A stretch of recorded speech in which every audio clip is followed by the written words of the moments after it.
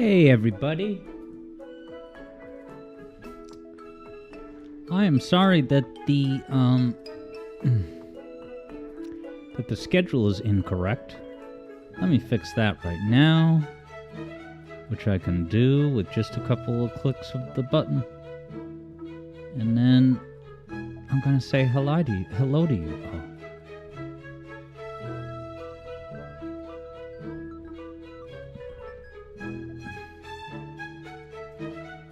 There it is.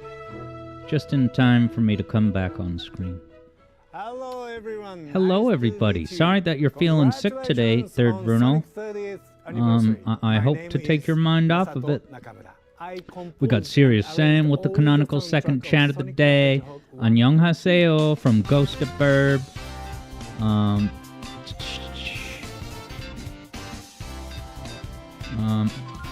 And yeah, Ghost of Berg, listen to me. Ghost of Berg, the newest restaurant in town. Ghost of Burb. Lyrics, I guess I would say no. I guess I would say no. I occasionally will use lyrics, but it hasn't been in a while, and yeah. It's kind of like how Sega doesn't want the comic book artists and writers writing stories about money, but they themselves are okay with writing about money. It's like, if I'm going to do lyrics, it's going to be very specific and also rare. Alright, sweet. Ghost of Burb has a backup. So just give me one more moment and then I'm going to come on screen.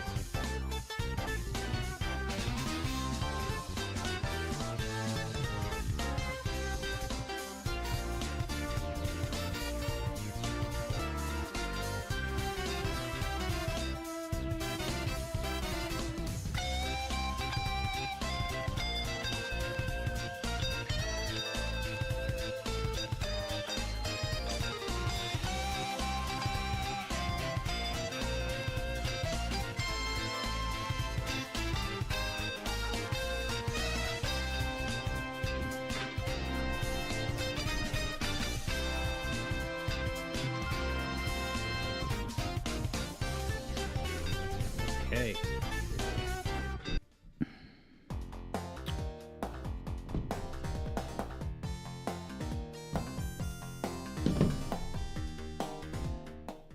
Hey everyone, it's me, Alex. I'm gonna come out and tell you that I'm not in a good place, but I'll quickly tell you that does not mean that today's stream is gonna be a downer, or I just figured I would disclose that up front. I'm under some financial pressure that, without going into just a very unhappy situation regarding finances. So look, we're gonna do the two discuss segments today, which I'm very excited about. That, as you may know, can I unpause this? There we go. As you may know, I started doing the discuss segments, and that was something that I wanted to do for a while, but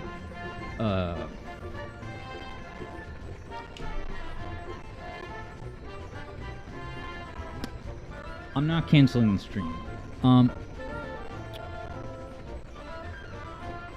But hey, what's up, Polar Wildcat Studios? Alright. I'm gonna have to just restart Dolphin. I may have to cancel the discuss segments, though. Maybe I'll do those on Wednesday. I'm a mess, I admit it. But I wanted to disclose that up front. And let me just plow ahead. I'm going to accentuate the positive. And just wait for this to be able to close it. Sam suggests streaming at 30 frames.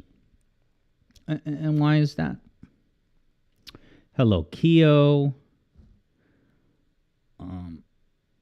Yeah, it's just hitting me now that because I am exhausted, it's probably not going to be a good discuss. So I guess we'll just hold off on that. So anyway, the show must go on. Here's Galaxy 2.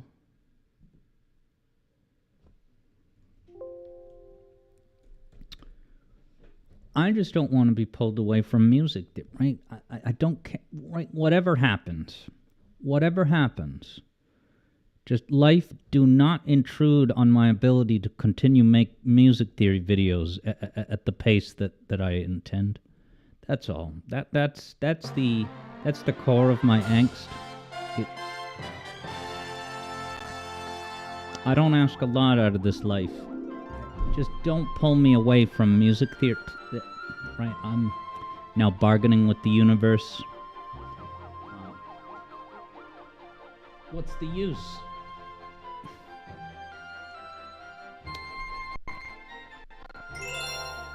Alright.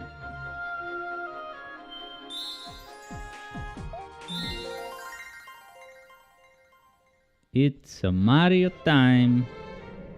And I have the YouTube chat open and ready.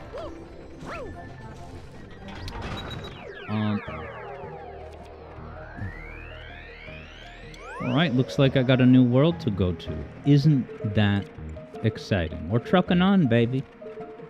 What's in here, though? 1800. We'll get there. Yeah, so I don't know if we're entering a new, slightly different era of streams. But I would just ask for your patience, your understanding. I don't have a lot in the. I don't mean that I'm tired per se right now, but mentally, I don't have much in the. So I have to think of streams as just a simple. I'm not going to go over the top planning which game to play or whatever. And thank you, Third Bruno. Right, and I'm still going to keep streaming. It's nothing. There's nothing. It's just. Like today we're gonna play some Sonic Heroes, and I am looking forward to that. But it's not gonna be like a significantly long block. Although it'll be a bit long. I think I'm pretty confident that I'm not in a good space to do the discuss segments today.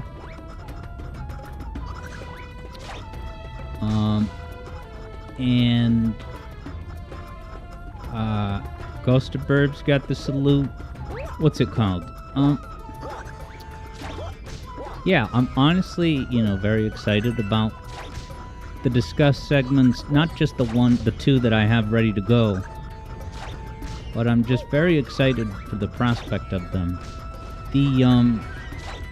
I tweaked the title of the Silk Song Earthblade deep dive, and it did start to get some more, but just more than when it had flatlined. So that's the silver lining to this is just that it's kicking my ass into gear, and now I'm doing the stuff that I've been wanting to do for a while. So I'm going to focus on that positive, that I just feel like the discuss format is a much more efficient reach. It's a more efficient method of reach, and it's to get a bit, like, I hate to describe it in business terms, but it's a way to get more mileage out of the streams and not just have my comments live, on a stream bod only for the remainder of time. But now Third Bruno had said, given technical issues, it's good to have a backup or two. And I'm sorry, but what was that? A backup of what?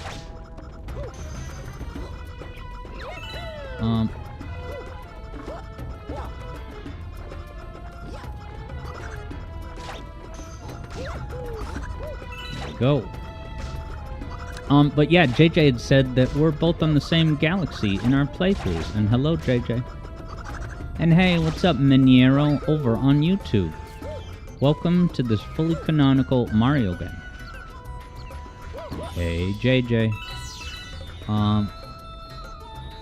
Oh, cool. Yeah, as far as games to play that I don't want to plan too intensely. Right. So, in other words, having a backup game on call in case there's some kind of issue. I'm gonna now follow them. Maniero says, "What's up? Isn't this asset from Zelda, this torch?" That's what I suspect. Yeah, and you know, like Saturday stream is kind of a general block. Maybe get some Shadow Generations 100%ing. Yeah, I guess it's just, I do not have any spirits in the tank to, like, plan out meaningful wagers.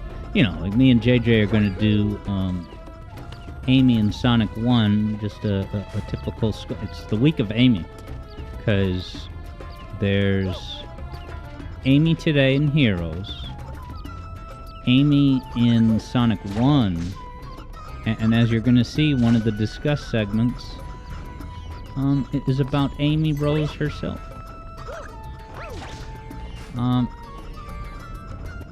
Interesting. Third Bruno says that there's a Roblox game inspired by Mario platformers and has a level based on this very level that I'm on right now. Unfortunately, the top developer turned out to be unsavory. Now, Third Bruno says, is it because it's the first week in February? I'm sorry, Bruno, but what do you mean by that? Is what because of the first, like my state of mind? Because no, that's not affected by it being February. The week of Amy. Thank you. Sorry. My apologies. No, it's because I'm playing 2 Amy games, and then it's really mainly about the Amy Discuss segment. Yeah, it was mainly because of the Discuss segment that inspired me to do a wager versus JJ on Wednesday for Amy in Sonic 1. Dude, Serious Sam got a game on Steam that is 90% off. I mean, at that point, you might as well just ask Gabe Newell, can I just get this for free? What's the point of me paying you, 49 cents or whatever it comes out to after the 95-cent discount? Sam got it free. Hey, that's not 95%, that's 100.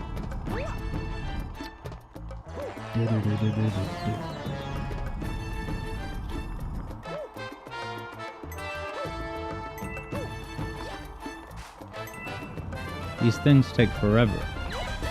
Where's the challenge? I'll wait for the next bus. Eblo's cashing in on a 7-stream streak. Eblo's math is that 95% off $70 equals $0. I mean, apparently it does in the Serious Sam space.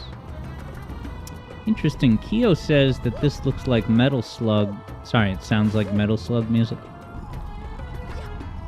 And yeah, that there T. Lopes did Metal Slug Tactics. And I even had the thought to do a hangout of it. Maybe not as much of an extended length as we did with like Choo Choo Rocket, but like just to see what that new modern game and T. Lopes' soundtrack is like. Third Bruno will never forget this song. And for a good while, Third Bruno thought that this song was actually from Lost World. That's a game I haven't streamed in a while.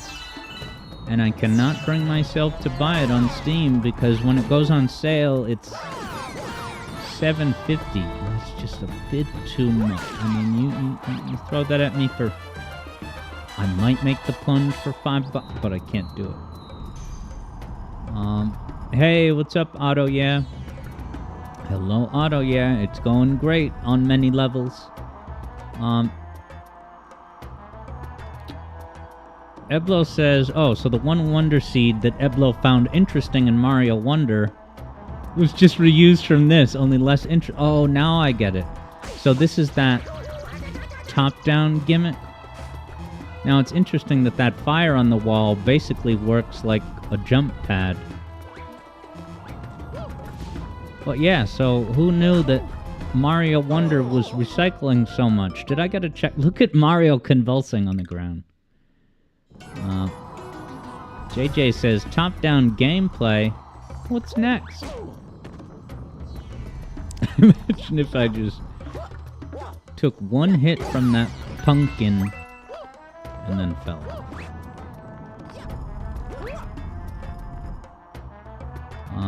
Otto, yeah, certainly likes this gravity gimmick. Well, do I have a Mario Wonder for you? You're gonna love that game. Look here. Now look at this over here.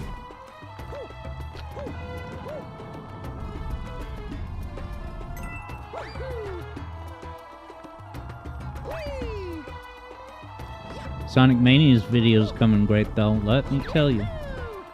So many good graphics. Got the chords playing back on the piano. Yeah, that one's gonna be a treat. I know it's boring for me to mention it without being able to tell you much about it, but that's the big thing. Keeping me grounded and focused and such. I don't know, maybe we could do the AI music one today. Maybe we will. We'll see how I feel. That might be a good one to do. So yeah, the two discussed segments are... I'm going to be responding to a music tuber who said that, AI will never pass the musical touring test.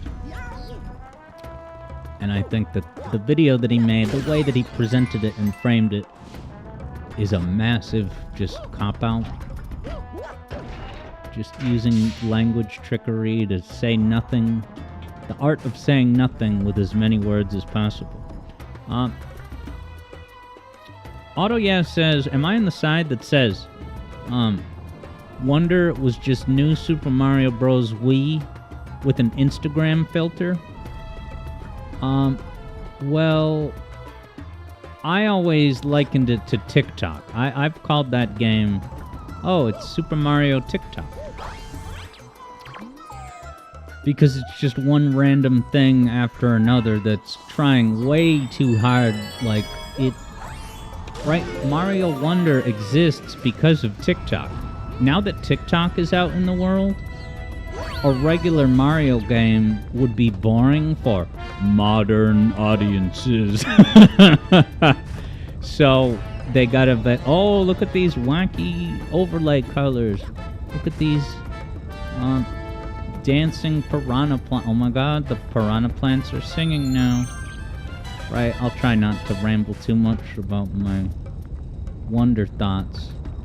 But I certainly do enjoy streaming it and hanging out to play it with you guys. Instant death. Eblo wonders if the TikTok ban can be extended to also ban Super Mario Wonder. I don't know about that because President Orange really likes to play as Yoshi or Nabbit because those are the baby modes. And he doesn't have enough time to invest in his skills. Keo says, someone on the bus today was blasting TikToks from their phone, extremely annoying. It's mind-boggling how just rude people can be, and they probably don't realize that it's rude, but they should know better. I mean, they've lived this many years. If you're sentient enough to get on a bus and operate a phone, you should know. Yeah, dude. And I mean, when I'm working at the supermarket, and I hear someone walk up, and then they're just talking at full volume on their headset to someone else on the phone. It makes me want to go on an Andy Rooney rant.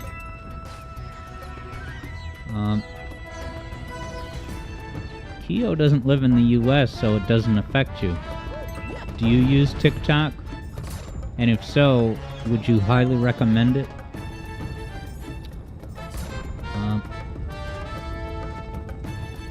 Interesting. Eblo says, Eblo's other favorite is a person who starts every other conversation with, I saw this thing on TikTok, and I wanted to... Insert TikTok recap. Keo's never used TikTok, and neither have I.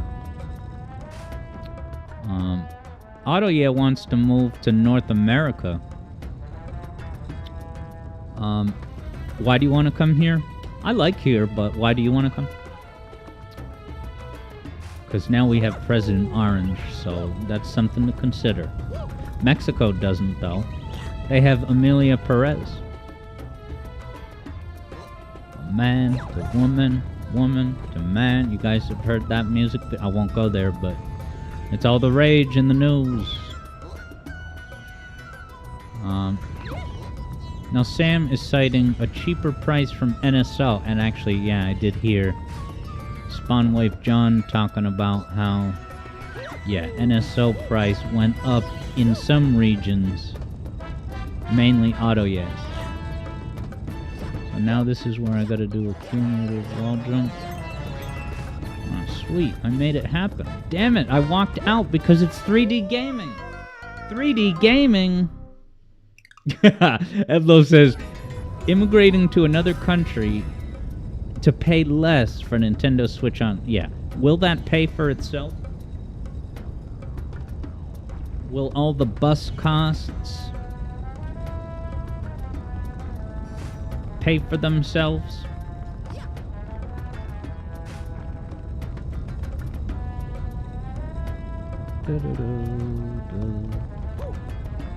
Oh god.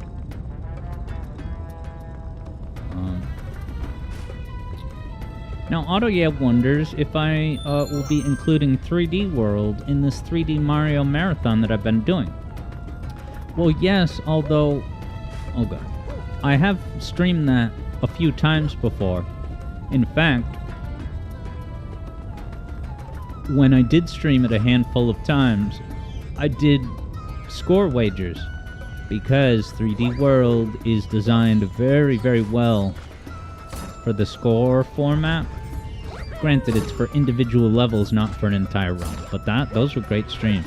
So yeah, I think I'm overdue to stream some more of that, because what a great game.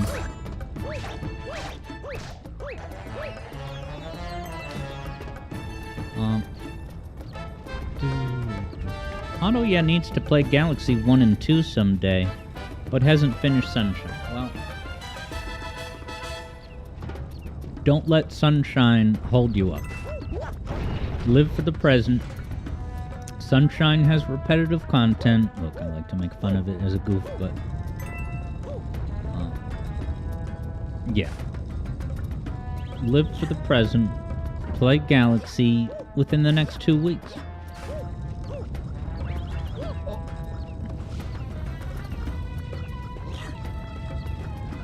Man, I almost did some cool Sonic Lost World parkour. It's not even where I'm standing, enemy. JJ says that Switch Online Family Passes can be used across regions. So JJ recommends finding a pal and sharing the cost. I'm trying to think what I use NSO for, and if I should renew it or not. Because, like, I could get... I always forget. What would I need to get? Epic Games in order to be able to play it on my PC? Because I think that Rocket League is really the only thing I use it for these days. Ah, that's true. Dark Souls Remastered Online. That's true. Now that I've accepted the agreement and had the epic experience of online mode, I couldn't go back to not having online.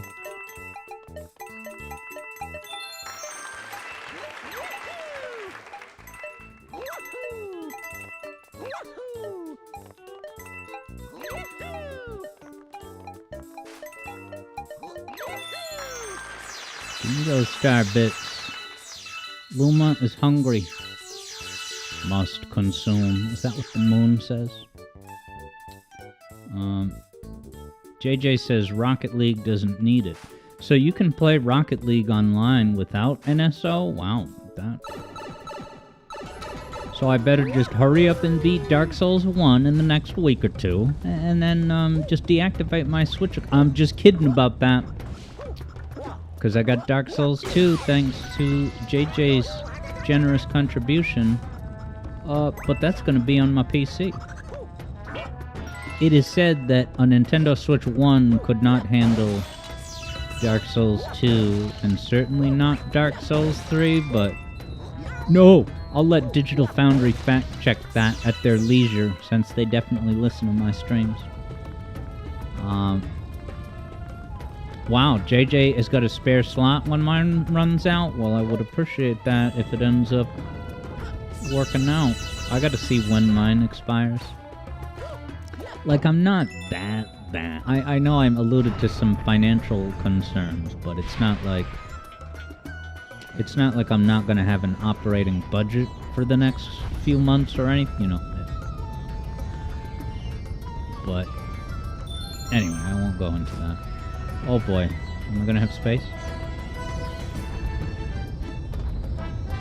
Oh, it's a 3D game. I gotta hop off of this thing. Oh my god. 3D. What the hell is all this? Hey, what? Is this where I started? How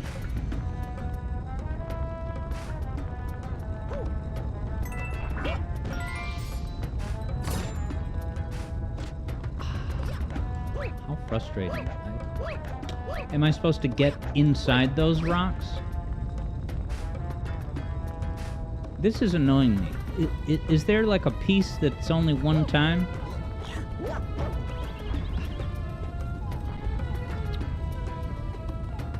Was there some gimmick that should be here? Oh, this. Oh, right. Because I stopped it. Sorry, team. Yeah, there was that one-time thing that I had to stomp.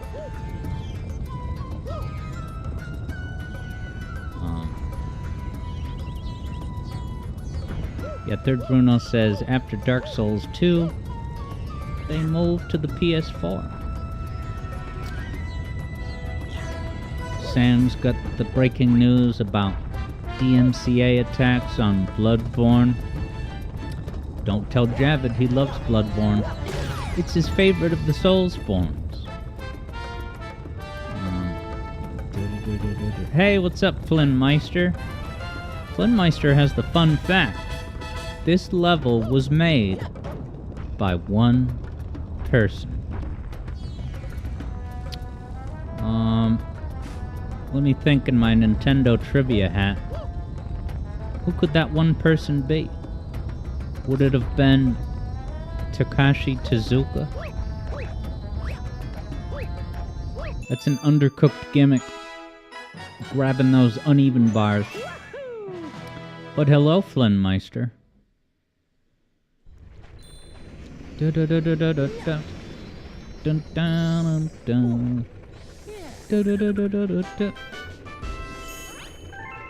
Clockwork Ruins. Shout out to Clockwork Orange.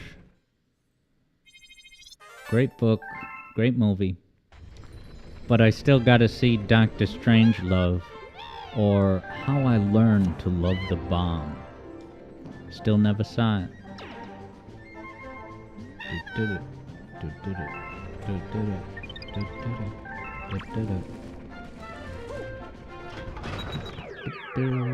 Flynnmeister says hello to everyone over on Twitch. From over there on YouTube. Alright, I need 2 more stars, huh? Am I, 1800, nowhere close enough. I'll go get this alternate stack. Polar Wildcat confirms Clockwork Orange was a strange movie. Yes, and of course the opening scene of Conker's Bad Fur Day is just a direct Clockwork Orange homage parody. Music and all.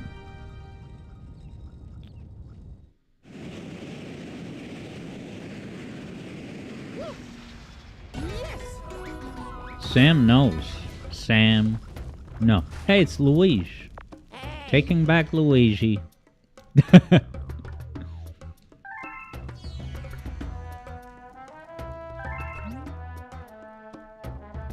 Oh, wow, this is calling forward to the Nintendo Switch. They knew. Even back then, they knew. Oh, I didn't... Maybe I should just do it to spice things up. I didn't mean to click that. But... Whoa, Luigi has his own alternate music mix? I feel like the beat is different. And I know that they've always done that.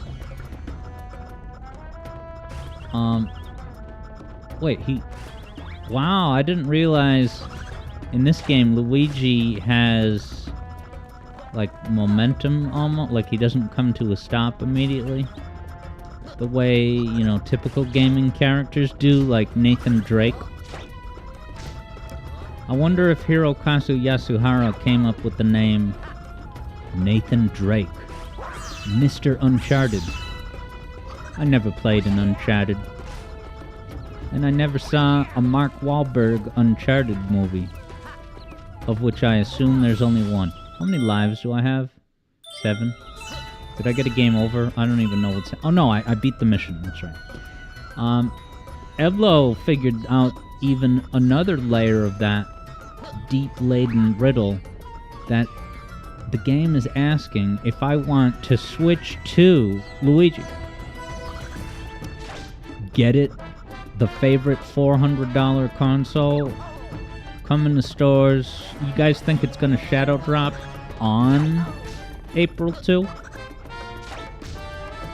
Or, because they're obviously going to give us the true reveal, not the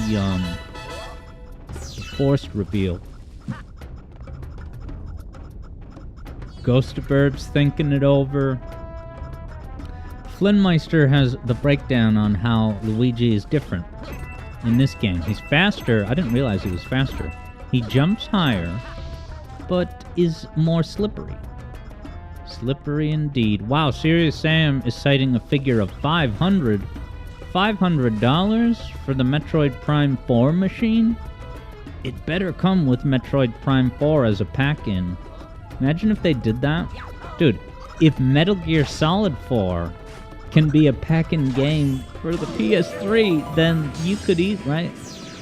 Metal Gear Solid 4, the most lore-intensive, building on sequels lore game of any series. And that was a launch title. Launch title, or I should say, sorry, a pack-in title.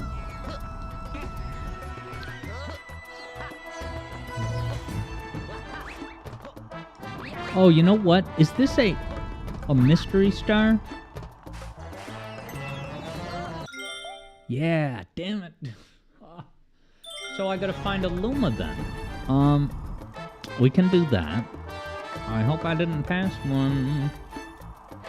Eblo seems pretty sure that the Switch 2 is not gonna come out before June. They don't wanna step on the toes of the Sonic anniversary. Nintendo is doing live demos across the world into June. And so Eblo figures, yeah, that they wouldn't do those events post-release, because you could just buy one. Because then stores could do their own demos. Yeah, that's a good point. I heard that, did I already say this on stream? Wood the Hedgehog beat-em-ups got into one of those Switch 2 events. You guys see a Luma anywhere? Can you get up on top of this thing? Dude, so I don't even care because I wasn't looking for the Is that the Luma? That's got to be... Okay, so that's probably the Luma. Alright. That's so they put the Luma in the same spot as the normal star? How unimaginative. Got some Super Mario Crunch. Help. Wow. That's a Mario... Whoa, did you see that ridiculous triple jump? That was very big of a jump. Ghostverb says maybe it'll come out in October because that'll be the 40th anniversary of the NES. That's interesting.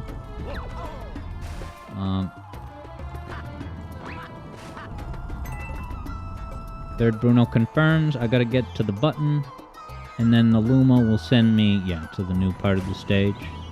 Sounds like a plan. You see that? It's got some ups.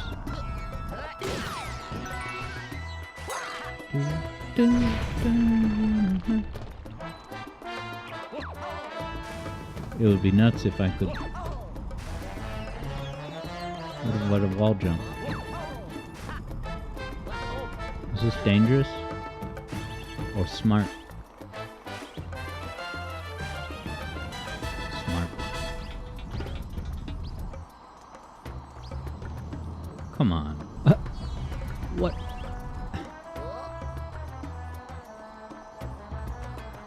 Kia wonders if Vector is in the house.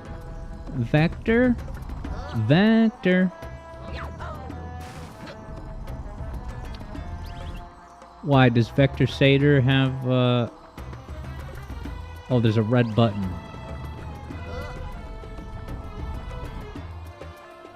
On top of... Okay, it's not a new part of the stage. Oh, this button. Okay, perfect.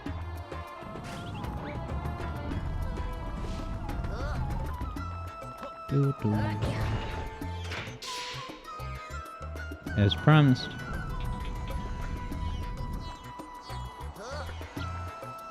Don't fall. Mario Wonder mechanic. Alright, what is he gonna need?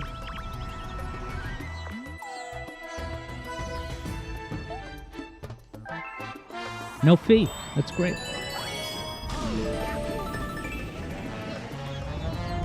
Okay. Keo says that,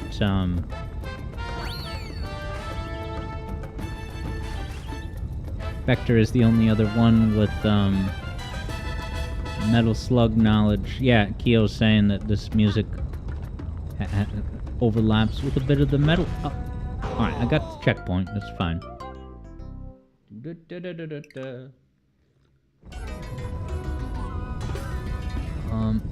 I mean, I see the rocket coin.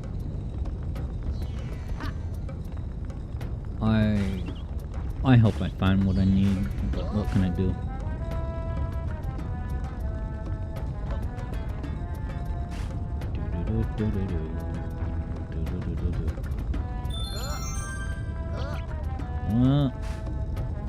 It's gotta be Charles. I wonder what Charles has been up to in the past year or so. Well, he is the Mario ambassador still, so... I don't know if he spends his days at conventions or something. So I guess I'm looking for a Luma.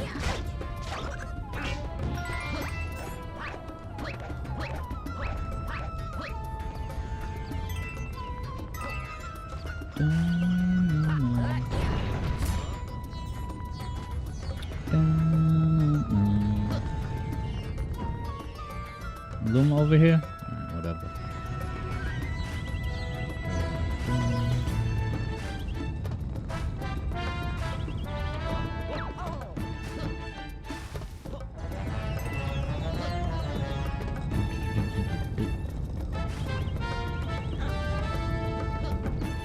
Acrobatic.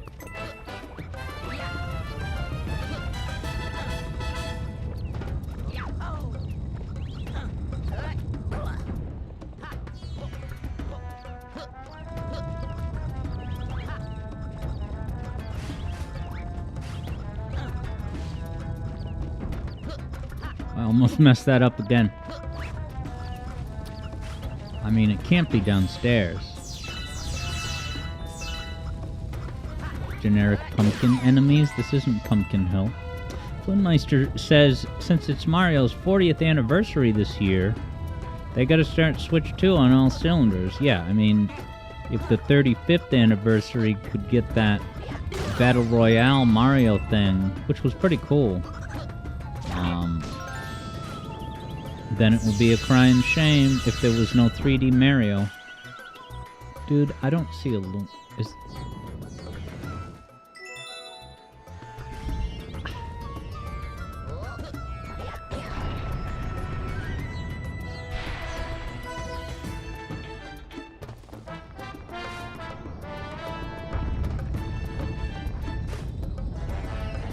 Yes, Flinmeister, I'm accepting hints.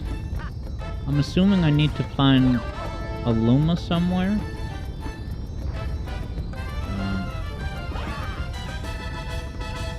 At the start. Figures. Alright, so... I'll just, yeah, and we're almost out of time. Sorry for all that redundant traversal, everybody. I guess I lost track of the fact that it was a question mark star. What? No, it had the question mark. There he is. Oh, he's down there. He's lower. That's funny that that's cool that they show it to you in the camera panning intro.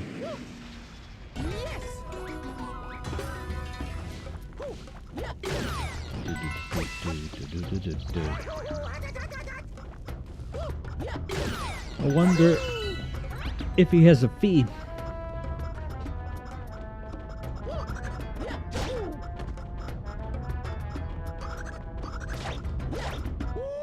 Wow.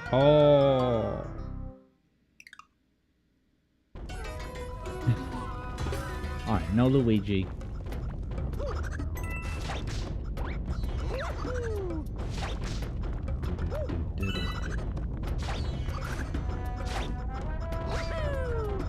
I have to get lower.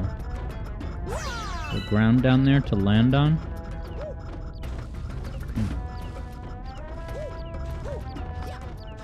I see star bits, but nothing to land on, question mark. Alright, there's something to land on here. Metal slug. Metal slug. Alright, why is there this? Is that to introduce you to the concept of the lower areas?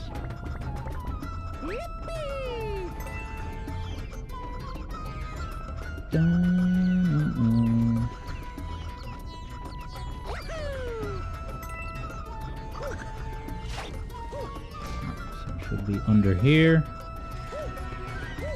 And if it's not, I'll fall to my death. And then we'll get going with Sonic Heroes. Maybe it wants coins, and gotta be prepared for.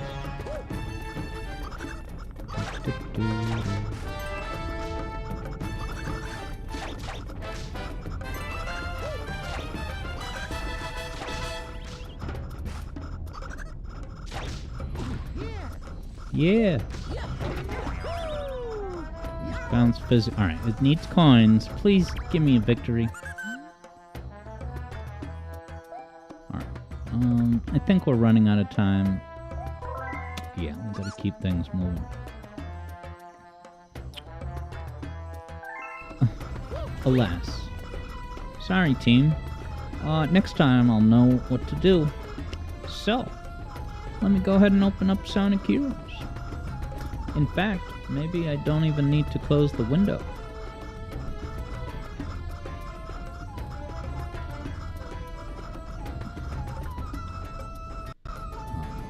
I know I just deactivated the window, but I haven't closed it. So let me open Heroes.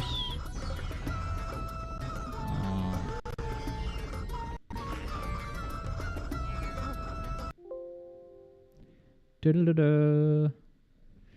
Ghost of Burbs got the Is that a hyped emoji? Do, do, do.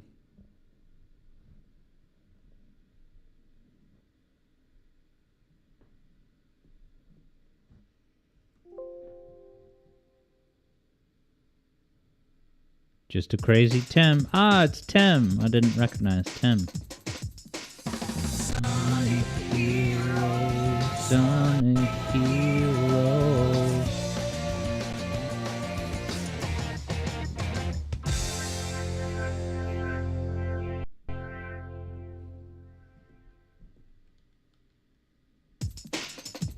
Ah, this intro. Evoking Sonic CD. What more could you ask for?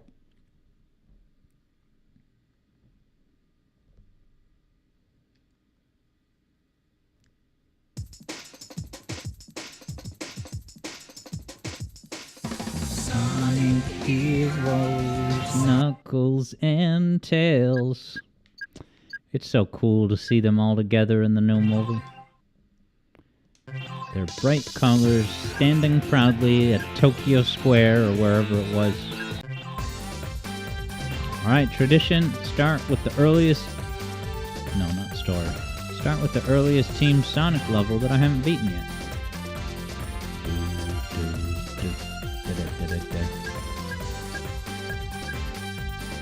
Alright, Casino Park? Yeah, let's do it.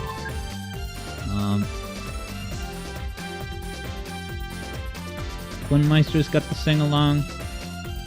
Yeah, and Ghost of Burb always loved this stage select music. It's so good. It's in the tradition of,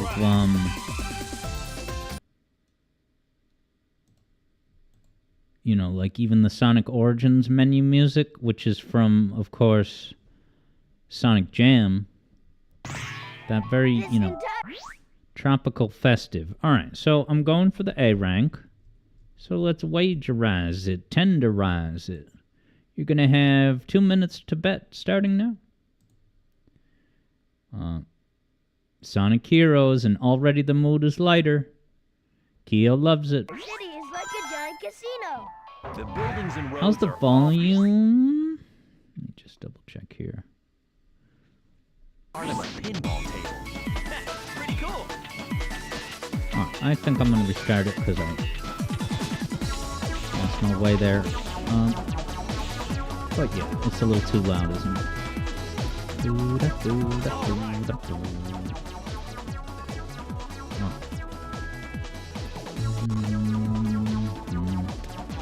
Focus, Alex. Tails knows what to do. Alright. I think we're in biz. This entire city is like a giant casino. I can flip the flippers even when I'm standing way up here. Pinball table. That's pretty cool. Got out of there nice and fast. Hey, there they are. Thunder Eggman robot. I'll take care of them. Dude, skipping these enemies, Got it. taking names, and progressing through the adventure. Sam said hi to Vector. Where's Vector? Are you keeping your eye on the... Can you guys at all times peek at the list of people currently watching? I don't know why I don't look at that more, just to see. You know, you never know when Cybershell's going to stop by and lurk. It could happen.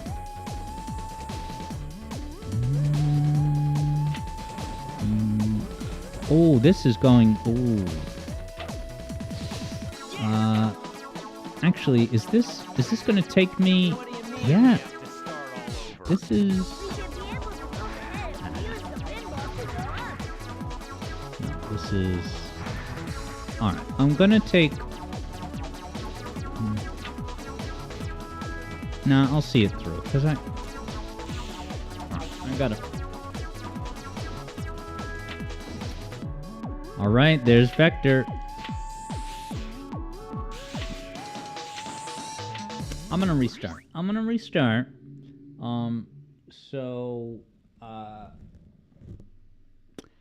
Here we go. I hate to do this, but This entire city is like a giant casino. I really screwed myself over on that so early into the level. Pretty cool. First try. Hey, there really got to make sure not to switch the characters too soon. We've all been there.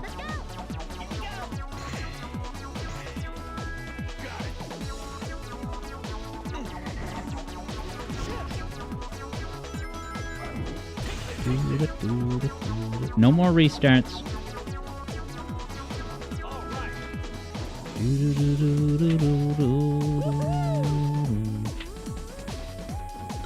Where is this? When inside the big slot machine, press the A button to stop the reels from spinning. Oh, so close.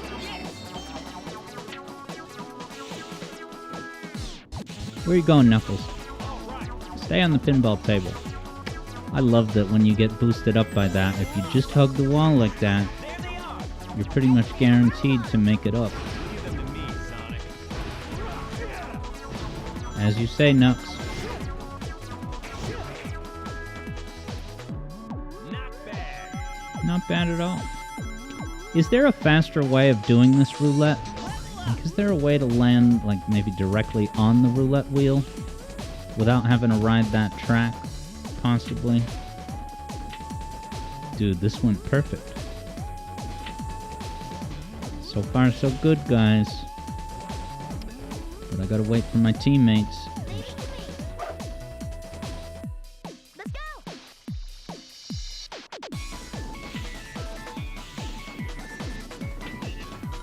It's all about speed. Name of the game. No team blast? Phew.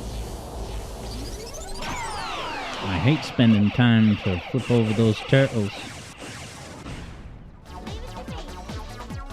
Just have multiple buttons. Is there a top button? No. Come on, Knuckles, you had one job.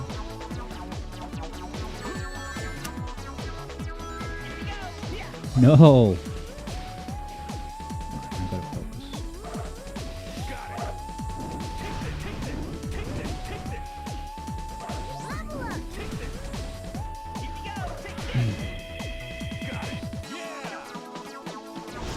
Missed the combo. Because that's where I usually use the team blast.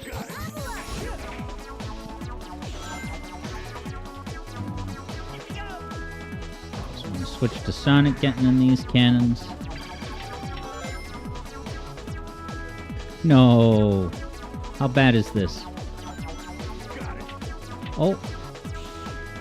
I undid it. I gotta remember that.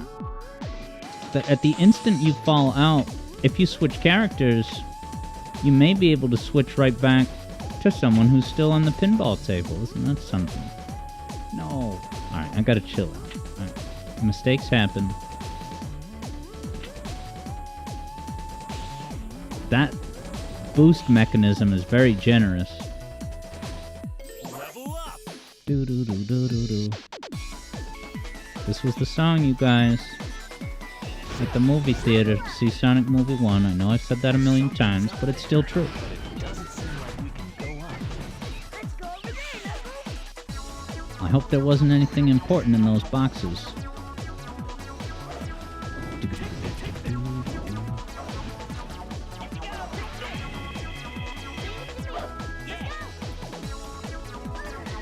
Okay, pop back down. That went well. Okay.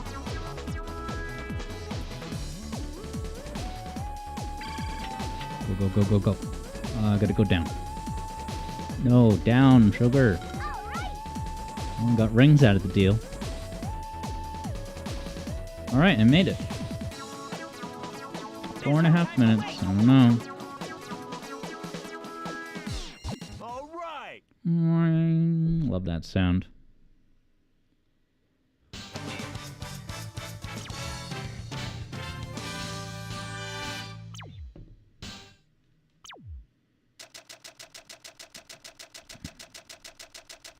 Well, I'm gonna get to 40K. So is 40K enough?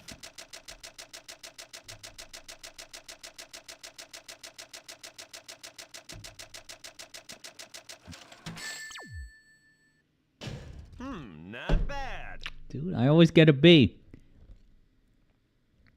How's it going, King Moly? Congrats on the 10 stream streak. Giving JJ a run for his money. Refund the points. And who's next? Team Dark? Ocean Palace? Yeah, let's do it. This has a lot of combat. Wager starts now. Oh, did I? Oh, okay, it's all right. I made a mistake, but it's okay. Doo-doo-doo. A rank question mark? Yes or no? Them's the rules. Ready, set, bet. Polo Wildcat says I should probably collect more rings and keep them till the end. Yeah, I get that, but that level in particular, I know that when I play it on normal mode, not the mission, I was able to get A ranks if I just focus on speed. And then I don't, right to this day, I actually don't know.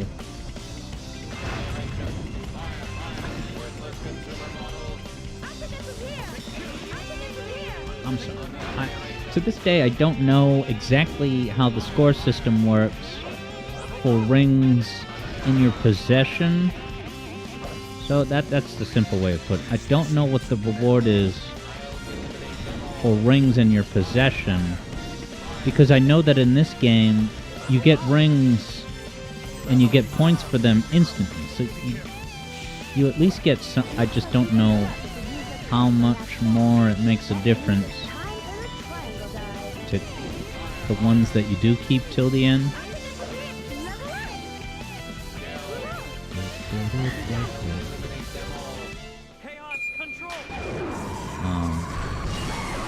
Yeah, you would think that I would know that by now. I know that when you get to the score tally screen,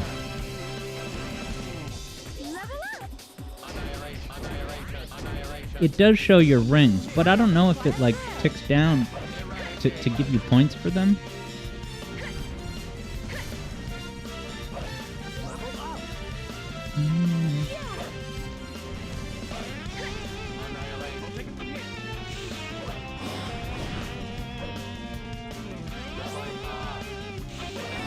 Damn. I seriously didn't get a 2K. Natural. Oh well.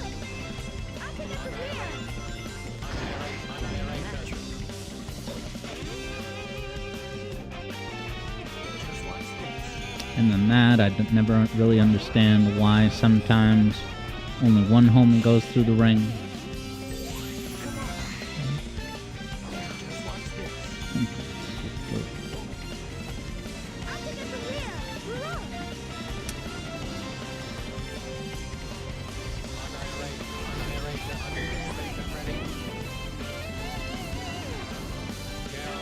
Yeah, I'm gonna get these guys over here.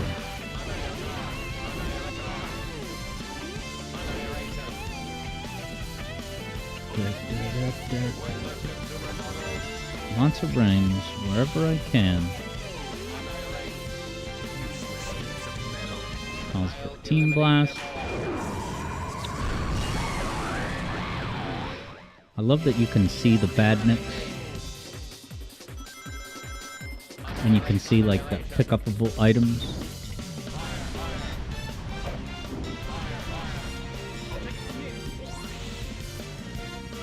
I haven't had any major disasters other than missing a couple of 2K bonuses.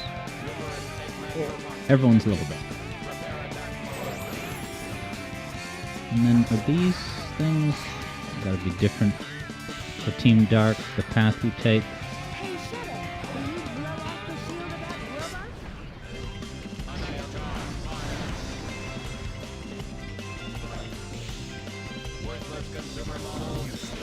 Dude, you can start shooting from the hip in midair coming off of that launcher.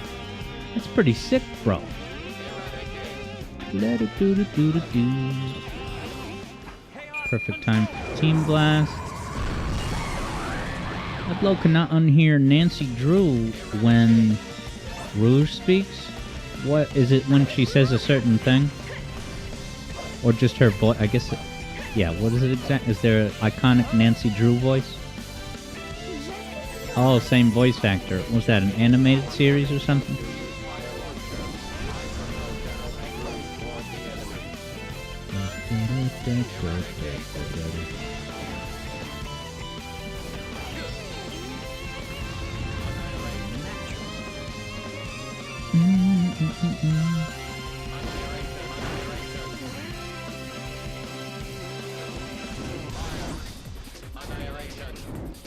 So many enemies. I'm not gonna wait around for another time bonus. You just take the flat 2K.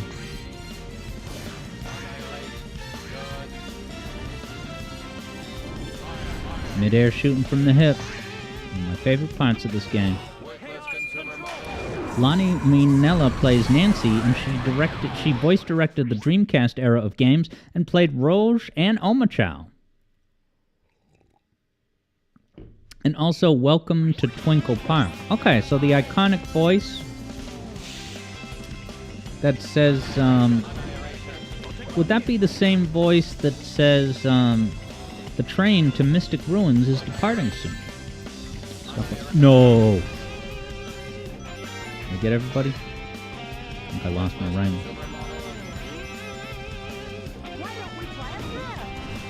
Good idea.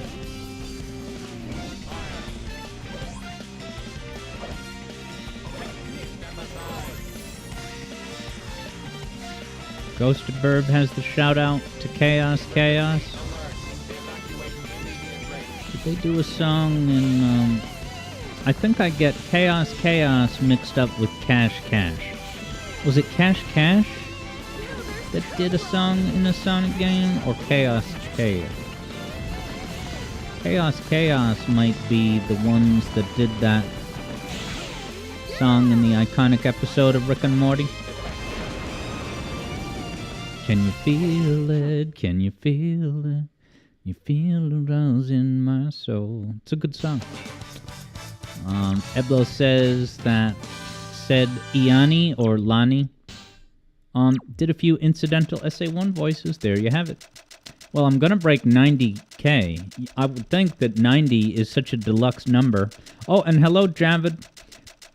Busy at work, but popping in to see if I get this A rank right now. I am Omega, the Hell yeah. ultimate E-Series robot. Kia wonders if you can feel the sunshine. Ghost of Burb wonders if it brightens up your day. Do do do do do do do. Sweet. Ocean Palace. I'm gonna do the challenge mission. 8 minutes? What happens here? I wonder. Alright, let me pay out the wager. I got my A rank. Nice job, JJ. I wish you won something. But no one bet no. Keo says, oh good. The quote he says in SRB2 cart when he wins. What did he say?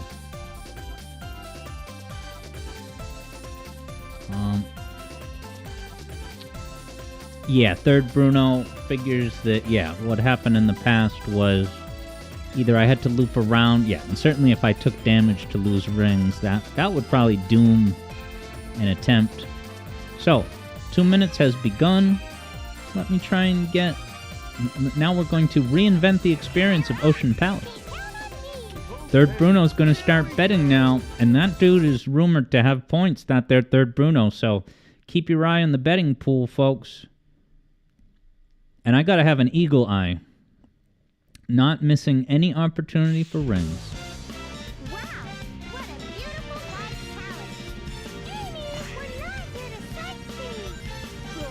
sightsee. That's like a recurring theme in this game. Party poopers saying, we're not here to have fun or sightsee at the casino. Alright. don't get distracted by enemies because they don't give you rings, do they? No. That did, though. I love Big running at full speed, dude. It's so great.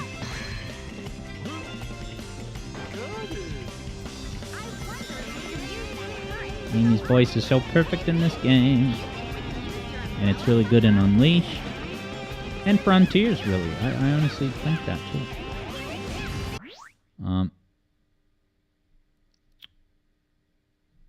Keo has a tech support question. Third Bruno figures that if JJ bets 43, maybe Third Bruno should bet something with only threes. Like 3,333. Where should I go? I don't know. Down?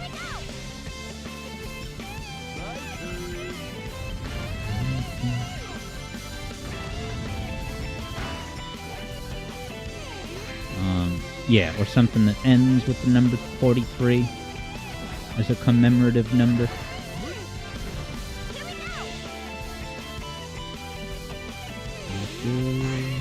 And you can't do a light speed dash. Not yet. She'll do it in Frontiers too, don't you worry.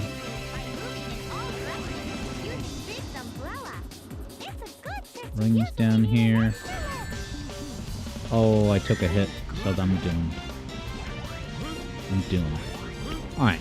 I'll pay out the wager, but I'm gonna try it again. Okay. Wow. Third Bruno bet 5K and King Moly bet 7,000. Oh my gosh. Third Bruno is getting a massive payout. Sorry, King Moly, but I collapsed. Ain't no way I'm going to get an A rank taking that hit. So Third Bruno is getting even richer to place another bet. All right. A rank, 2 minutes. Ready, go.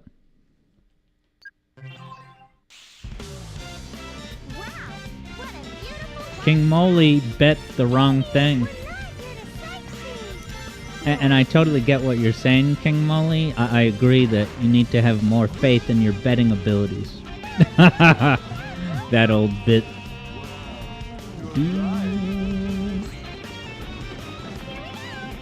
But stick around, because if the third Bruno is betting big, there are many channel points to be collected.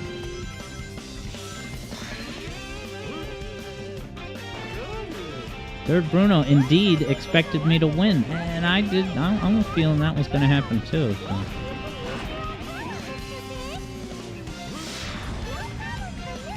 Mr. Big. Isn't that a character on the... Let's see, upper route has more rings. I'm seeing rings.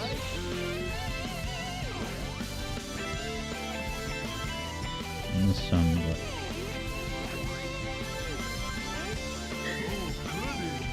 Alright, and I gotta use my Team Blast wisely.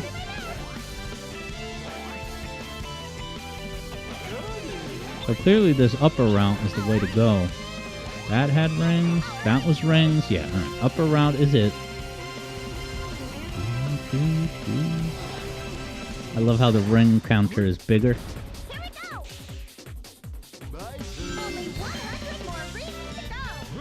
100 unique dialogue.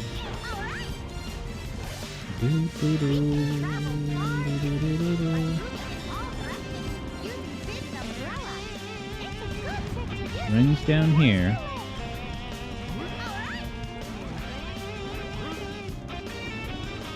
Is there any rings? Yeah, I think I see rings. Got an extra life over there. Don't need the extra life.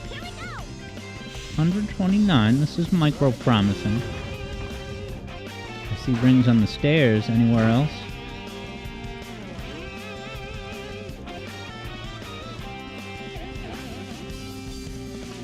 Hopefully there's not any in that block that I just walked by.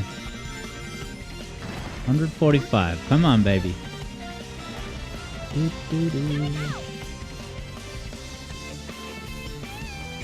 The rings I was supposed to get on the multiple path.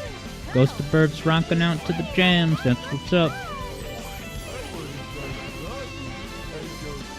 I would have no way of knowing which route here has the most rings. Quick. Ring? Had to check.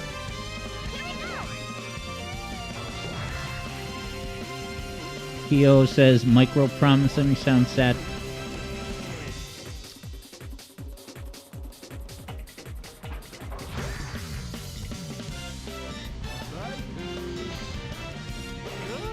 Was it worth it to get the 5 rings? I don't know. Boxes. Alright. Don't lose my rings, though. Oh, is this, I'm gonna kill those guys? You never know how much is in here. If it was 20 and 20, I could win.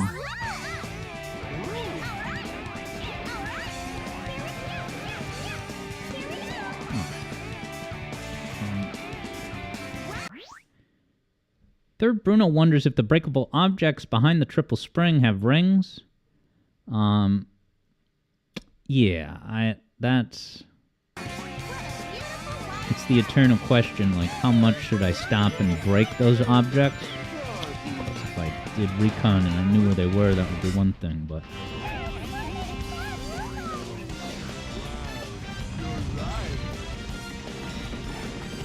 Oh, I missed it.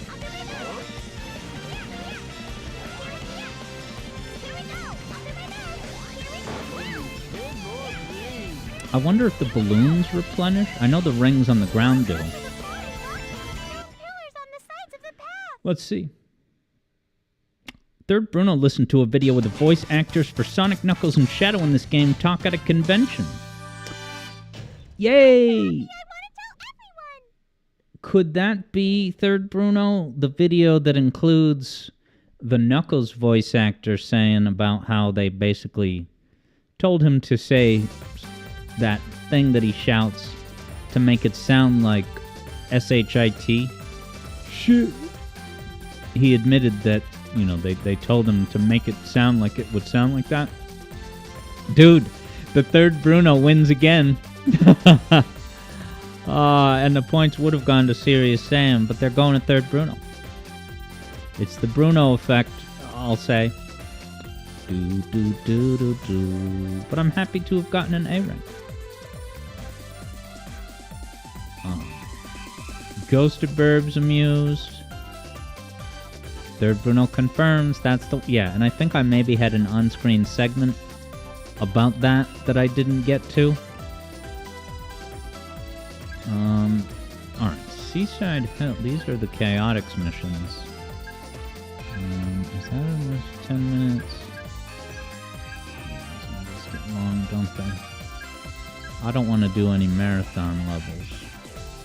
So I don't know. I know Frog Forest is like an ongoing thing with me. That one you gotta hunt down all the torches. Maybe it's Mystic Mansion.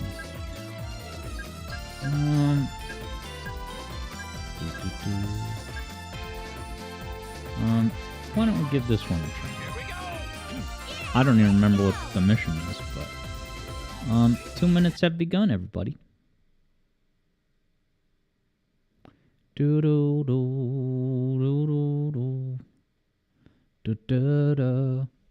And it looks like JJ is going to be streaming Half-Life 2 tomorrow. This time tomorrow. Alright, I got 10 Chow to find. But it's also points. Mandatory combat.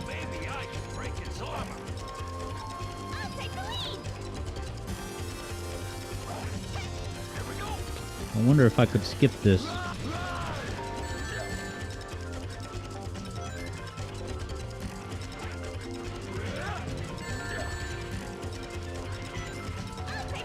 Oh, I can just knock him over. Oh, he accepts damage. He's not. He doesn't have health.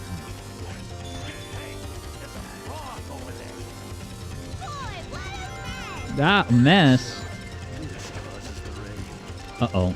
Call that just a mulligan redo? Yeah, I'll call that a redo. Wow, you get to keep the chow, though. Oh, wait, hold on. No, I'm going to call that a mulligan. I apologize. Third Bruno almost maybe thought he saw a way to get on a vine above you, say. Oh, yeah, that a shortcut, maybe? It does look like a shortcut. The only problem is I do need this. The chow is inside the spring.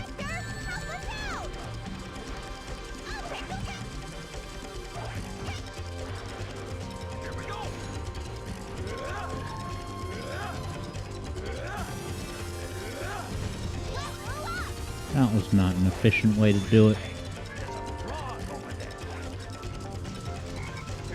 Watch out for the fallen fruit here, buddy.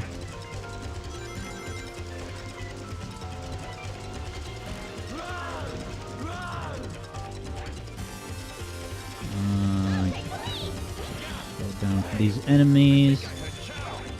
Chow. Okay, boys? I love that. Yeah, I wonder if that upper vine would be useful for anything.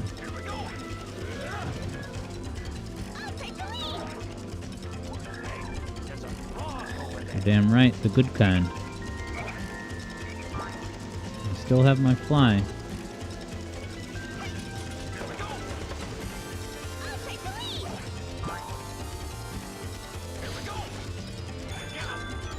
The chows can float. Some of them can fly. Oh, that was risky. Sweetheart is level 2. Ah! Oh my god. Almost screwed that up.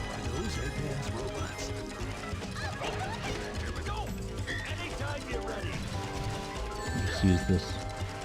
Think he gets you 1,000 points. It's probably worth it. That's weird. It's like 600 points. Why did I lose my rings? Something happened. Oh, is that another chow? Dude, 2 chow? This could be impactful. I love that. You find half, he says, what's the... He berates you. You're only halfway there. Robotnik is not a half full, half empty, half full type of guy, you know what I mean?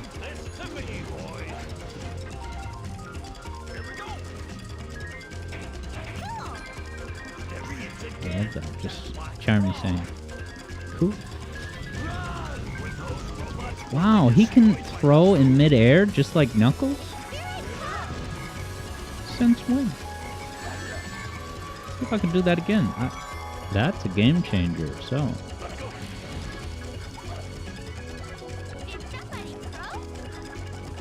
How dare you joke about death in that way?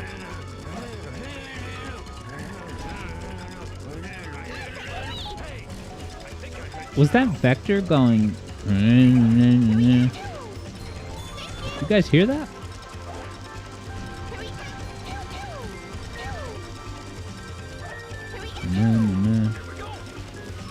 Alright, yeah, Third Bruno says I got hit just before the team blast. That's how it happens at times. Love this part, so cinematic. Zuko worked so hard in this game, it's underappreciated. Chow. Hey, what's up, Shadow Ops? Confirming as well that I ran right into the Badnik while in strength mode. What was I thinking? They were tougher than they looked. Yeah, that was easy. Just another day on the job. Awesome. Here we go. Flower Jank. Oh my god. Jank from the Young Turks. Jank, jank, jank. Oh, where's the hedgehog gotta go? Oh, what the... I gotta grab the children's pulley. Oh, what have I done? Where are we going? Where is this? I don't know what the hell this is. Oh my god. What? Well, there's a chow at least.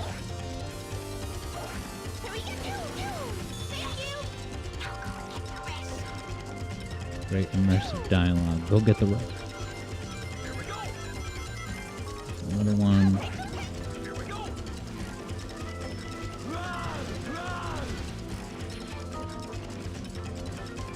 I'll take the lead. I wonder what the quickest way to damage this guy is.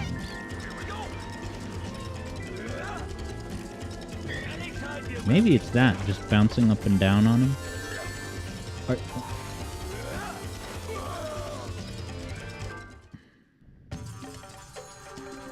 I fell off the edge. And that's the ball game for this level.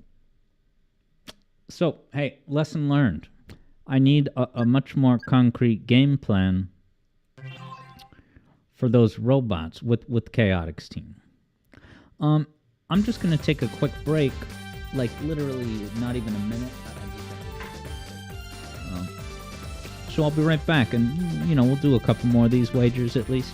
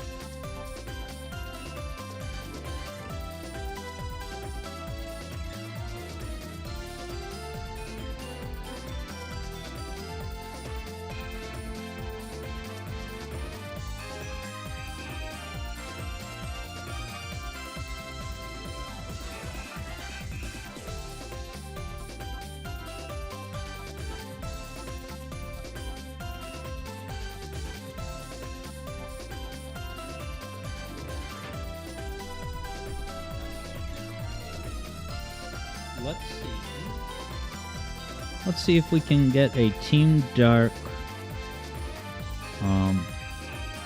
challenge mission. Serious Sam's got the plug for Game Explain, aka Andre. Because I wonder what Triss did in, post Game Explain Exodus. Alright, Team Dark, let's see what we got. And I'll settle up the wager. The victor of which was the third Bruno. Third Bruno knows how to bet, let me tell you. 3 in a row. That guy is on fire. Alright, let's see. A whole lot of Team Darks that I've done. Bingo Highway. Yeah, screw it. Classic music. Start prediction. A rank. 2 minutes have begun. Ready, go. Third Bruno says, quite a backwards day. What, as far as the order of levels I've been doing? Can I get back up to get those robots? They don't die in one hit? I thought they were instant kill. And then those electric ones, can I even attack them? Or are they just a decoration showpiece? Is showpiece a word? Or was that just that word invented for Penny's Big Break? Ah, yes. Third Bruno says today is a backwards day because of his stomach virus and also the failed attempts to donate. Yeah, Third Bruno is just trying to share some wealth, and he keeps getting richer, which is a pretty good, as any metaphor for capitalism. That even when Third Bruno tries to distribute wealth, he just gets richer. He's too big to fail. It's the nature of the machine. Firing blanks until I'm not. Just keep mashing the button to win. That's what I did. Be smart. Third Bruno says set piece.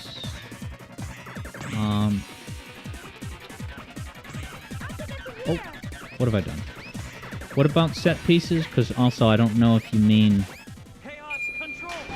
Nathan Drake Drake's Deception set piece or a King K set piece. Which a King K set piece, an example of that would be like the U ramps at Collision Chaos. Speaking of King K and capitalism, JJ tried to watch King K's Pokemon Sword and Shield retrospective, but it comes off as a lecture on why capitalism is good. Interesting. What was King K saying about capitalism of all things? No, I want the enemies. This one. Looking out for those robots. Flintmeister wonders who is King K. King K is a YouTuber who's done many long-form, deep-dive retrospectives on Sonic and certainly lots of Zelda. You know, we talk about him here and there because he's a relevant enough tuber to talk about, but I have some issues with some of his reviews, including Sonic Heroes. He criticizes the game for this or that, but then you look at the gameplay on screen during the criticism and you can tell it's completely his fault.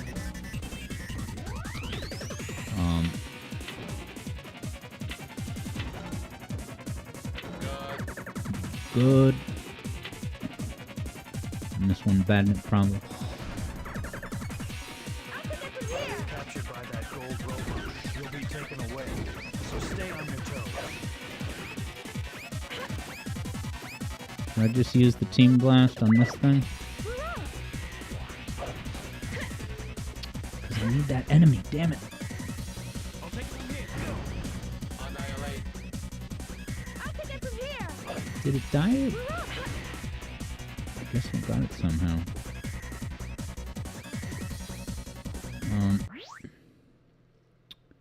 Interesting. Vector got the opposite piece. Sorry. I'm mixing up my chats. Vector got the opposite impression, opposite of capitalism, because Vector says he can't help but respond to the critical discussion surrounding the Shield's release. So JJ says King K spends most of the video defending the Pokemon Company's business strategy of tiny teams, tiny budgets, tight deadlines, massive profits. Wow, he defends that? What could he... And aren't those games falling apart these days? Oh, I never... if a moderator could update the stream category, I would appreciate it very much. Okay, yeah. Alright, so now, circling... In the meantime, Third Bruno was wondering if I was saying showpiece if I meant set piece. No, I did mean showpiece because... I hate to bring up Penny's Big Breakaway, but that's a that's the main collectible in that game, I guess. Does it want me to go down here? I mean, I see the enemies. So naturally, I'm going to gravitate down here. But I don't want it to set me back if I'm not supposed to go down here. So let me just proceed. No worries, Ghost of Burb, and thank you for updating it.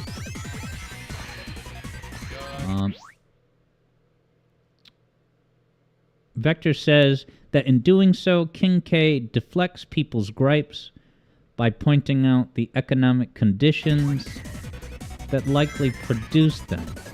So basically, is he saying, well, the game does have issues, but don't hold that against, I don't know, the people who made the game, the devs, because they were under business time crunch and bad staffing and resources. Keo says that TPC's minimum viable product mentality does not need defending. I mean, I think a lot of people are just sick of it, right? They've had enough. They've had enough of these, you know. Game Freak is not ready for 3D, but they're plowing ahead like there's no tomorrow.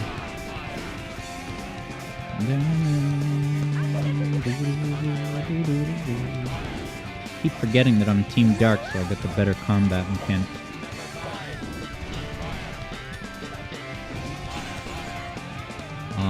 Keo says devs include those who manage the money.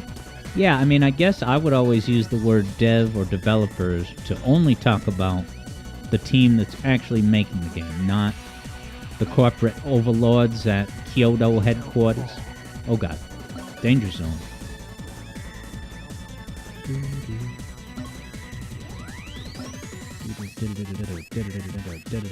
This song is peak. Looking out for robots. Missed one. I got 50 out of 100 enemies. Looking over what Vector's saying, that it was a bad look for King K.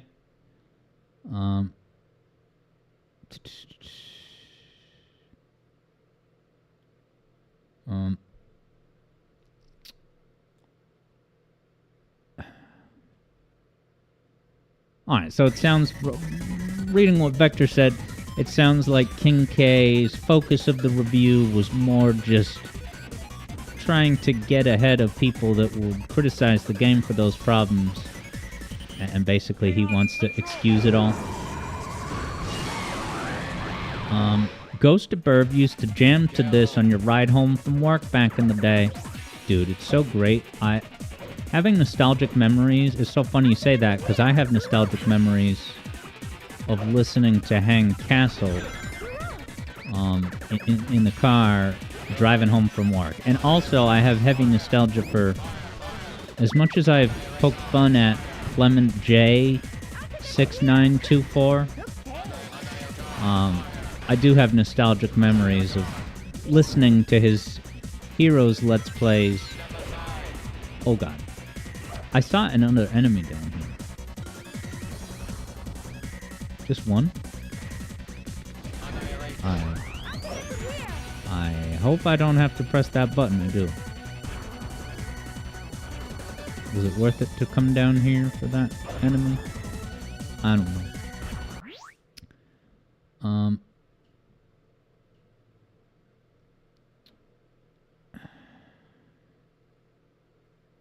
Yeah, scanning over what Vector said, it sounds like he was hopping back and forth between things he liked and the typical talking points. Uh-oh, there's multiple switches. I forgot about this. Oh, so maybe I did need to go down there. Maybe that was the third thing down there, and I needed to get it to advance. Well, this is calls for a Team Blast, which I will have available to me very soon. Right now. Please reach everybody. Flintmeister explains Pokemon is such a big brand, it's pretty hard to fail selling a Pokemon product. Yeah, I mean, I guess time will tell about that. If they're gonna see it, like, even the one that was really bad, it sounds like it nevertheless sold very well. We've got 70 enemies. Okay, yeah, JJ wonders if King K is trying to get that free Pokemon ZA download code by kissing Nintendo's ass. Any more robots around here? There's one. Get over the way, yes. No! Yay. Level up. Does Rouge have better maneuverability? Oh no. It's all over if you fall. Wait, is that a robot right in front of a death gap? I don't want to risk it.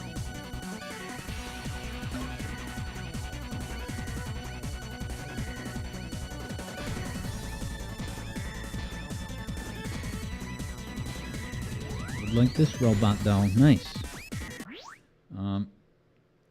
Flintmeister says, wasn't the Pokemon Company pumping out Pokemon games like every year?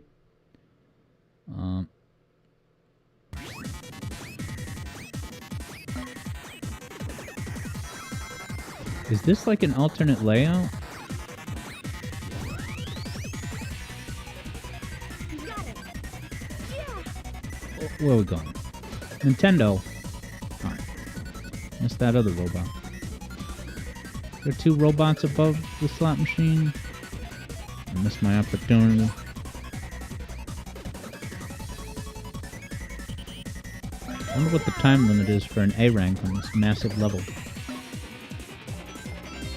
How many robots are in this little cool kids courtyard? I don't know. It might be too hard to get that one. Can I team blast on the pinball table? Probably not, right? No. Yeah, I don't think this is worth the investment. Unless I can make it happen. Come on, Rouge, go down. Use the physics. Oh my god, where am I going? Is it better to go in the middle or not?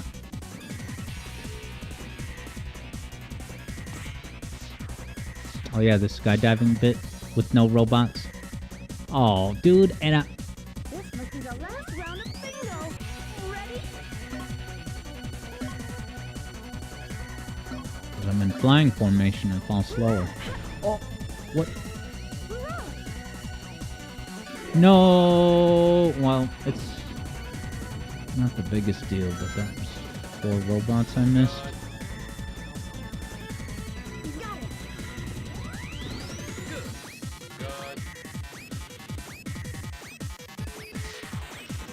Oh, I really wanted that mid-air robot. Well, now I know you can actually get those robots. That's cool.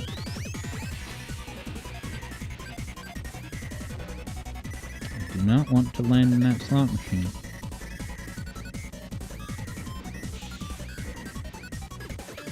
Ah. I do not remember this area. Not at all. Is this Team Dark exclusive?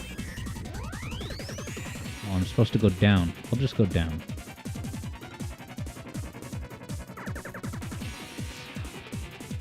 Vector only lasted like 4 hours into Pokemon Y. Why? I'm just kidding, I want to say why again. Chaos control.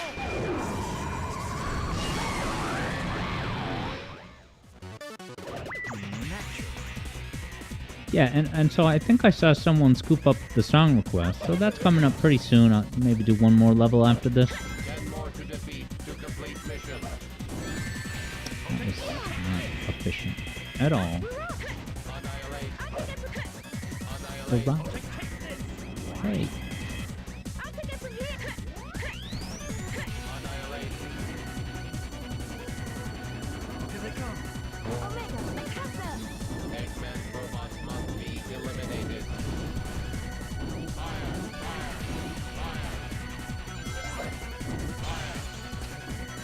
Eradicate. Nice. Ghost of Burb's got today's song request. Oh, and actually, now I'm remembering, Ghost of Burb, you had asked if the song request can have lyrics. I guess I thought you meant a song request for the waiting zone. But a song request for just the normal daily song? Yeah, you can. So sorry for the confusion. But yes, you can do a vocal song for just a regular VGM request. Just not for the waiting zone. Completed.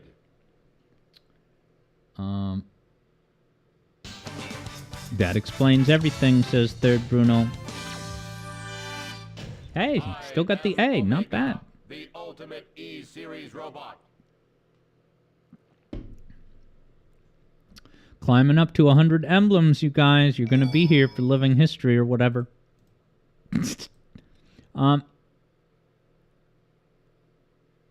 Wow, Third Bruno had bet 13K on a yes, and I got it. Dude, have you lost yet today, Bruno? I mean, you're, for better or worse, you are on fire. Maybe we can finish with a later level Team Sonic classical gameplay. Or maybe just Rail Canyon. It looks like I've never finished Rail Canyon on the limited time mode. Thank you for the GG. Dude, Third Bruno has not lost yet today. Pretty amazing. even though he's trying to lose. Alright, 2 minutes have begun. Team Sonic, Rail Canyon. So, because I don't think I've ever finished this, on the timed, what is it, 5 minutes only? Yeah. I always struggle sticking to the game plan, but the game plan is to not slow down at all. I don't care, right? Unless it's 5 enemies, I'm not going to slow down.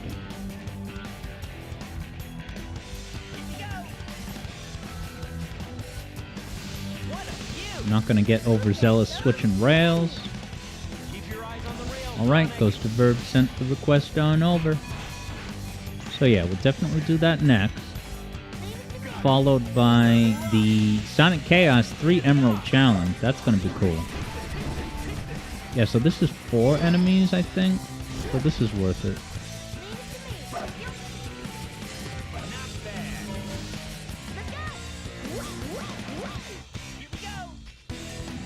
Recovery there. Third Bruno regrets his bet already.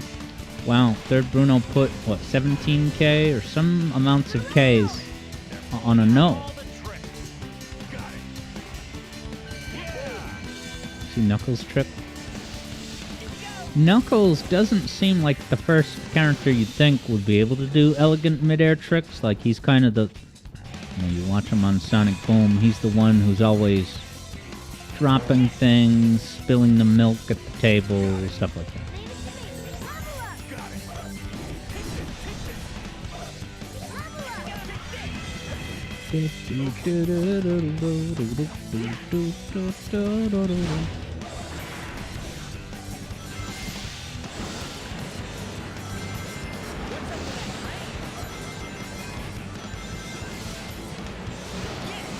Rings.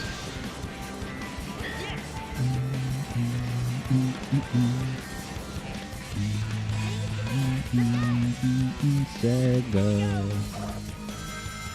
1,000 points. Not half bad. Go, go, go, go, go. Gotta use my Team Blast somewhere useful. I've been slowing down a little for enemies. I shouldn't do that. But that one I could get. There's no slowdown. Yeah, if I can just get a quick Tails attack, then I'll do it.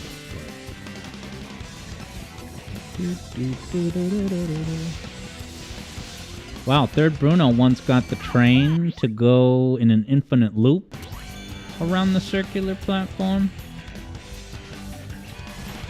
I shouldn't stop for those enemies. That's an armored train. You want a race? Yeah. Third Bruno figures it was probably with Team Dark's Team Blast that happened. Somehow caught that train on an infinite loop.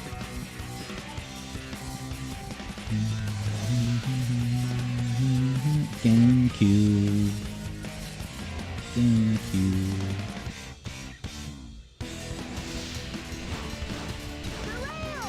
They're pulling out all the tricks. 3 enemies, that's worth it. By the robot.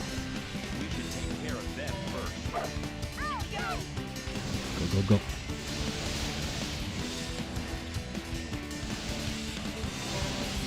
Separate camera angles. What a wild ride.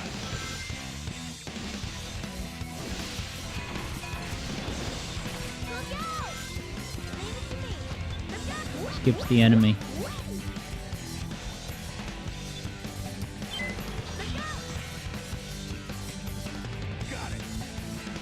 Level up. Eggman robot! Leave them to me, Sonic. That can't be the best way to do that. Use the current on that man. Knuckles! I feel like I'm nowhere close to finishing on time. So can you really not stop at all? Maybe, you know, the points threshold is really generous to just let you sprint through with barely any stopping. Because I feel like I'm not close to the end.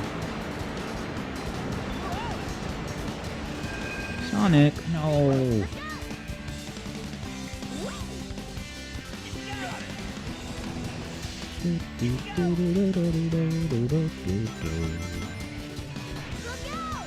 The rain.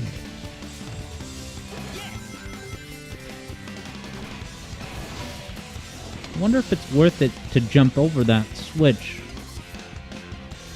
Leave it to me. If there's somehow... Alright, I wasn't anywhere close, so I gotta figure out something with that there level. But okay. Third Bruno, continuing the streak, taking 3,000 of JJ's notes. Hot dog, that's a lot of wins. So, dude, the third Bruno's, prophecy stats are through the roof. It's pretty impressive.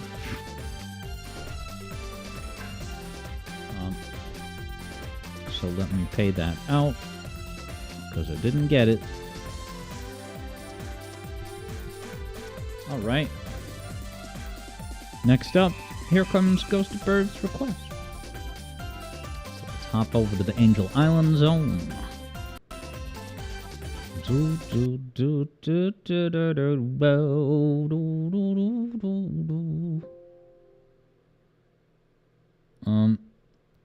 JJ says fixed.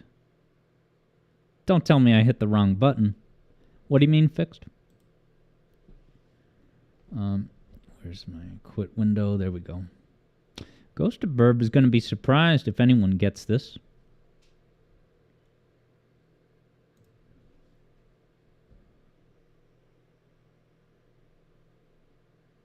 The wagers. So JJ's bit is that, yeah, the wagers are fixed. Otherwise, how could Bruno have won that many times? Dude, well, the good news is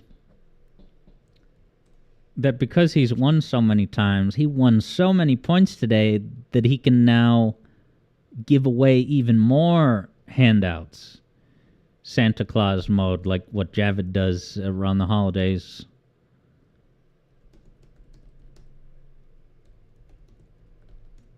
Right, I'm gonna sneeze.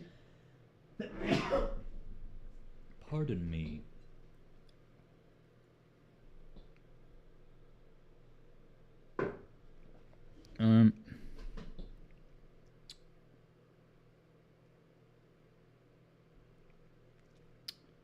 All right. I'm not seeing an exact match, which is kind of what I need. But let me, yeah, just for future reference, everyone, send over the exact. Maybe I typed it in wrong though, but I'll put it on now, and you let me know if it's right.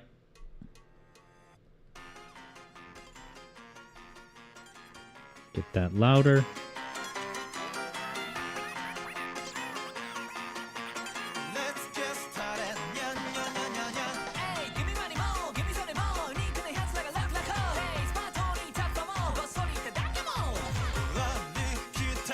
All right, Ghost of Burp says this is it. Now, is that thing... I don't want to say it out loud, but is that thing after the quotes? Is that the name of the game?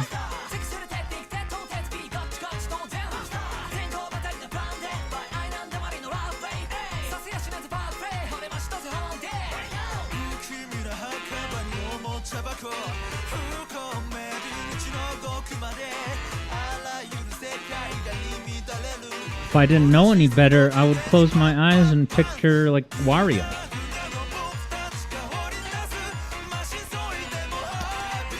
But yeah, Ghost of Bird. Yeah, in the message you sent. Alright, yeah, I do see the gameplay. I won't open it yet. Vector Sader's mulling it over. Keo guesses Elite Beat Agents.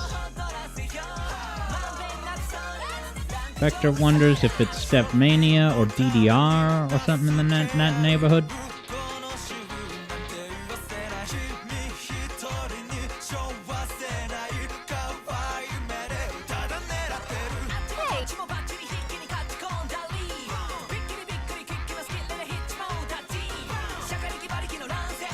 I like the BTS raps.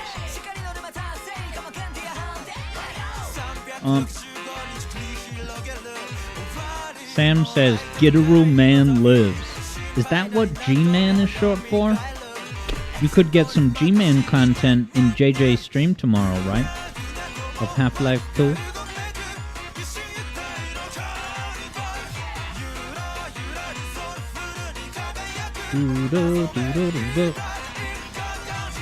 Alright, if no one's gonna get it, perhaps I can show the gameplay without revealing the name of the game.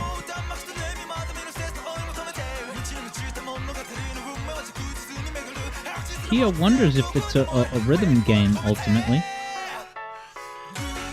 Oh, key change! Do-do.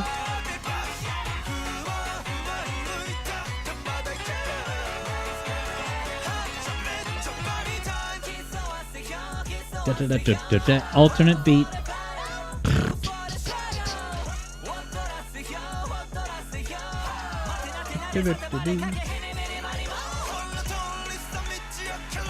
Alright, here comes this.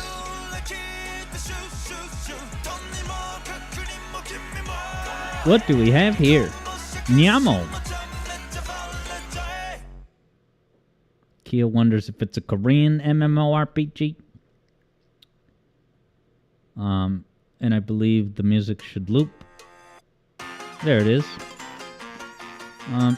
Maybe I'll skip ahead to the gameplay.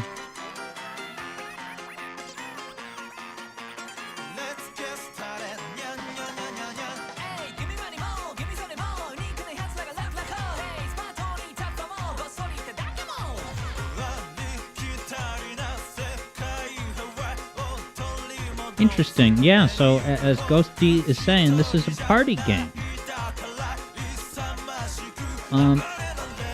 So we should see some, like, mini games. It's on the Switch.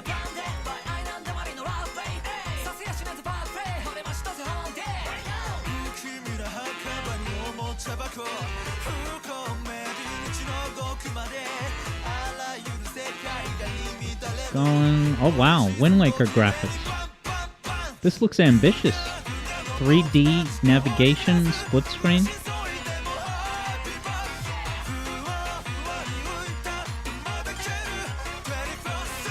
Is this standing on the shoulders of Nintendo Land that came before it?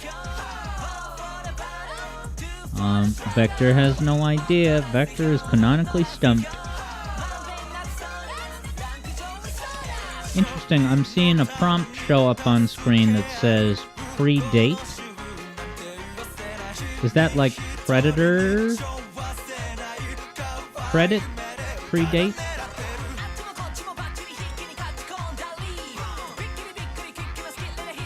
Leo said Groovy Monster or something?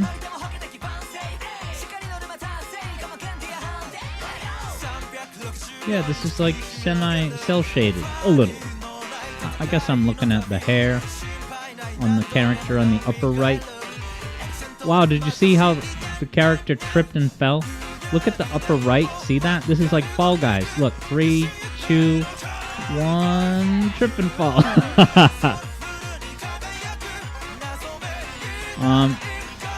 Alright. Ghost of Burb says it is indeed Gunya Monster. Gunya Monster.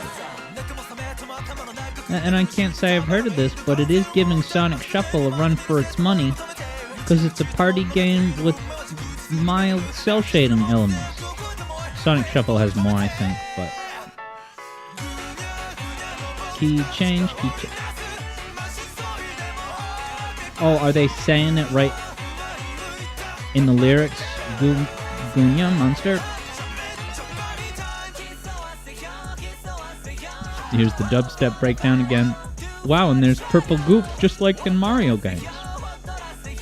But it doesn't instantly kill you, even though this is on Switch. Ghost of Burb confirms. Let's see what other mini games I can find.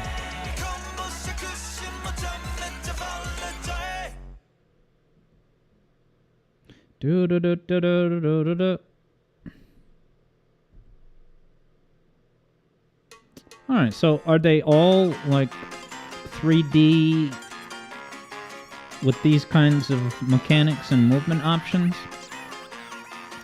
And are the rules changing? Are they like different sub-games, mini-games each time?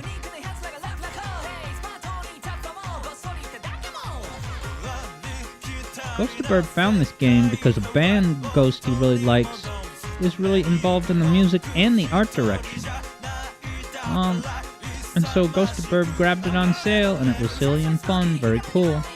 Now, can you play this with other? Do people just find a lobby and then you can play with other online players, or only with your own peeps locally? It's reminding me of that a little bit. Interesting. Shadow Ops is pegging these as Animal Crossing graphics. And I've only played Animal Crossing GameCube. Ghostbird says, yes, you can play online or with friends. One survivor left. So do you become a ghost when you lose too much health points and then... So maybe that's kind of like in battle mode in SRB2 Kart, where once you die,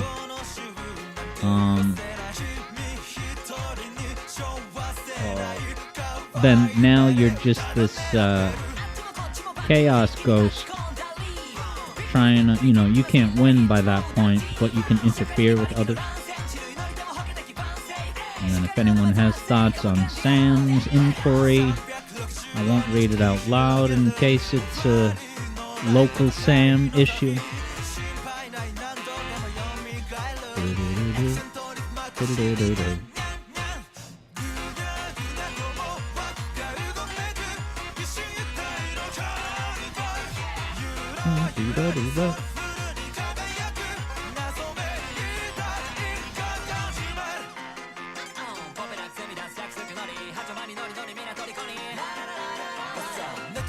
Ghostbird didn't have any tech hiccups.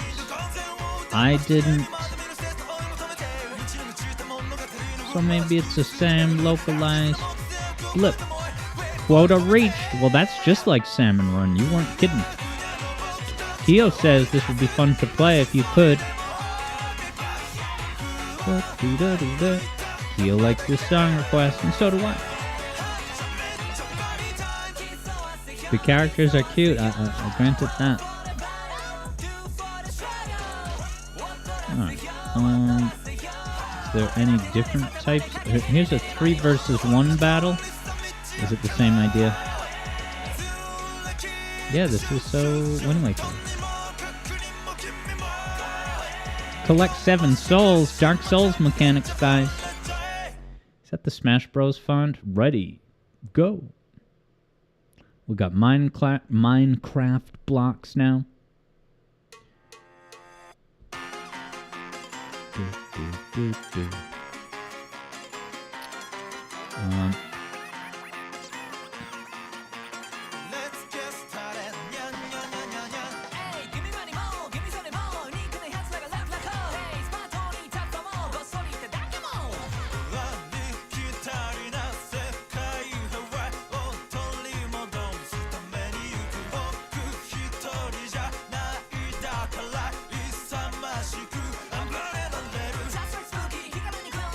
I wonder what that thing in the middle is for.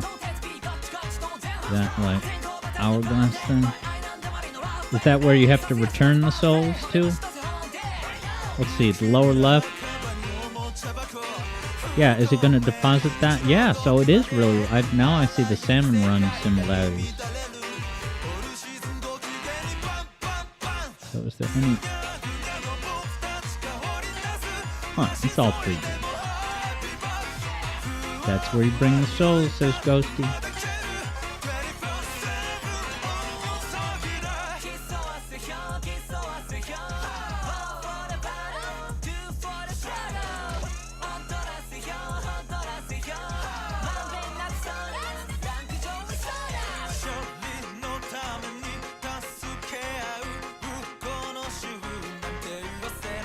Excuse me. Boy, am I tired. I had to work earlier today, a gig. So yeah, we're gonna do the music AI music bit, but we'll save the Amy bit for Wednesday. But coming up next, right after this request, is the Sonic Chaos Challenge.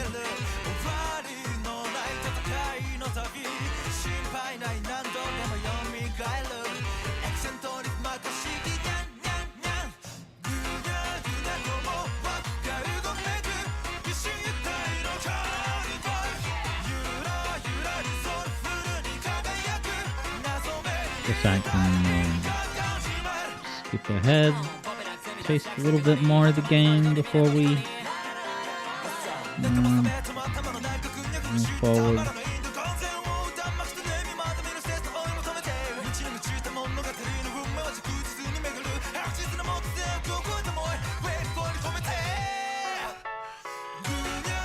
So you can upgrade your stats.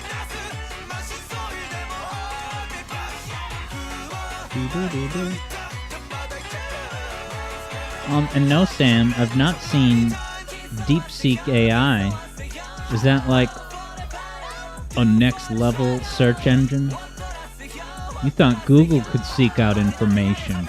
Wait till you see DeepSeek.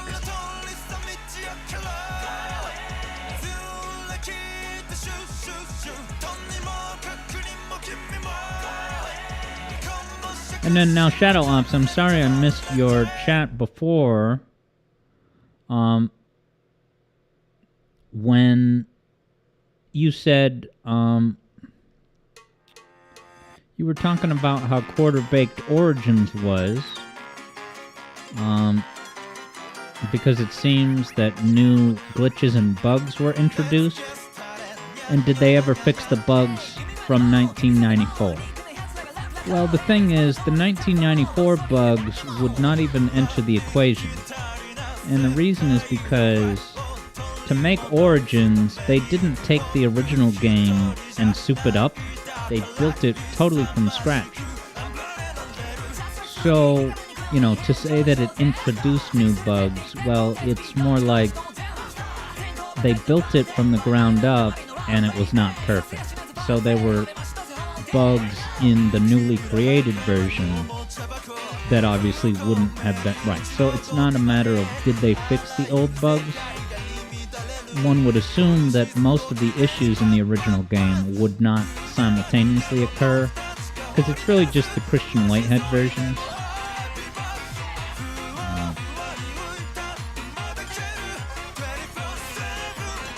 Sam says it's AI from China. So what is it, like super powerful?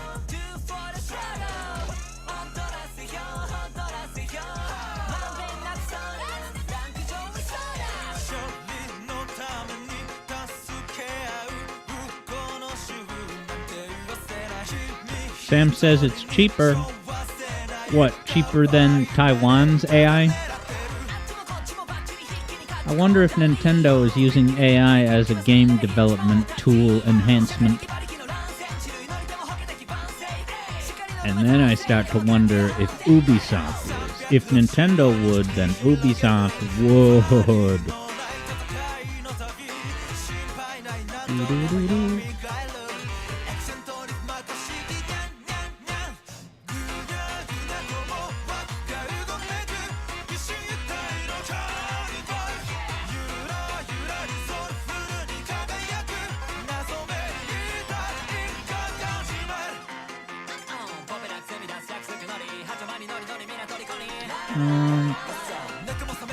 Hop forward. Oh, finish off with the snow level. Sam says it's free. It's free, but is there a Chinese TikTok style catch? Are they gonna spy on my data? And even worse, sell it to Chick-fil-A? Ghosterberg's rocking out.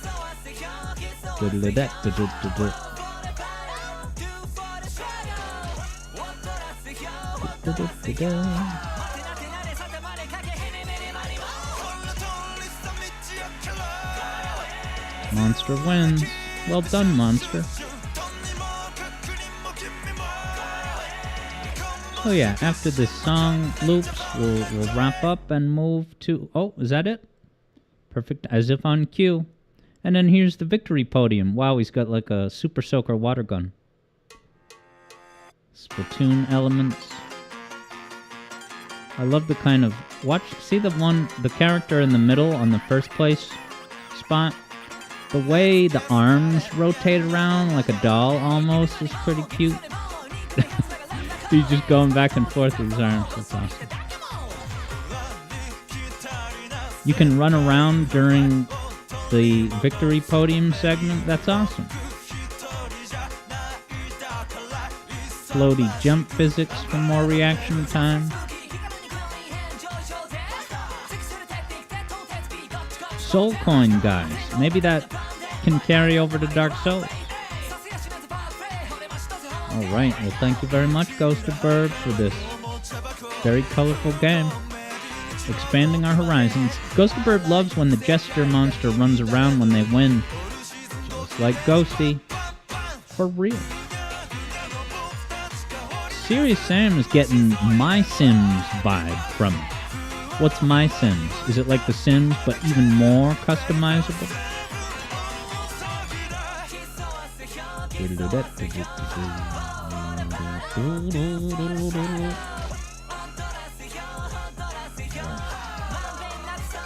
Open up Kegel.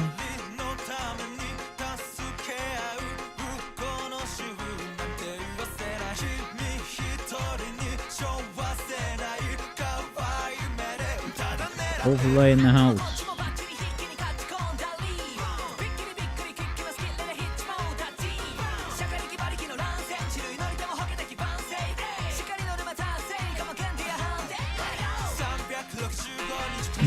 Kegel, of course.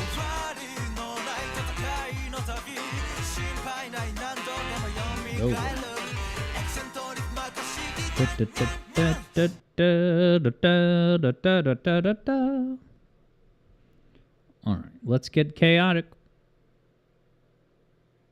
Master System. Sonic Chaos. The Cyber Shell voice. Sonic Chaos.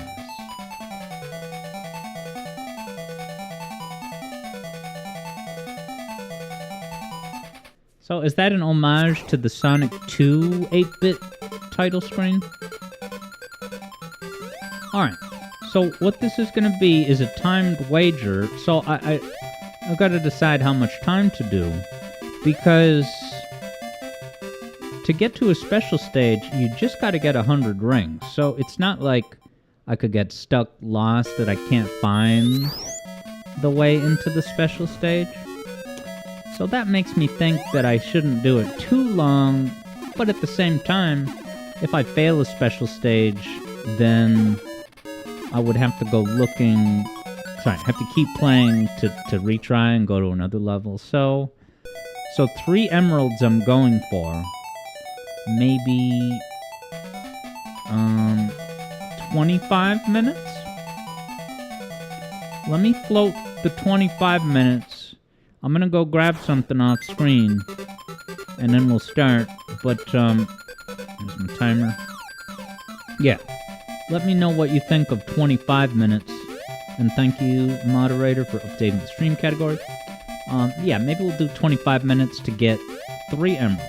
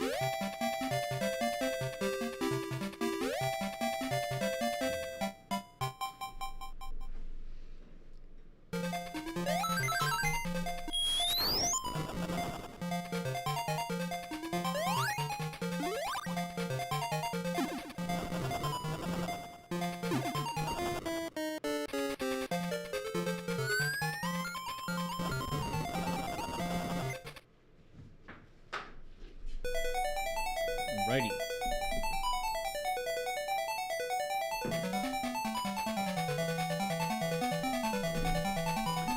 Alright, Vector's pointing out I gotta pay out the last wager. And I'm pretty sure I lost. No, I did pay out the last wager. So will Alex get 3 emeralds in 25 minutes? Them's the rules. And I'll do a 5-minute timer. Just gotta activate my button mapping here. And I could probably stand to make the screen a little bigger.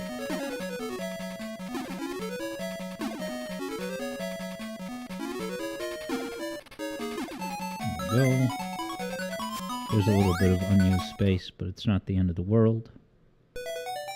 Turn that on. Serious Sam's taking off. Have a good night, Sam. Talk to you later, dog. Alright. So, 25-minute timer.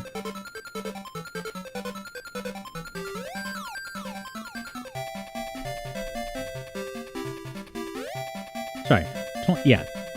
25 minutes to win, but 5 minutes to bet. Or should I do 10? I'll do 10. Keep it spicy. Alright. It's on. So let's do it.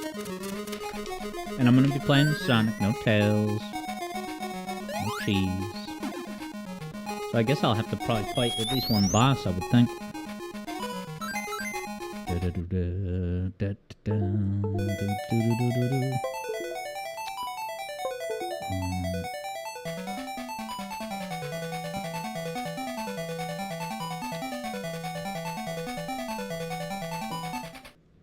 Oh, is this one? It wants to take...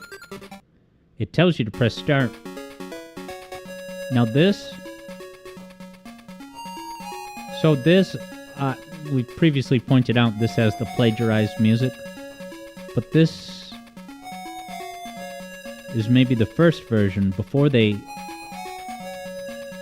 altered it. Is it gonna go up 2 semitones?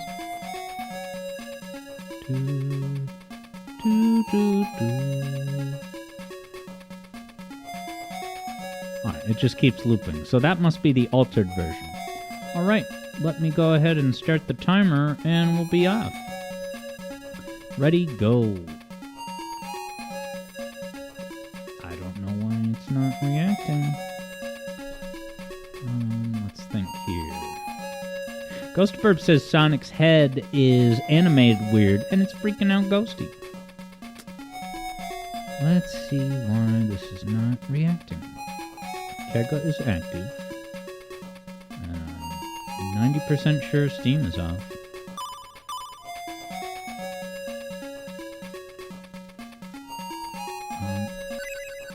So there's some quirk with the buttons where... Start the timer over now.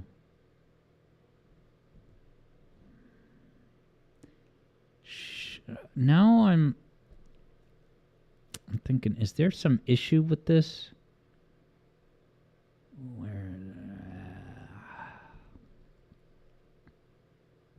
Like you saw, so I actually had to press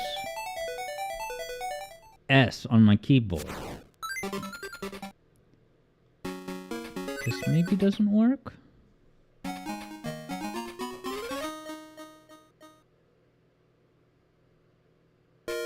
Alright. Let me start the clock, right? Set the clock. There we go. The adventure begins.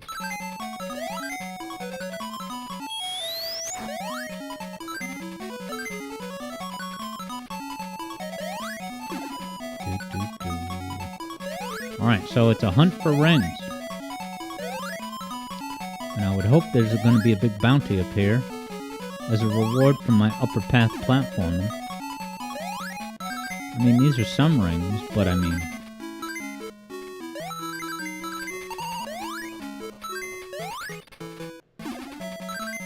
Look at all these rings. But how long would it take to get all of them?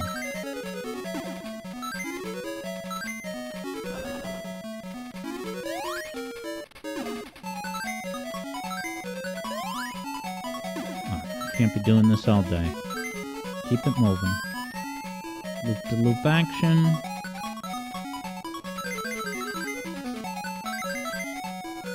Adorable helix loop-de-loop.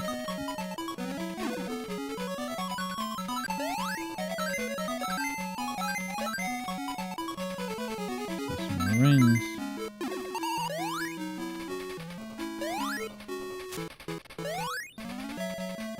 Doo-doo-doo-doo.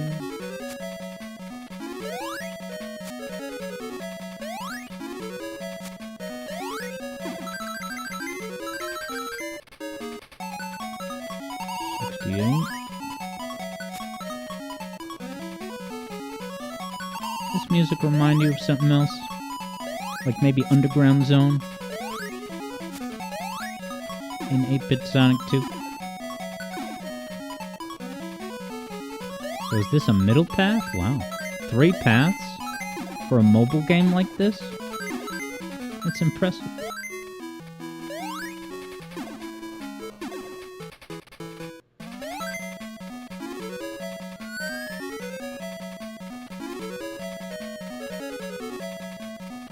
I wonder if it's worth it to get on top of those things. Is this the end of the act? Is there not enough rings?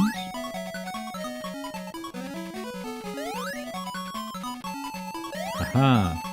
And away we go. But I gotta get it right.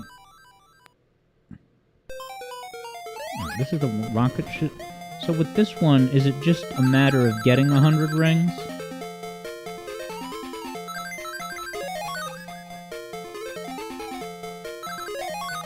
Oh no, because are the giant rings worth 10 each? I guess they are, huh?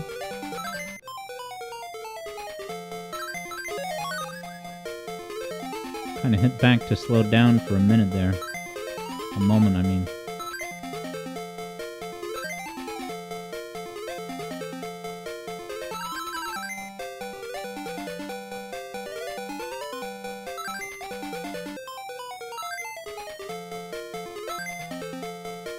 Is that something I need?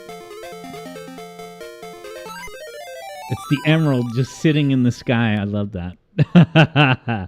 1 emerald down, baby.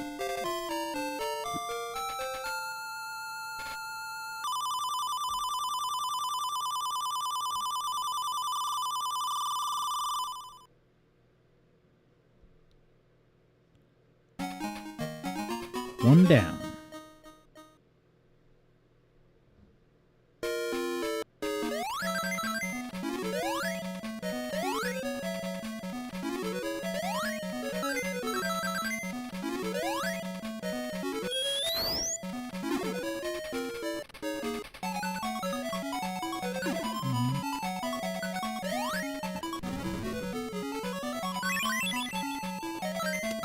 Mustn't lose rings too often.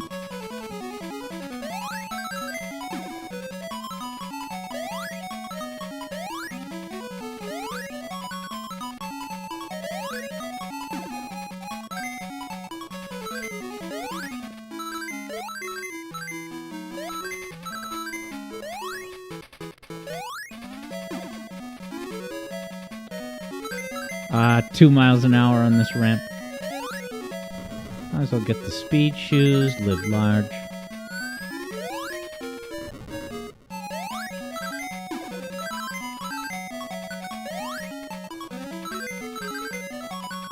Oh, what the... Too bad. Wasted level.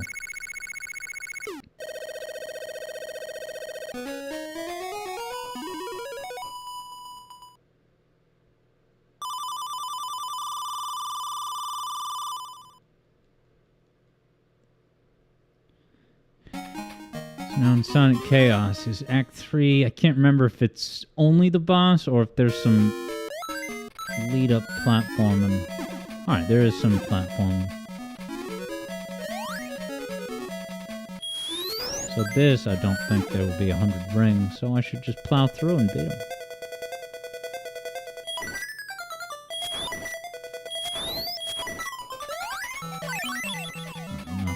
Do it the cool way. It's not worth the risk.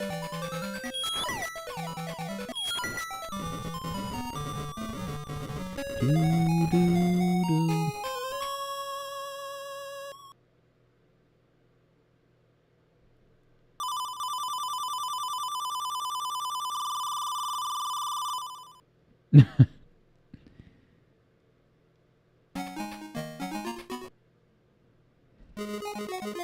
Gigapolis, baby.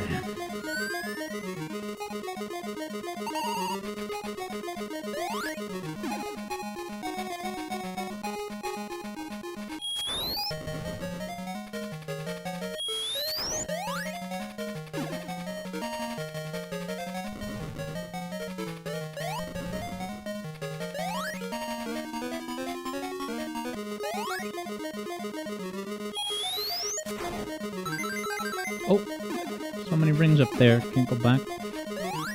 I love how far out of the ground those springs stick up.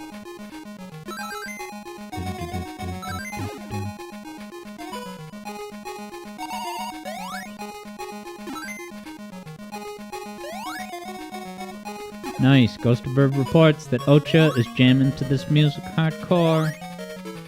Ocha has good taste.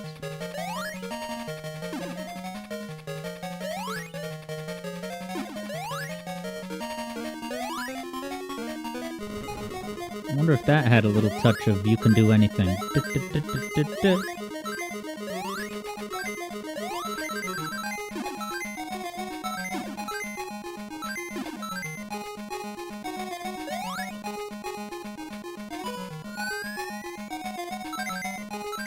No!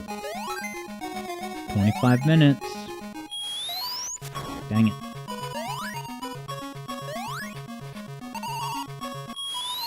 I gotta be more explory. Yeah, these are micro levels. I don't even know if I would have gotten even close to 100 even if I hadn't lost my rounds.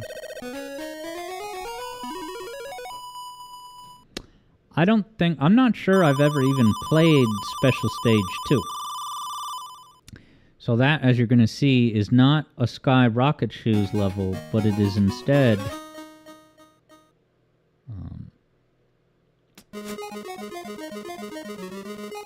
it's just 2D platforming, as you're going to see.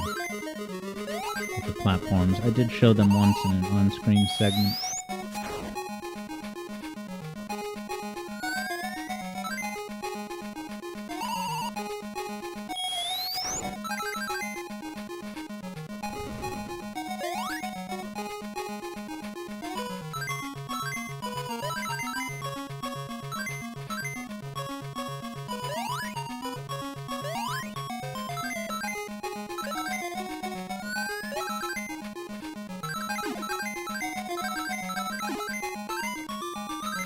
So far, so good. We're at 50.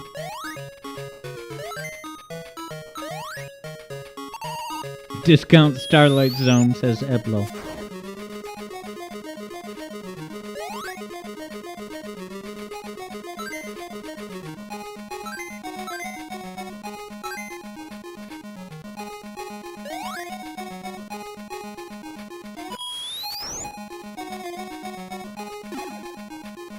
Look at this bounty. Oh boy. That's the stuff.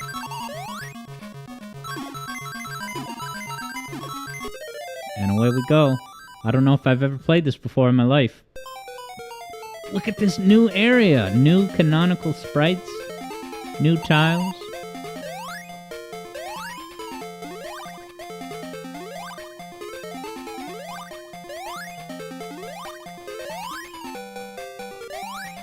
Now, if I screw up once, is that it? Or do the springs kind of replenish?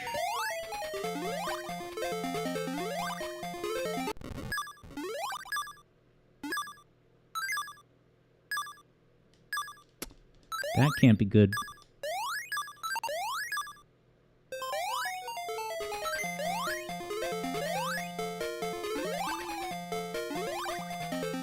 No.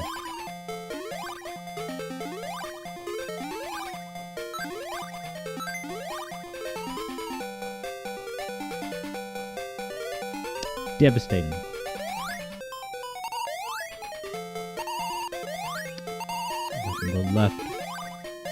winging a prayer? No.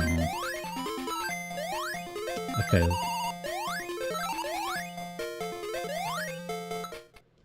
I failed. Yeah, so Eblo says, is that how special stages work in this game? Yes. You just, you get warped once you get exactly 100 rings. So, alright, I'm 11 minutes in. And this must be the boss level.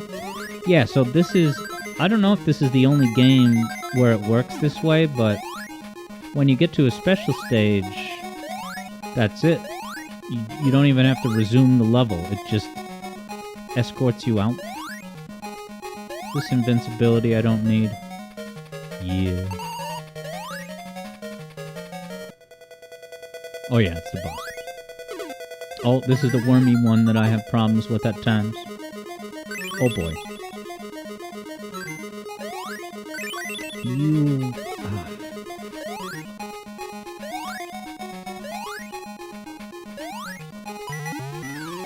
No. Right, so it circumvents beating the level normally. Yup, it's your express ticket out of there.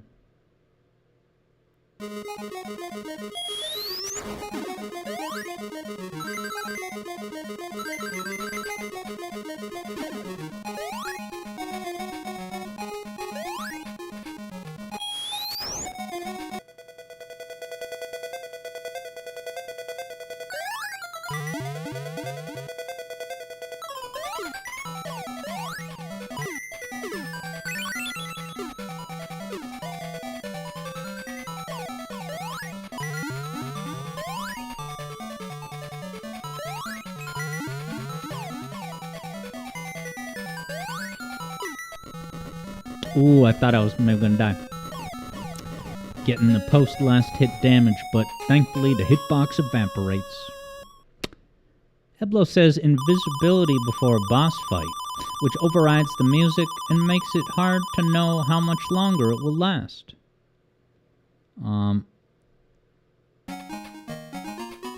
Oh, did the boss fight music override the invincibility, was it? So you don't know when it's gonna end? Sleeping Egg, we have this level in SRB2 cart.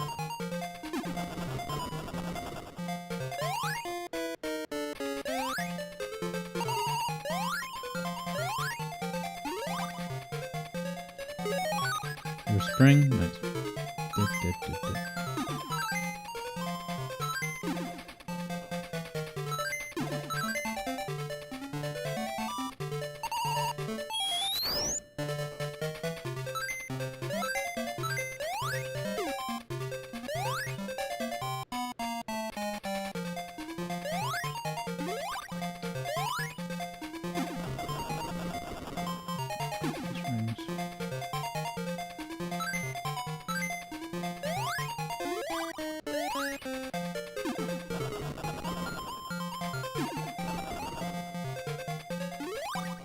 Right, nice bounty up here.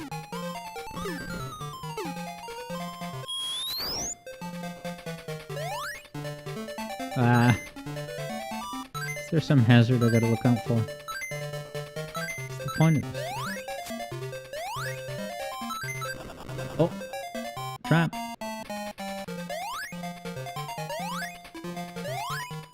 These don't break. What's the point of that? I feel like the level's about to end. Oh boy. Falling rocks.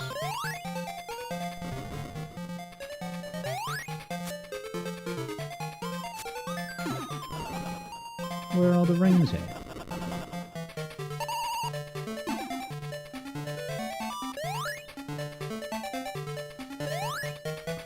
Maybe I should go on the lower path that I didn't go on last time.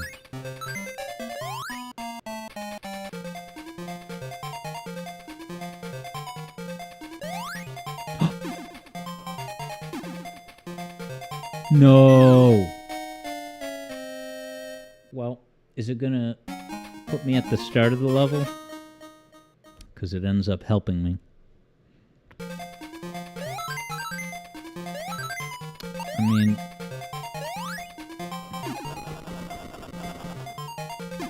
kind of an unintentional exploit. I'm too tired to overanalyze the wager form. Let's just play Sonic. You know what I mean? I just...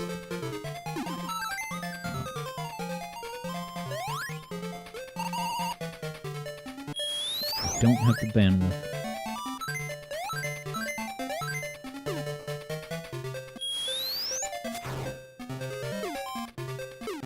What is that enemy supposed to be? It's like some kind of crazy onion.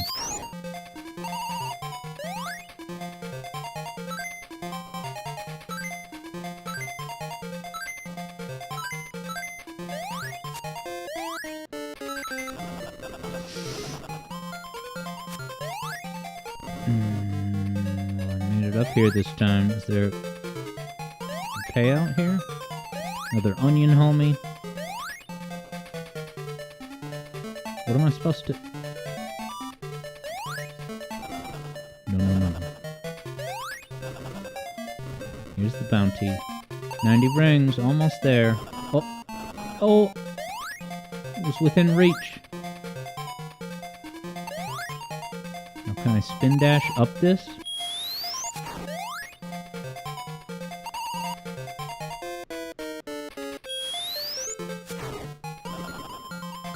Can I get up there? Kills your momentum when you jump. Drat. Dude, and I saw the 10 rings, man. I don't know if it's safe down there.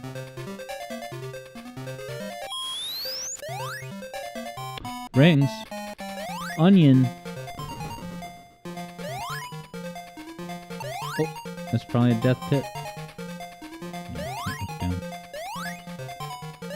Oh, what a shame, because I see the rings up there. I don't think it's conducive. Oh! Can I get up there now?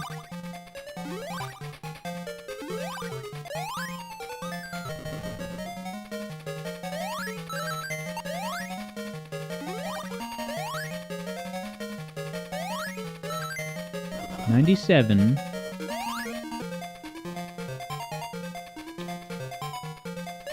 I think maybe there's one and then two more, possibly.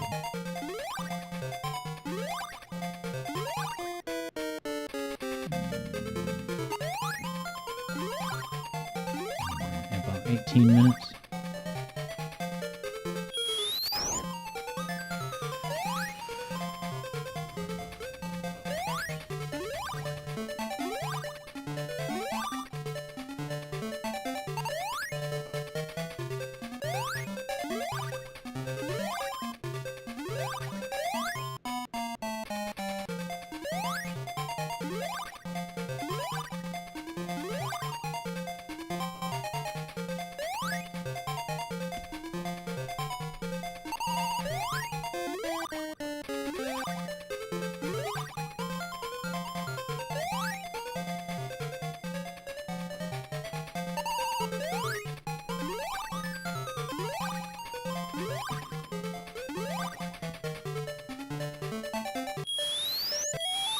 He can't spin dash? Interesting, he doesn't have enough room, it won't let him.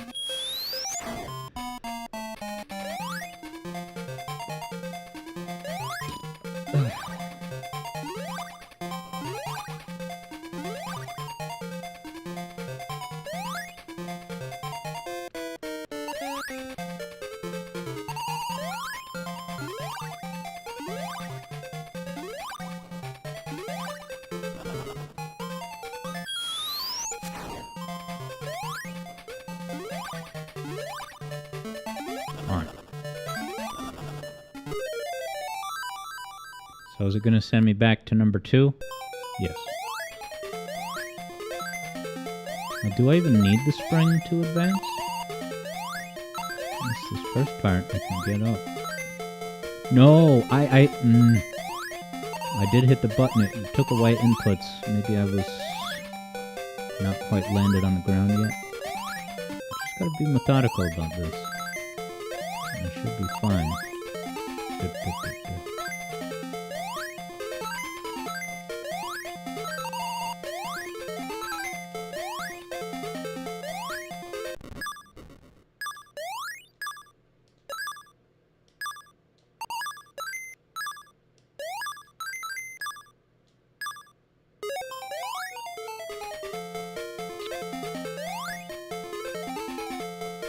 What?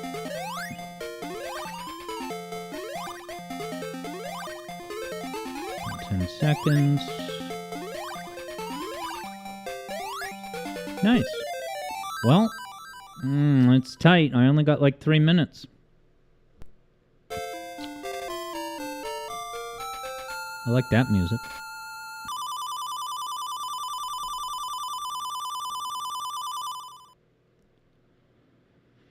No room for error, guys. And I think Special Stage 3 has like a bunch of tubes and stuff. Is this Act 3? I don't even remember if this is Act 3 yet or not.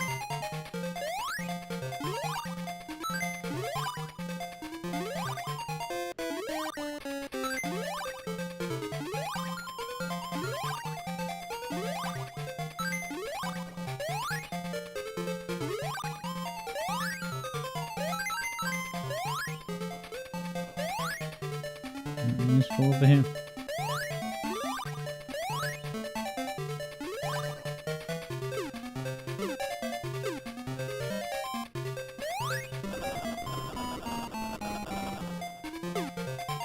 Ooh, one of these speed boosters? I forgot this game had these. Ooh. Dude. Still got, like, at least 2 full minutes. This is it. Wow. So I'd never played this. You get the invincibility. Ooh, now we're going through these pause buffer tunnels. Isn't this fun? I mean, do I need to do anything? Am I going to have a turning responsibility?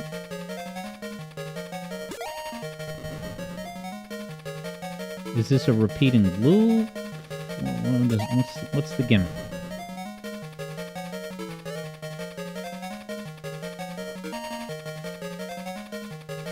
Now, I saw the emerald, but... Okay, so there are eventually turns. Well, that's disappointing.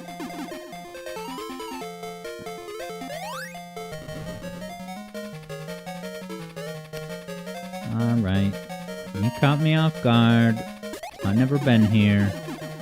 That's the ball game.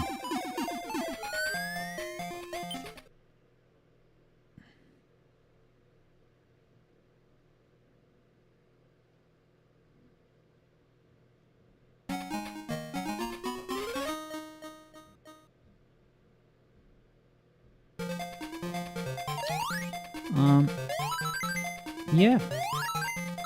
This is probably the boss level. I'll finish the boss to make it official. But I think I lost the wager, guys.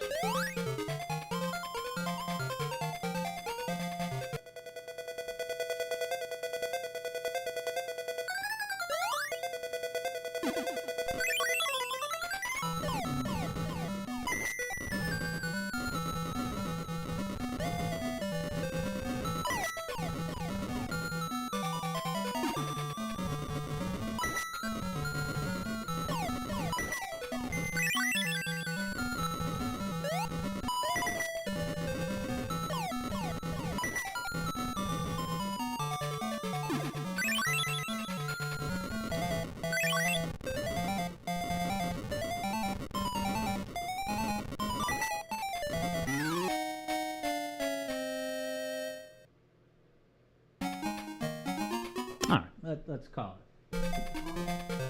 Let's see how the wager shook out.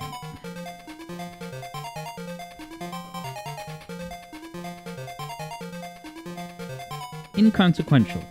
And I don't blame you.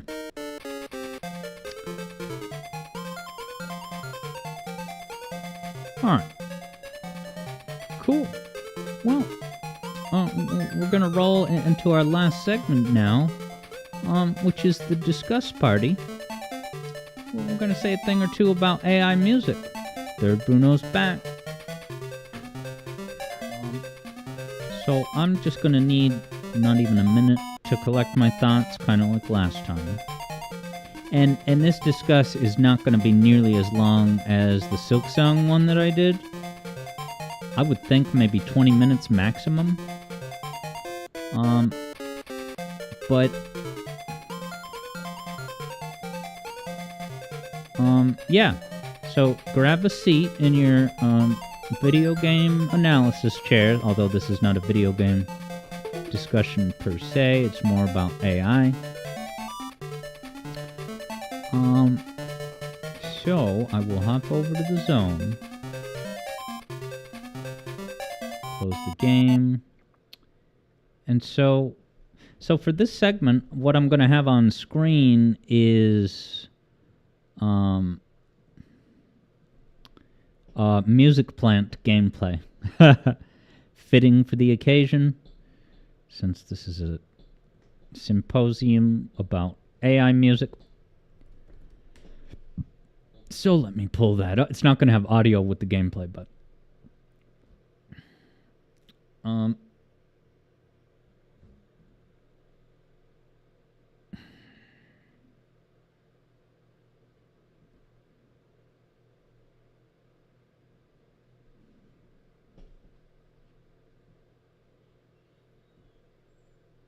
and then, yeah, Ghost Burb is asking what I want the category to be. You know, I think it would be fitting to do just chatting.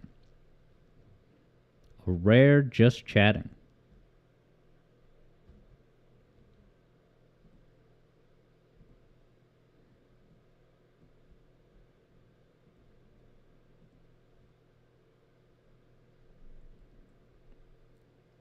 Eblo's ready for the hot tub meta category.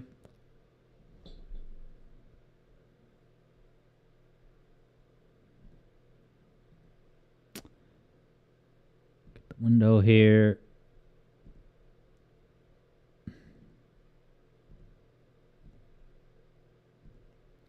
Get the attribution.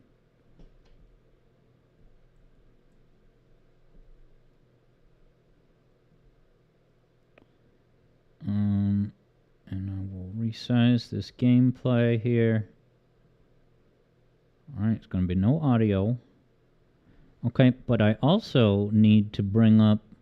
So today I'm going to be playing brief excerpts of the video itself that I'm responding to.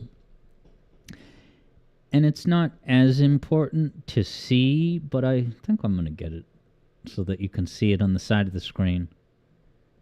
So let's see. And I wonder if anyone here has ever listened to Adam Neely, or watched his videos, I should say. He's a music theory YouTuber with more than 1 million subscribers.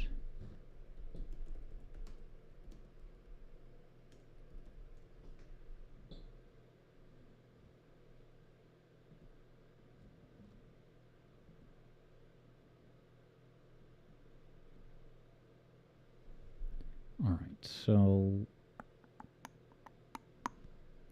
why don't I put this up here? And then this should be visible like that, because that attribution is for the gameplay.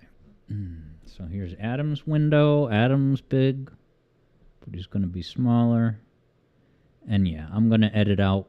When I edit the VOD, it's only going to be the Sonic Advance gameplay. But let me make sure that you guys can hear this.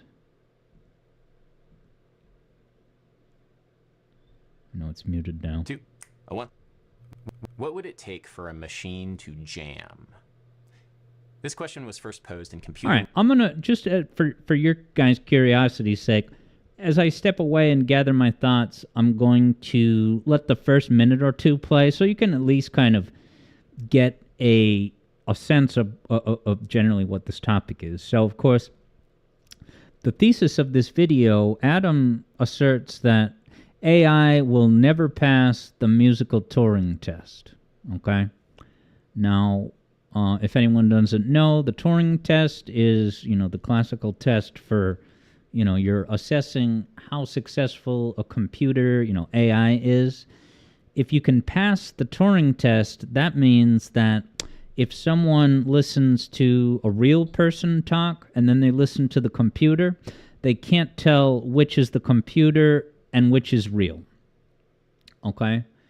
Now, Third Bruno says, is there really a musical Turing test? So all that's really meant by a musical Turing test is just the music equivalent of what I kind of just said, which is that you have, like, say, a test subject, and you ask the person to listen to simplify it, 2 pieces of music, but they don't know which one was made by a human and which song was made by AI. So then you're basically asking the person, like, see if you can figure out which one is AI. And if you get, if you do that test with 100 people and half pick the real one and half pick the AI, right? That would show you that you can't tell them apart, because the AI is so good that you're fooling, half the crowd or whatever it is. Okay, but yeah, Third Bruno says indistinguishable from organic music. Right. So that's the idea. Yeah. Was it made by a person, or was it just cooked up by an algorithm? It's discuss time, confirms JJ. All right. So as I gather my thoughts, I'm going to let this play for a couple minutes, and I'll be back soon. What would it take for a machine to jam? This question was first posed in Computer Music Journal in 1988 as a form of musical Turing test, a way of identifying human-like intelligence in machines. And this test is very simple. Blues in E-flat. Now, JJ says, who would use AI music? You say that as an LOL, but he is going to give at least one example in this video. I don't know if we're going to get to the example, but Vector Sater knows some people who use it in earnest. 1, 2, 1, 2, 3, 4. What would it take in this case for a machine to convince me and you that it was human? Well, very quickly, a number of things need to happen in real time. First, the machine would need to identify where 1 was and entrain to my pulse, using not only auditory, but visual cues. We're very good at figuring out if other people are locked in with our pulse. And so I would need to sense that the machine was feeling the groove. 2, the machine would need to identify what it was that I was doing on my bass guitar, and then fit that within the paradigm of a 12-bar blues. Am I doing the quick 4, for example? Or am I playing a 2-5 on the turnaround instead of a 5-4? So am I playing a jazz blues versus a Delta blues versus a Chicago-style blues? It would then need to take that information and respond in kind in an improvised solo using meaningful blues vocabulary. Now, music is not really a language, but it certainly feels like a language to those who play music. And so if I ask a musical question, does it feel like I'm getting a meaningful answer in response? Does it feel like I am connecting with somebody? That there is a real ghost in the machine on the other side of the algorithm? I'm fairly convinced that this will never happen. No AI will be able to pass a true musical Turing test. Call Ray Kurzweil, tell him he's a hack, singularity my ass. Now, I'm not going to bullshit you in this video. I'm not going to appeal to some vague sense of the uniqueness of human musical creativity. AI has no soul, because it's going to get there, right? I mean, Red Lobster is already using AI-generated music in its ad campaigns, and who are we to question the aesthetic sensibilities of Red Lobster? Red Lobster, you got the magic touch. Cheddar babies, 'cause I love you so much. There have been some incredible advances in generative AI from companies like Udio and Suno.ai. They let you generate full pieces of music from text prompts. Just type in what you want, and it will do a pretty good job of giving it to you. In Tommy's shack grill late at night, Big Joe flipping those patties fine, American cheddar melting just right. It's horrifying. It's like spitting on Muddy Waters' grave. Upon hearing these kinds of results, many techno-optimists have breathlessly extolled that the musical Turing test has been passed. Machine musical intelligence is upon us. Daddy Elon is so excited. So why am I so doubtful here, right? Why am I saying that music AI will never pass the Turing test? Well, I think there's a pretty profound category error that's going on here that we need to always be aware of going forward. What generative AI does is not music. Let me explain. This video was brought to you by Nebula. All right. So, yeah, pop back on camera.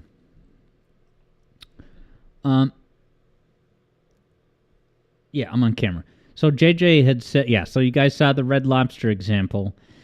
And JJ says, is it okay for corporations to use AI to make jingles because they have no heart and soul anyway? Well, yeah. Well, I'm not saying yes is the answer to that question. I just mean gathering my thoughts. Yeah, so it depends what okay means. And that, you know, I don't mean that as a cop-out, but, you know, to say okay, what do you mean by okay? Like, is it ethically okay? Is it artistic? What would it even mean to be artistically okay?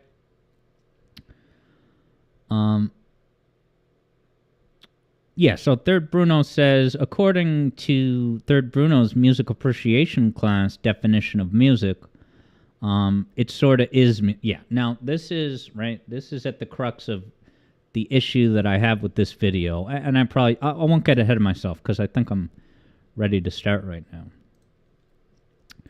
So,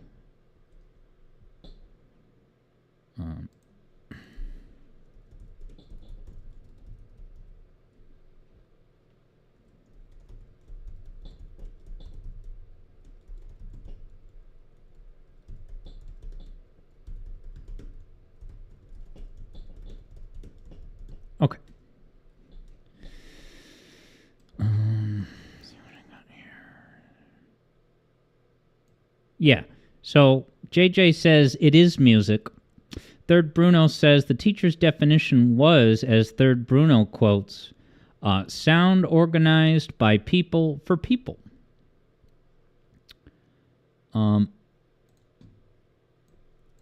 And yeah, now JJ is saying you were trying to get a conclusion from his video, this video right here.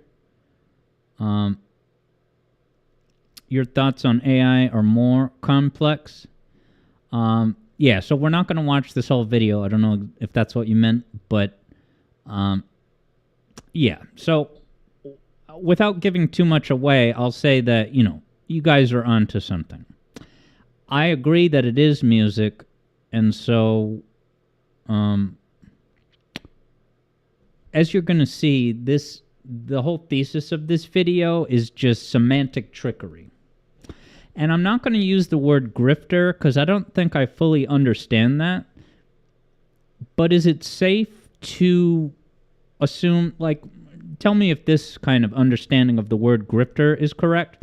I think of grifter as someone who is spinning a yarn, saying things that are kind of BS or non-substantive, or just spinning something that's really nothing, but you present it in a way that's digestible and people eat it up and they buy into it, even though it's a lot of nothing. Yeah, Vector says, music is music. That's not the right question to ask. Acknowledging the tautology. Tautology, not taunt. Vector says, what Vector means is the standards of what constitutes music is far looser than what we do, right? So here we are having a perfectly sensible discussion of what defines music, and you're going to be disappointed to see that after all his, you know, queuing this up and piquing your curiosity, you're going to, right? You're going to find that, right, what he eventually gets to, and there's so much waffling, he's going to make his claim just by redefining what music is. And yeah. Eblo says, if the crux of the argument is going to be that AI cannot, by definition, produce music, then you retort that the issue then becomes whether someone can tell music from AI-generated sound. You mean, can they tell it apart?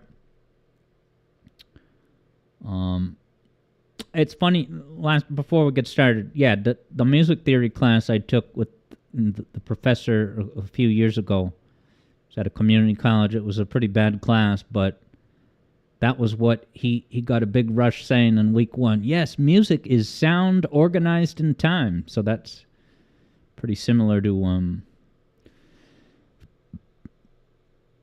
so Third Bruno had brought up the phrase organized sound in class, so that that may have influenced what the teacher said was sound organized by people for people. And so whether or not I buy into that specific definition, it is getting at something important, which is that I think of music as a communication medium.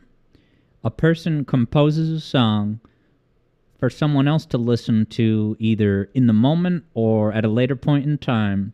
And so they are listening to the music and they are receiving the communication the same way you receive a communication when you read a book. So you're listening to the music and it's like, what is conveyed by the music? What does the music create in the listener? Happiness, sadness, some, to use broad terms, the narrative to the music. Vector says the real question to ask is, was this music produced in an ethical way that acknowledges the life about it? Is it a true creative work created in good faith by all participating? So that's an interesting way of putting it. I guess in order to answer that, I would need to understand what you mean by ethical. Because ethical way that acknowledges the life behind it? Like, before I dive into that, and maybe we can kind of circle back to that once I get to the end of the points that I'm going to talk about. JJ had said, got to ask that question for a lot of art produced before. Oh, so you could easily ask that question for just art. What, like soulless Netflix shows churned out like nothing? All right. But I think I'm ready to get started, everybody. So, I will read chats and even respond to some during, so don't feel like you need to hold back. I might not read 100%, but I will certainly read some. Where's my notes? All right. The first thing you're going to hear in the edited down video of this discussion is Adam Neely says that AI will not pass the musical Turing test, and we're going to debunk that right now. What Adam does do in this very roundabout video is he just gets really semantic with definitions, and he reworks the definition with the illusion of making a new point that he is now afforded due to this expanded, less intuitive definition. And it starts to feel like he just wants to be coming across as this, this sage, a comforting visionary who is looking through all the signal and the noise, thinking ahead many decades and years, and trying to make sense of it all for us, the viewing audience. But there are some issues with his thought process that can be revealed to be non-substantive, and we're going to dive into that right now.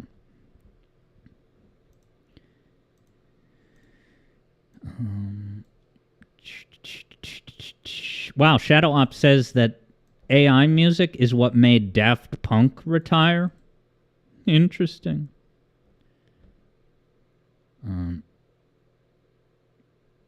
All right, and let's definitely. I won't talk about it now, but what Vector said is super important and relevant.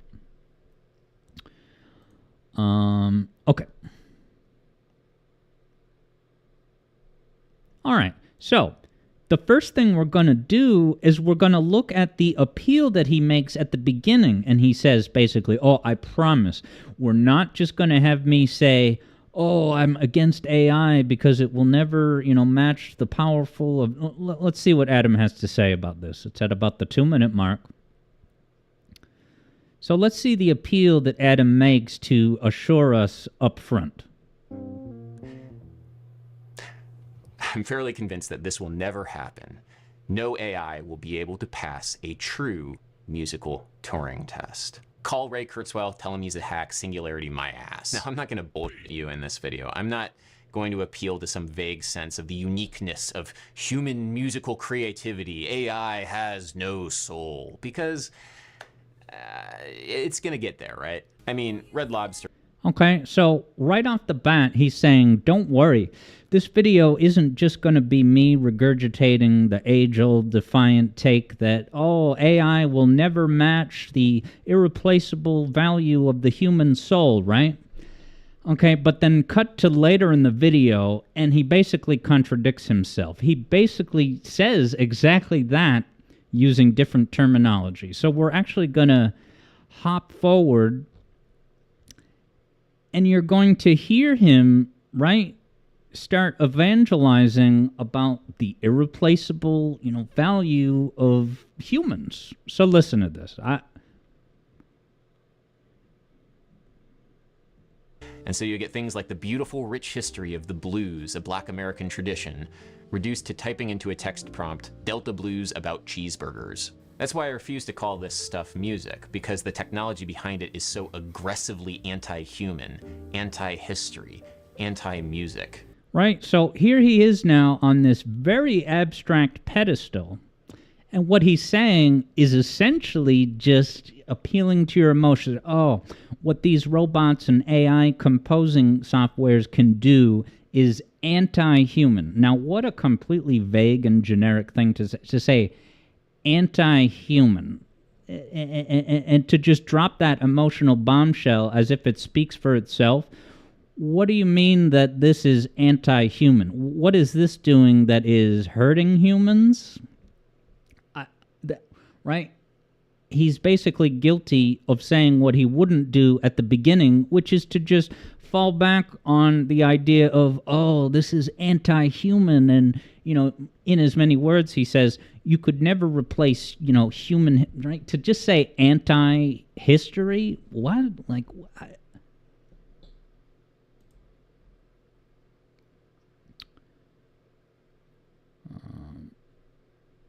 yeah, JJ thinks he knows where this is going. Humans copy other artists, whether they admit it or not. It's just AI does it faster. Yeah, and that was kind of what Vector was getting at, and I do want to talk about that after.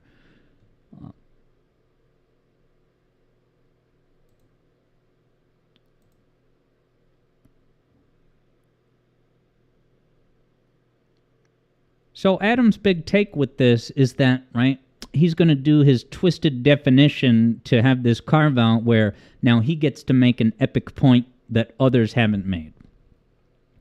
So he says, oh, well, technically, if you think about it, brothers and sisters, what AI writes is not music, okay? So Adam, in this video, tries to redefine, recontextualize music as not just the recording that you listen to or the composition per se, but the activity. It's the action of, moving your fingers on the fretboard and factoring in the wealth of music history that got us to this point. And I've heard people make that case about, like, board games, too. It's like, if you buy the board game Monopoly, well, the game box with all the pieces inside it is not the game. It only, becomes the game when you sit down and play it and you engage with the mechanics and there's context. And it's like, well, congratulations, Mr. Armchair Philosopher. You just tried to make a new point by stretching an existing definition that's really quite straightforward to begin with. So you've said nothing using a great many words.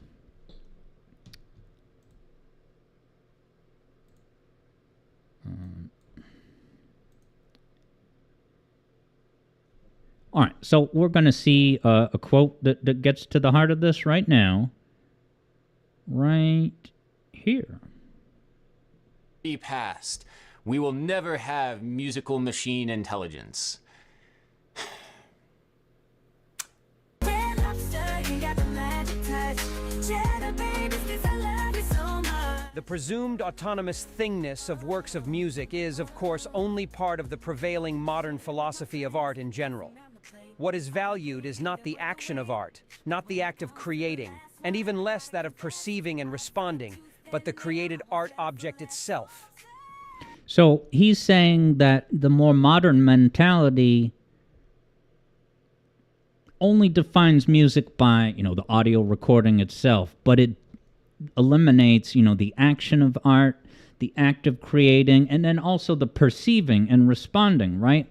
Opening up the definition of music to be not just the audio itself, but the components of the person listening to it. How do they react to it? How do they discuss it with others, right? What sort of thoughts and experiences does it create in the listeners? And what does the audience discover in the course of their response and discussing it?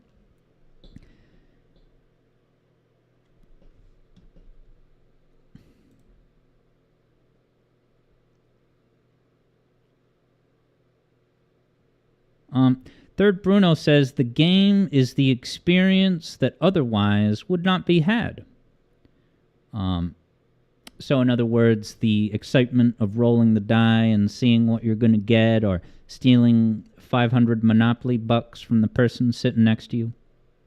Ooh, I forgot to put on the gameplay, which is not a big deal, but let me get it going right now.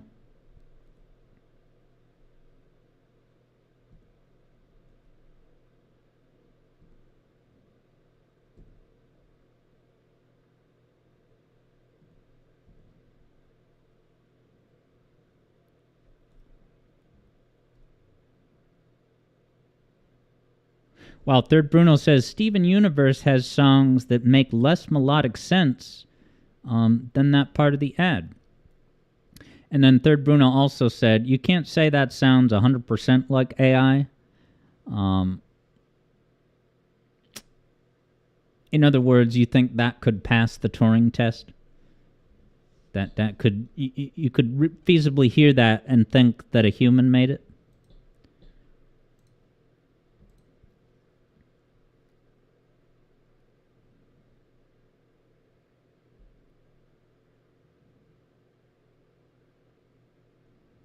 And so this whole thingness of art, quote, is just a cop-out. It's twisting the definition for a convenient carve-out.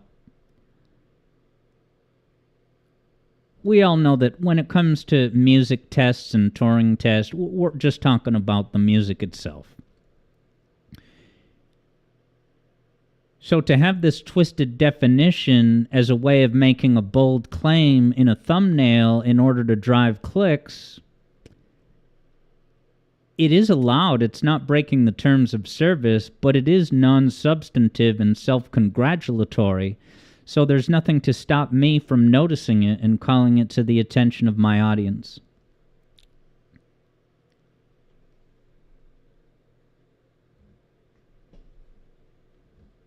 Okay, but even if we were talking about all these other things, the action of art, the components of perceiving the art and responding to it, a robot will be able to do all those things eventually. If you need to think of it as a Westworld type of situation, that's to say nothing of whether it will feasibly happen in our lifetimes. But by the end of this video, we will touch on the ultimate limits and ceiling of AI. Can it feasibly do all these extra things that surround the actual audio recording, but become a societal process, a conversation and communication medium?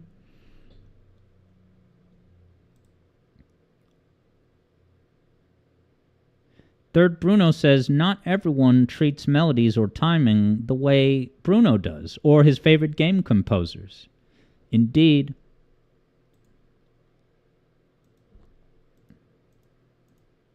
Alright, so let me jump to another quote in this video. You got to have robots on the Without a body, AI sports intelligence is meaningless. You gotta have robots on the field processing in real time what's going on with their robot bodies.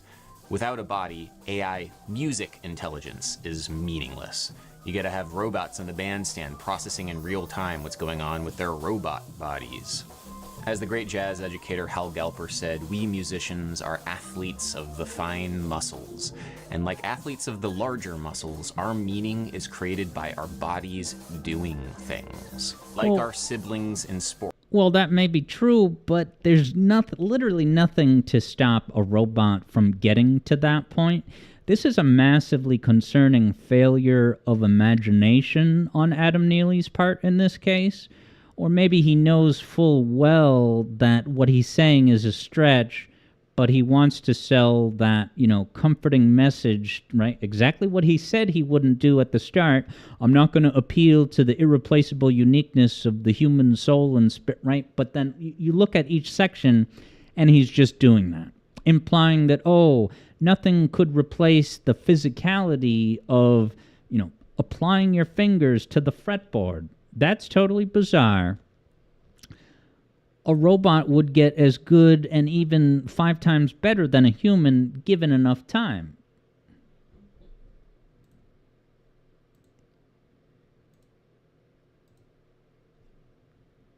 One of the reasons why he seems to be okay with presenting this is because he also cites the aspect of prohibitively expensive energy costs.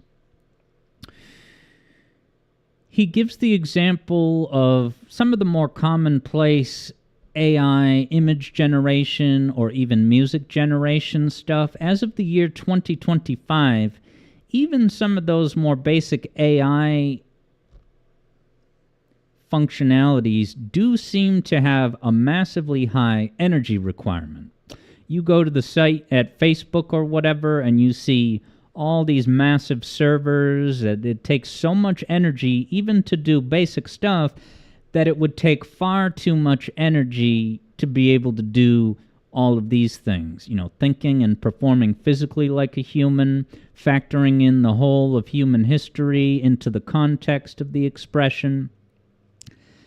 It's perfectly fine to say that those absurd energy costs would prevent it from realistically happening in the near future, but you are honing in and tunnel visioning on our very particular chapter of human history and losing sight of how this process of energy creation will get exponentially more efficient with each passing generation.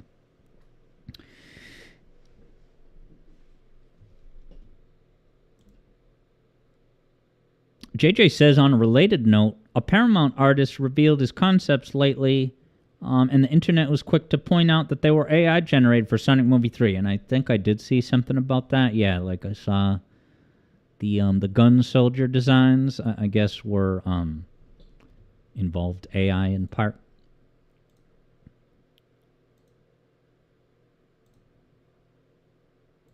All right. We'll hop to a clip where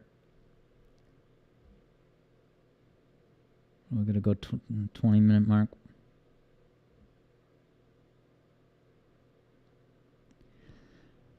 Another thing that happens in this video is that Adam recognizes the potential crisis on the horizon as far as how good this technology could get, and then what ripple effects will that have on working musicians? So let's take a listen. We share in vivo the struggle, the joy, and the experience of our lived selves moving through the world.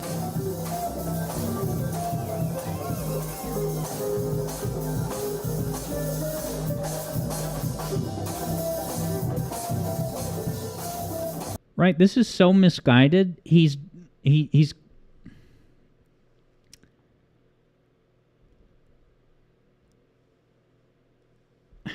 Let me play that one more time, because lived selves moving through in vivo the struggle, the joy, and the experience of our lived selves moving through the world.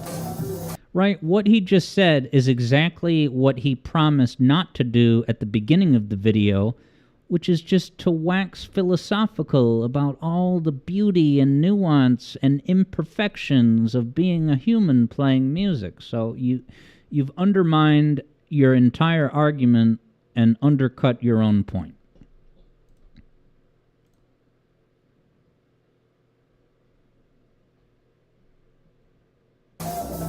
The experience of our lived selves moving through the world.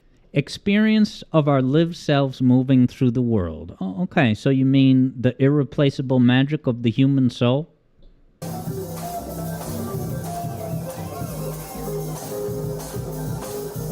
Yeah, and then showing us, the close-ups of, all the fingers moving on the fretboard. And if you think that a machine will never be able to do this, then you have an inflated perception of your own value and capacity.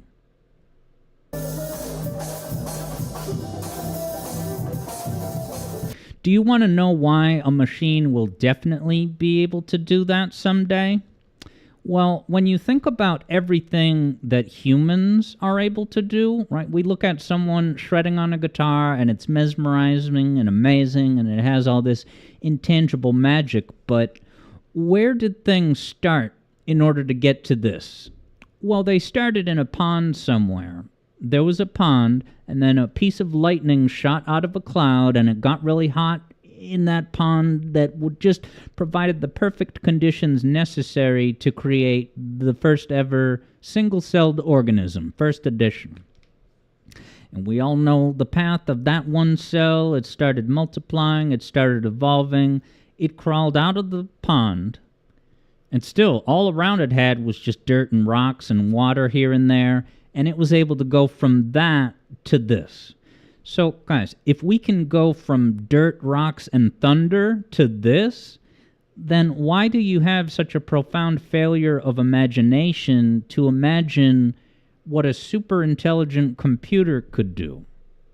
Because even most of the AI suspicious people have gradually come to accept some layer of the reality that these AI programs that are being developed across the years are not just limited to do exactly what they're told.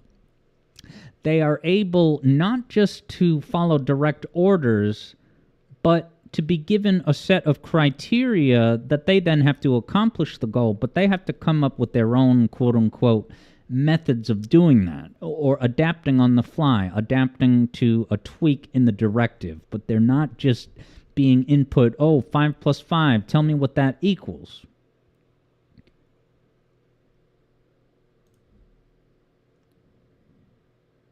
Vector says it's a social issue. It's concept art, so it's not meant to appear one-to-one with the final product. But people can't trust the person who made it once they... All right, I want to get to that, Vector, because it's very relevant, but I'll come back to that, and I look forward to it. JJ says, but I'll give you a heads up, Vector. What I am going to ask you as a follow-up clarification is trust. If you're saying that they can't trust the person who made it, what contract did that artist violate by using AI? If they can't trust them anymore, what was the... Because I don't see any deception. JJ says AI can already dead accurately reproduce a person's voice with minimal input. It won't be long before we get AI jazz. And I think we already do have AI jazz. I think what Adam is more focusing on, and maybe some of these excerpts we're not going to get to, is that... Here, let me replay this footage here.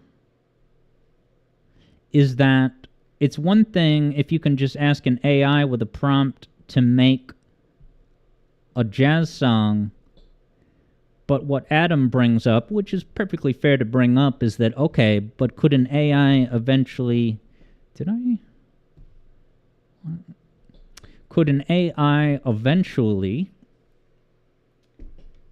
be able to jam and improvise?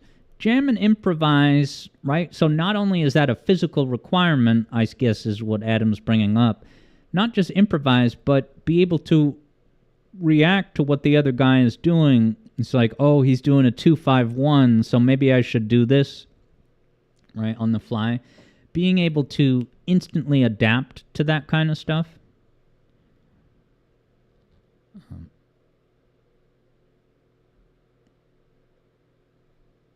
But yes, so we'll definitely get to that vector. All right, so now we're going to listen to this guy whine. And I don't know how long ago this clip was to put it in more context, but this guy is going to whine as if the world owes him something, and you're going to find him stuck in a corner that he cannot escape by his own choice. So let's see.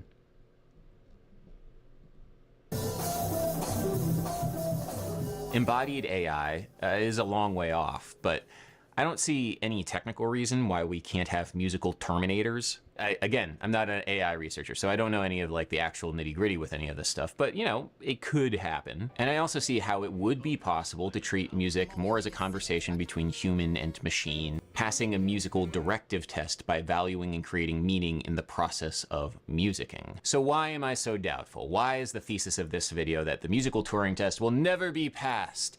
We will never have musical machine intelligence. Alright, I clicked the wrong area, sorry about that. This is where I actually needed to go. More efficient to have humans do the jamming.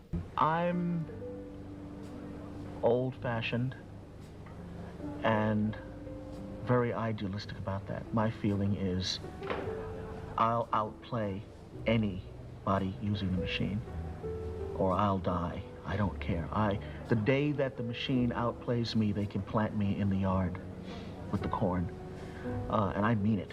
I'm very serious. I will not permit myself to be outplayed by someone using the machine. So that's extraordinarily arrogant. That person whose quote you just heard has such an inflated perception of his own importance that he would commit suicide if a robot so much as meets him at his level in terms of, you know, jamming, making music, or whatever. So, like, I think that a lot of the existential crisis that some folks are working through with this is that they cannot stand the idea that machines could do these things better than them. And that just reveals that they have a very warped perception of what a person is. If an AI can be given goals and then come up with their own not mapped out solutions to solving them, I defy you to tell me why a human brain is different. And I bet that some of you would say, oh no, but you know, with emotions and human history, it's also complex, and you're dreaming. You're dreaming to think that a human brain cannot be replicated. A human brain sorts through priorities and then calculates the best, most efficient way to accomplish the goals in the same way that a computer will be able to. And whether or not it will be chemically identical within our lifetimes is less important compared to the Turing test. Whether the mechanics underneath and the wiring of the brain versus the circuits, whether or not that's like super identical, the much more pressing question in the short term is, can it pass for a genuine human art creation? Can it pass for a genuinely human art creation? And the answer is, it already is.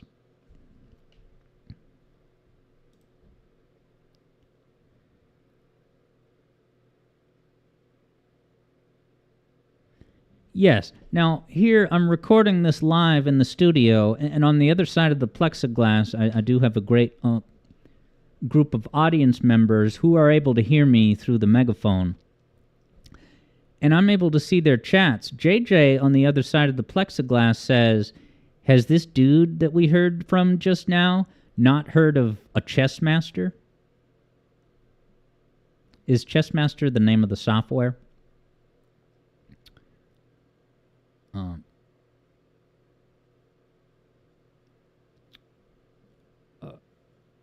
So JJ is taking that very whiny case study and applying it to chess. Are the chess pros of the world now all going to commit suicide because a machine AI can consistently beat them at chess? I think the reason why those chess players would not be apt to just have an emotional breakdown and commit suicide is because they're able to look at chess as a very tangible, mathematical, quantifiable set of objectives, goals, execution, and to think that music is somehow exempt or should be exempt from that same conquerability is narcissistic. I know it's tempting to think that the human soul is irreplaceable, but you are far too locked in to a particular era of human history. And I would say to that whiny, suicidal basis that we just heard from, it's one thing if you're going to commit suicide, but are you just going to leave your legacy and your descendants to have to fend for themselves? Shouldn't you step up and acknowledge the reality of the world you live in? Instead, you're just going to give up because you're saying, oh no, it's my way or the highway, right? But what about your grandkids? And what about your descendants hundreds of years from now? You're just going to give up because you're too depressed about it?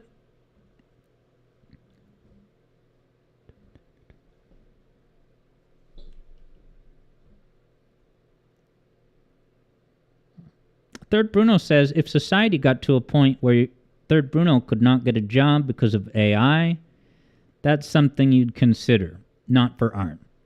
What, suicide? Listen, not to get too tangential, but if anyone is worried about AI taking away jobs, that is a concern, but I don't think there's going to be a massive, crazy Hunger Games situation, right? This probably touches into universal basic income. I don't share the concern that a shrinking job market will result in chaos or warfare or suffering. I'm gonna go with the take, without doing any sociological research myself, that universal basic income will solve the problem of not enough jobs to fill. Vector says people create jobs, AI will remove incentives to create jobs. JJ says there will be jobs centered around AI, and there will be more jobs created from the widespread use of AI.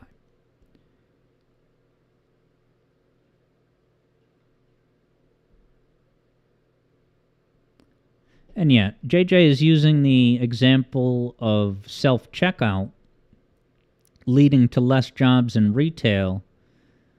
But now people figured out how to use them to steal. More staff and security are needed. So they are having to bring in more help to deal with, security and stuff.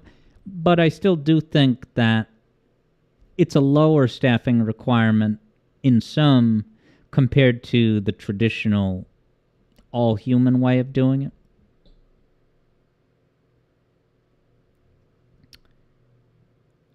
Yeah, Third Bruno says, as long as those who rule want to provide that, they couldn't be in charge of those, the U.S. as of last month. Yeah, to say nothing of the current administration, I honestly think that any government would consider that if the problem got severe enough, right, because human beings respond to incentive. If President Orange saw all the jobs disappear and saw that things may very logically descend into chaos, well, then that president would have a selfish incentive to give out UBI. Like, the UBI solution is not one of generosity. It's one of practical application. And that's especially more likely if we can get a masterful hand on 3D printing, and then many objects or even food can be manufactured with essentially next to zero production costs.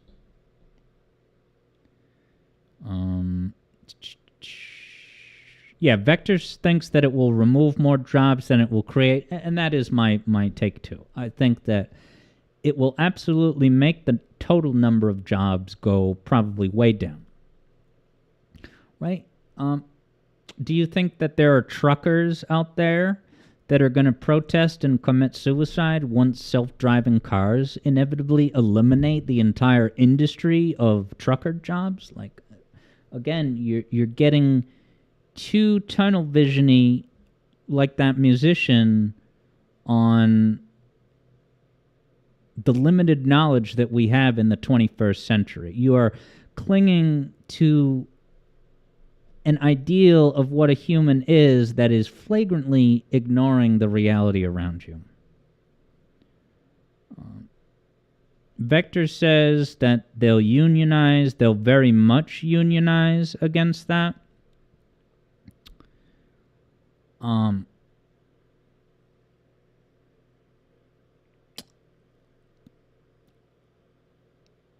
At a certain point, they would have zero leverage. If you mean unionize as in they would threaten to strike, well, they would be firing blanks, because if the industry says, nope, we're using self-driving cars, then, right?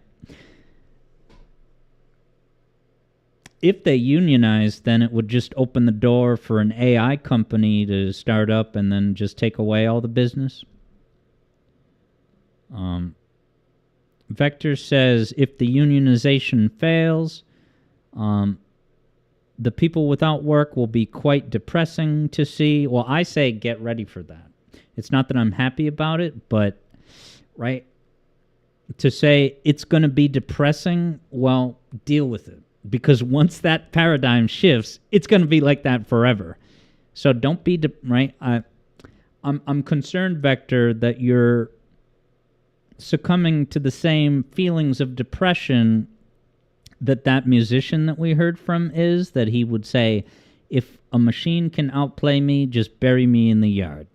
And what I would say, let me just say it in terms of that musician, is to say, shake off your depression, put your big boy pants on, and come to terms with what reality actually is, if nothing else, for the benefit of your descendants.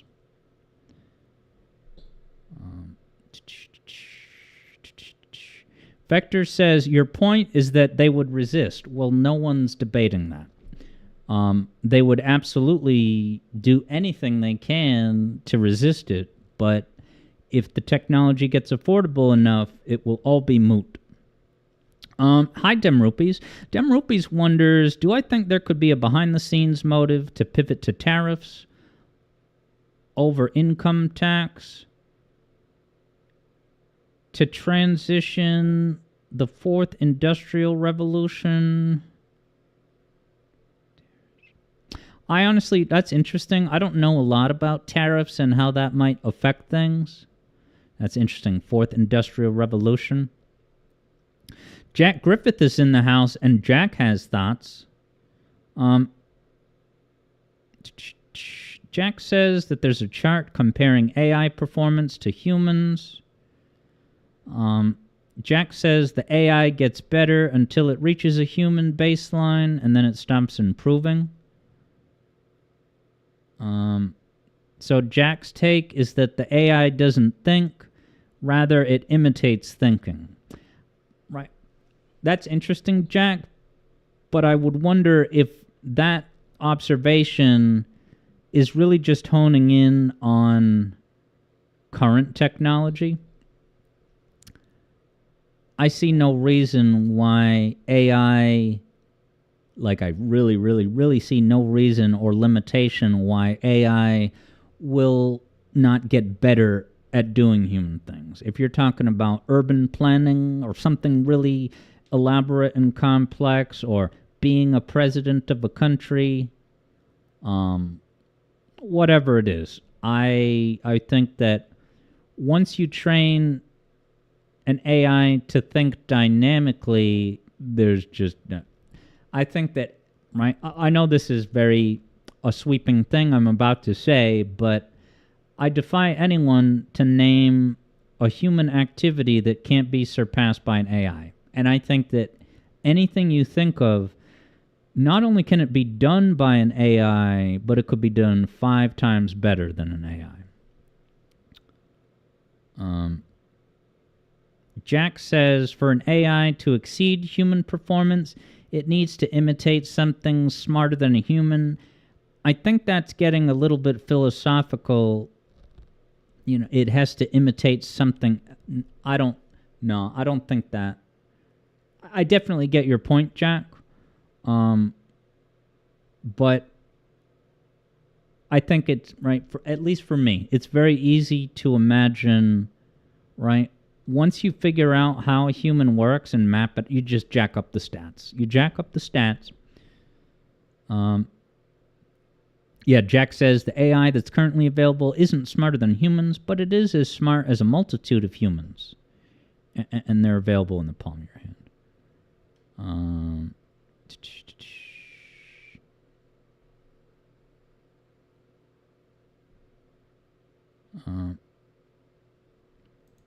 All right. But also, hello, Jack. How's it going?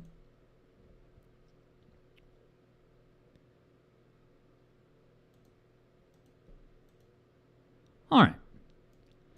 So the thing is, with all this, Adam has his little moment in the spotlight to twist and massage the definition of what music is in order to enable himself to make a new point that's never been made, so that people will watch this Adam Neely video and go, wow, that was really insightful. I feel like Adam Neely is like one of the only voices in the community where I could even get an insight like this. And it's so comforting to know that so much about what music is could never hope to be passed by a machine.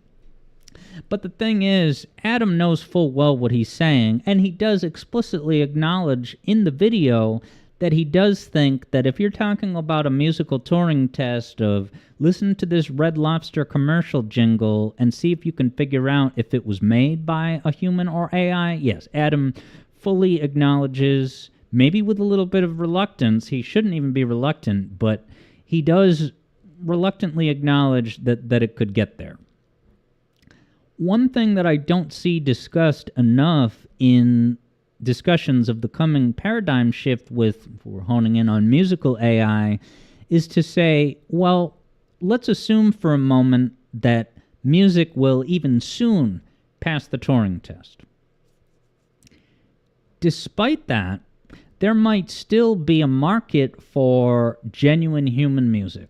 Like, if AI music becomes wicked easy to make and it's very common, well, I could imagine a segment of music fans who say, I'm not interested in AI music. I only want to listen to music that I know is made by a real person. It's based on trust. It's based, right? And that brings up the larger musical point that I think Adam is kind of getting at. It's to say, like, when you buy a Radiohead album, you're not just listening to the CD in a vacuum.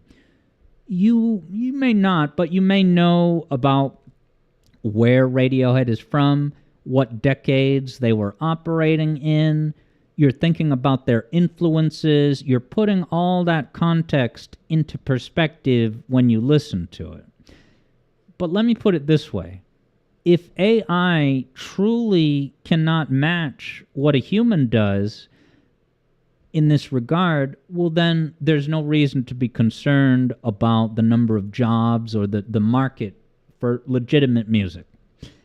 If the human capacity to make music is truly unmatchable, then the AI-generated music would not be a concern that it would replace genuinely human music.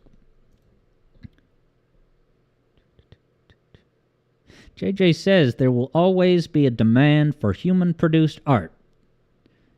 And I think that, yes, The philosophical thing that comes to mind with that, though, is that if there's always a demand for human-produced art, let's say down the line, as this industry flourishes for, right, we have you take a pledge, no AI. Well, let's say there's this one recording artist who, throughout his career, he gives the pledge, I'm never going to use AI. He's one of the biggest successes. And then at the end of his career, a scandal breaks. They find out that most of his music was actually made with AI. And so then it becomes this fascinating, almost placebo effect where you were listening to AI music the whole time, and you got on your high horse about, oh, I know that nothing can replace human art, human music, right? And yet it fooled you. If what you're saying about the irreplaceable human spirit of music is true, then you should have been able to tell the difference throughout all the years. But you fully bought it, and you exposed the placebo effect of being told something is genuine without knowing concretely, hands-on, that it actually is.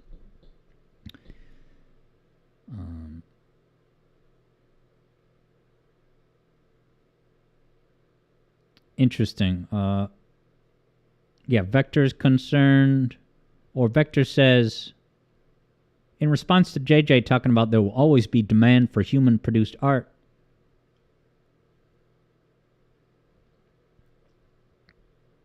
and then you said, except when it's produced to the taste of the wealthy. Sorry, I'm kind of losing the ball on that, but JJ says, it's clear that culturally AI is being widely rejected, but there is a shocking amount of people who can't tell when something is AI, so it's hard to gauge from internet reaction alone. And that's the thing. If you can't tell it's a part, then any preference you have for human-made music, it's like you're almost taking it on faith. And then, yeah, this is some of the buzz JJ got for breaking the Sage rules with Ashura. You couldn't tell, bro. I listened to that. I thought it was minus Celsius that was AI because it was so repetitive, but that's going to sound disheartening to the person that composed it, so don't tell the minus Celsius.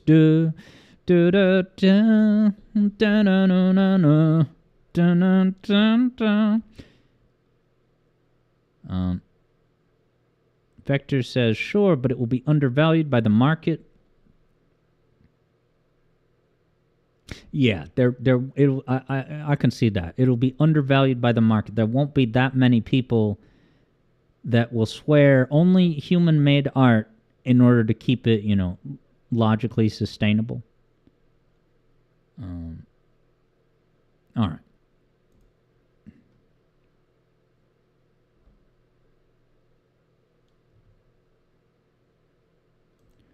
So that raises the overall quandary is, does it matter? If you cannot tell them apart, I don't know, it's hard. I'm struggling to... It almost exposes that it doesn't matter, possibly. And yet it does. It just feels in your heart you want to know. It's because I think it's as simple as that when you listen to music, it's not that you're only listening to the audio in a vacuum. You are also experiencing it as a means of communication. You are hearing the expression of another real person. And it's for that reason, like I said before, that when you read a book, part of why it's so engaging is because you are experiencing it as an expression, as a communication medium of another person. So if you're now then look at that context and art created by a robot, well, then there's almost a sort of loneliness to it. It's like you're not hearing the expressions and thoughts. You're not learning more about a true experience that happened in the... You're just, right? It's tricky. It's tricky. JJ says, you want proof that humans can't tell themselves? We had to invent a program to analyze and tell us if it's AI generated. Vector says we judge right now because we know, like we can find examples where we can tell. But I don't think anyone that heard that Red Lobster jingle on the radio started calling in and say, hey, don't use AI art. And that may be in part because so much pop music is formulaic, stale, and safe that it's even easier for an AI to pull off the con.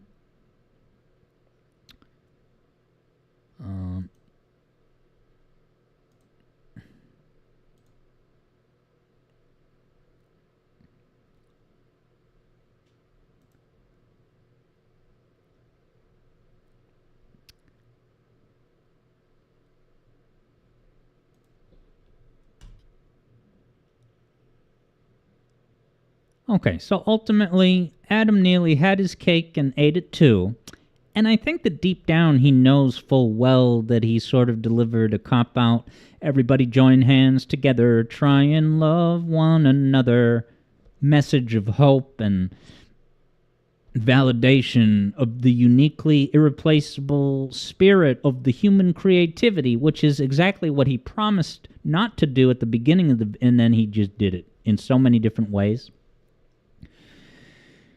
But here's the major thing that Adam fails to consider, which is that just about anything could be done by AI given enough time. And if you don't think that's the case, then you have an inflated view of what a human is or how the human brain works. A human brain is set up like a computer in terms of, instead of ones and zeros, it's electrical pulses. And when you combine the very specific combination of electrical pulses, you get, for example, a memory of that time that you rode the Ferris wheel for the first time at age 7. That memory sticks out in your mind. What is that memory on a literal physical basis? Well, it's a bunch of electrical pulses traveling in tandem to somehow create the language, so to speak, of the human memory. There's literally no reason why you think a human couldn't do something like that. Let me ask you, stop in your mind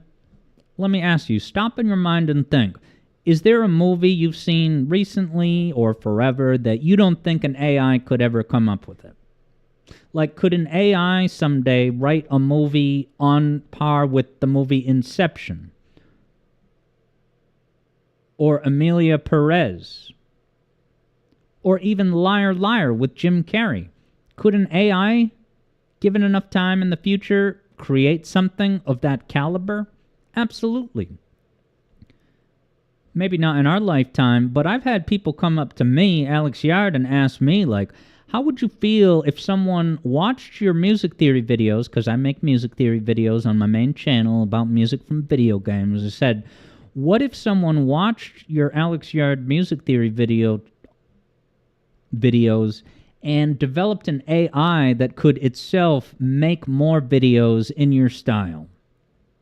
How would you feel about that, Alex? And my answer was, well, it wouldn't be a crime. It wouldn't be unethical, because all that person would be doing is exactly what I do. If they figured out how to make an Alex Yard video, what's the format, what sorts of things does it touch upon, what are the visuals, right?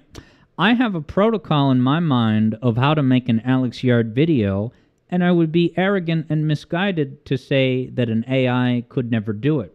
So let me put it this way. If a human person watching my videos can figure out my format and then create their own new videos that don't infringe on mine, but they take the same template and the same formula. Someone turned around and made an Alex Yard style video about Final Fantasy music. It's not like I would have grounds to tell them to stop or to take down the video. They're not infringing on any of my intellectual property. Now, if they were taking exact words, phrases, examples, stringed together in a unique combination, that's a different thing. But if there's nothing to stop someone from making new installments in my style, then there's really nothing to stop an AI robot from doing that, nor would I have any grounds to object in terms of commerce or ethics. Shadow Ops thinks certain regulations on AI have to be put in place. Ghost Burbs trembling in the trembles.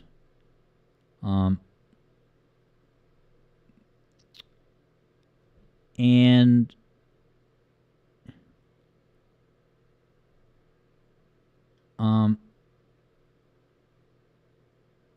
interesting. Third Bruno says, perhaps you should approach music in the way I described.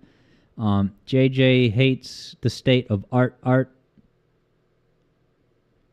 And Third Bruno says, granted, computers do rely on electrical pulses on the hardware, so it's even more physically similar than is maybe immediately intuitive. Vector says, given enough time, money, and processing power, AI can probably do just about anything. So now we're going to get to the real mind blower. Forget movies, forget YouTube channels. Do you think that AI could simulate an entire universe? Because I'm going to come right out and say, my view on the matter is yes.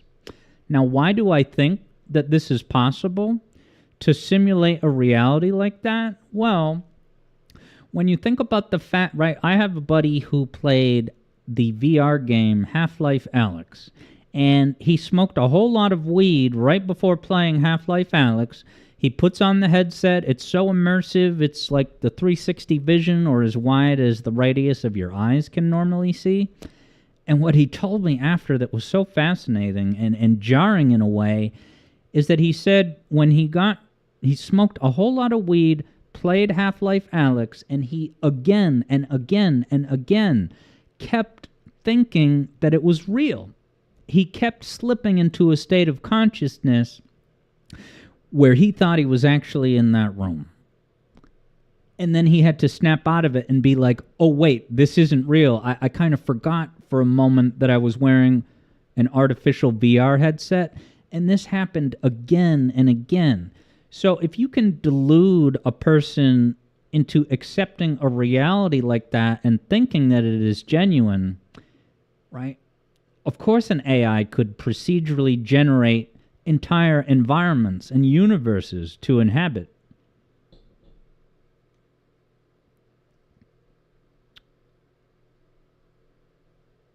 JJ thought about this when he was in his teens.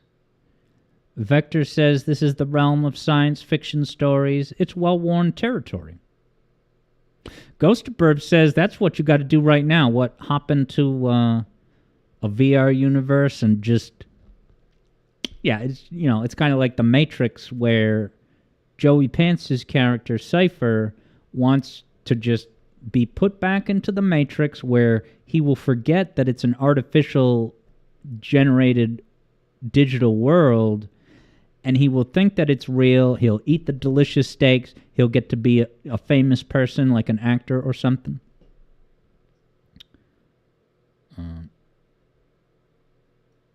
Third Bruno says the electrical pulses, maybe in a computer, may be simpler since they can only be grouped into two voltage ranges, 0 and 1.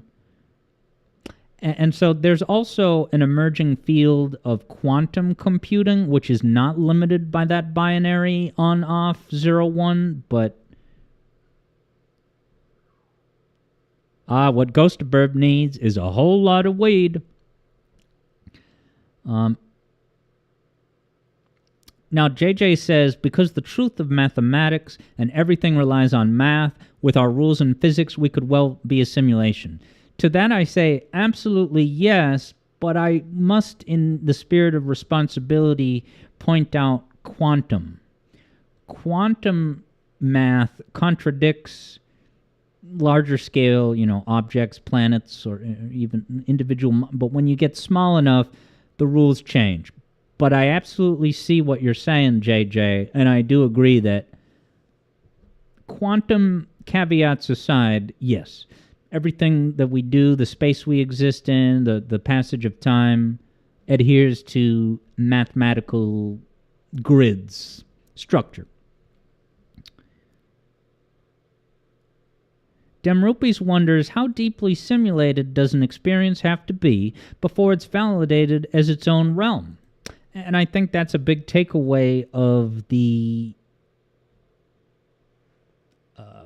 Inception movie. I'm going to give spoilers for the end of Inception, but I'm sure you've all seen it, so if you don't want spoilers, pop back in 2 minutes. If I recall, that's one of the big things in Inception, which is that at the end of the movie, he's reunited with his kids, and then they cast doubt with the top as to whether that reality is real, but I think it's meant to suggest that even if it's not real, he gets to be with his kids, and he gets to soak himself in the reality that he always wanted. There's some interesting things to tease out of that. I'm not even sure where I stand on that aspect, but to Demrupi's point, that, right, and that's, goes to the ethics of, AI robots, and if an AI robot can, this gets super tricky and complicated, but to streamline it, if an AI robot can feel pain and have desires and wants, then does that robot then in turn now, should it be granted rights? Or does it not have any rights because it's all artificial? And that speaks to the classical philosophical zombie problem, but we should talk about that at some point. Shadow Ops is taken off. You're saying logic circuits are switches, Nintendo switches. Emmett started with vacuum tubes, then Texas Instruments created the transistor. Transistor in stores now by Supergiant Games. I'm just kidding. Wow, JJ's got the teaser saying this is going into Axiom Verge territory. All right.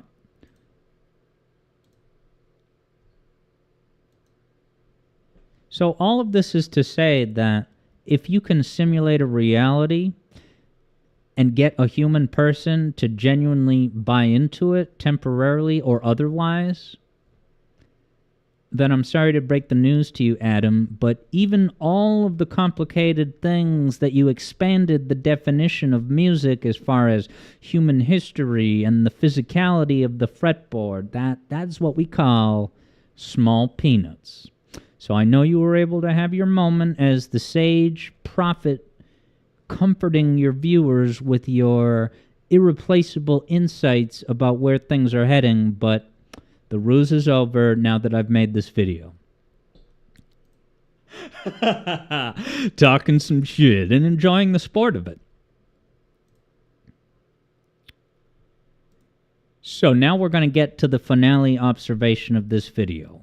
And I'm going to twist Adam's, I don't want to say deceptive, but non-substantive cop-out methods of waxing philosophical in order to try to make a new insightful point that does not actually exist. So if Adam's whole take on this video was that, oh, well, AI couldn't pass the musical Turing test because let's clarify what music is. This whole fear, this whole existential crisis is actually a category error. Well, here's the big twist. You ready? Adam Neely's whole approach to music and discussing it and analyzing it is itself a category error. Well, what does that mean? Well, if you go to Adam Neely's YouTube channel, you're going to see the prominent tagline that says, what the channel is about is exploring what music is and what it means to be a musician. So I am now going to give Adam Neely the reality check that what he does on his channel and the sorts of arts and sciences that he is exploring and quantifying, that is in fact not music. I am here today to say that it is a category error to state that Adam Neely specifically is a musician who makes content exploring music. Because you see, what Adam Neely is not a musician, but rather, wait for it, a mixed media Sudoku specialist. Now, I know that sounds kind of bizarre, and it is a little bit of a metaphor that I'm going to have to expand in more depth, and that's going to be a whole separate video discussion, okay? But Adam Neely is not so much a musician as he is what I am terming a mixed media Sudoku specialist. Now, this very specific specialist field does have a lot of overlap with music.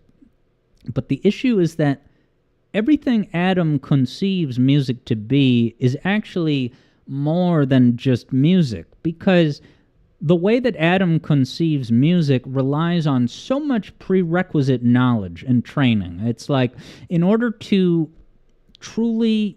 genuinely experience a piece of music, you have to know the history behind all the genres that got us to that point. You have to know all these things about scales and harmony in order to put this or that jazz music in context. I gotta serve it to you real, Adam. You're losing sight of what music actually is. Music, on a basic level, is just the music that you hear and the experience it creates in the listener. And this is a big point that I try to touch upon and drive home in my music theory videos and discussions surrounding them, which is that you cannot rely on your audience to know about a secondary dominant. So if you're playing a secondary dominant that you're trying to make go to 5, but then you swerve somewhere else instead of fulfilling that secondary dominant, Adam Neely would have you think that it's subverting expectations. But no, that may only technically be true for people that have spent their life in music classrooms and they've looked at all the textbooks and all the different eras, and so they say, when you take a 2-chord and make it a major triad, well, that's a secondary dominant, so it would logically go to 5 next, and to not go to 5 is to subvert expectation. No, that's a load of baloney. You are sort of creating a prerequisite requirement where it's not just music.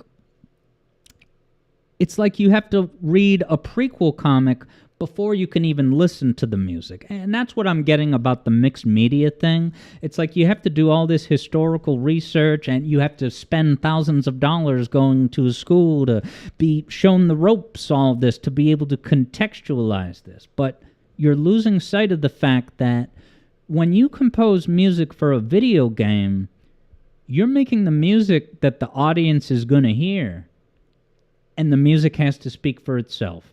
You cannot rely on a college music appreciation class in order for your audience to be able to make sense of what you're communicating in the music. And I think that's a common problem that these career academics and people that have spent so much time in music education settings is that they start to consider all the background and context and the theory and practice as part of the music. But that's almost like the behind-the-scenes mechanics. The only thing that a viewer or listener, the only thing that the listener can experience that's universal is just hearing the song, going to a haunted castle level and hearing tense, dissonant intervals without having to take an entire class to make sense of what it's supposed to be or what expectations it's subverting. So I say that Adam Neely is a mixed media Sudoku specialist. The Sudoku aspect comes from the abstract plan. Before you actually get on stage, you're overanalyzing all these scales and modes and how they fit into the wealth of human music history, and like something like microtones. Now, microtones is something that gets Adam's engine going. He loves microtones, and the reason why I'm so dismissive of his overemphasis on things like microtones is that the average listener cannot even really detect microtones. It's like something that you have to look out for because you're told there's going to be a microtone in here. So listen to this Adele song and look out for the microtone at this one spot. It's like you don't have any of that pre-planning. You're not sending the listener a pamphlet to get them ready for the music has to speak for itself. And if you're spending 95% of your effort for these 1% payoffs that most music listeners will never even detect, well, now you're kind of just locked in this narcissistic loop where you're making music for yourself. You're doing the Sudoku math on a piece of paper, and eventually it will correspond to music that you've made, but you're getting so tied up in these infinitesimal details and mistaking that for the communication medium of music.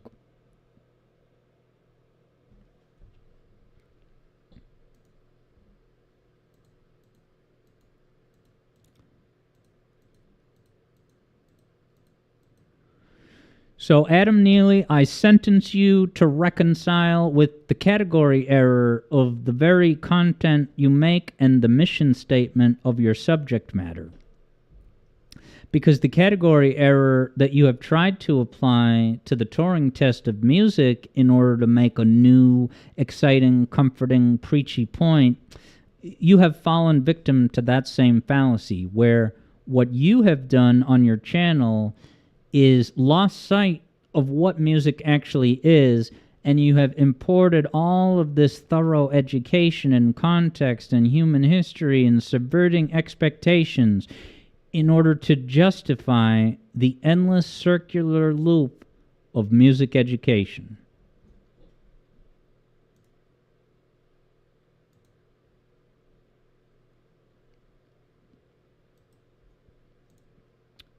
So, Adam, the next time you write a song as a communication medium to be experienced from you, a human, to another human listener, you have to return to square one and ask yourself, in this piece of music that I am writing, what are the universal traits that can be experienced by anyone, regardless of how much money they've paid for music training in a classroom?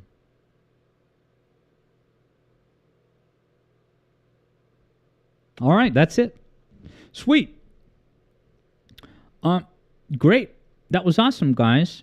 So yeah, now that I've kind of gone through my whole thing of things to touch upon, I want to make sure I circle back to the things that I skipped over, and it was specifically about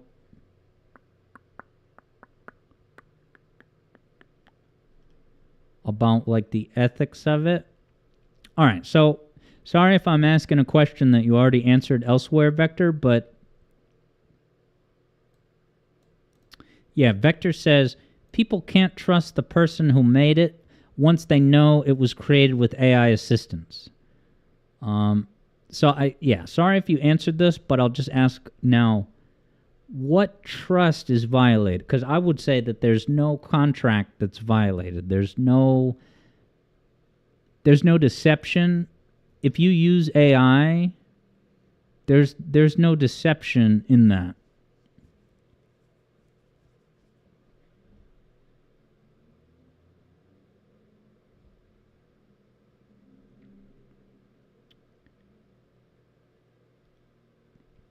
Okay, now, interesting. Vector said that, so Vector, I guess, is putting himself in the shoes of someone who is watching the movie, and they learn that AI was used, and they start to assume that the person is not creative and they don't have good ideas. Otherwise, they wouldn't use AI art.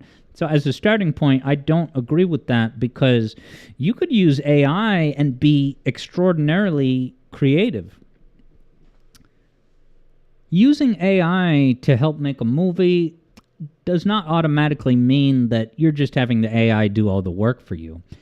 AI can just be used as a brainstorm technique, right? Maybe they, like if Sonic Movie 3 used AI to generate concept art for like the gun soldiers, well, maybe they just picked and choose a few interesting traits that AI generated, and it still required human input to decide upon the final design. There are degrees of severity with that, but I don't see any trust violated with that. Okay, Vector had said earlier, the contract of producing art with love and care, which is a hot button nowadays. Yeah, I just don't think you can speak for everyone in that sense. Vector says, for a lot of people, that is not very convincing an argument. that people who use AI care about, I don't agree with that at all. I don't think that if you find out someone uses AI, that means they don't care about the end result, right? No. There may be people who automatically conclude that, but you can't speak for everyone on that.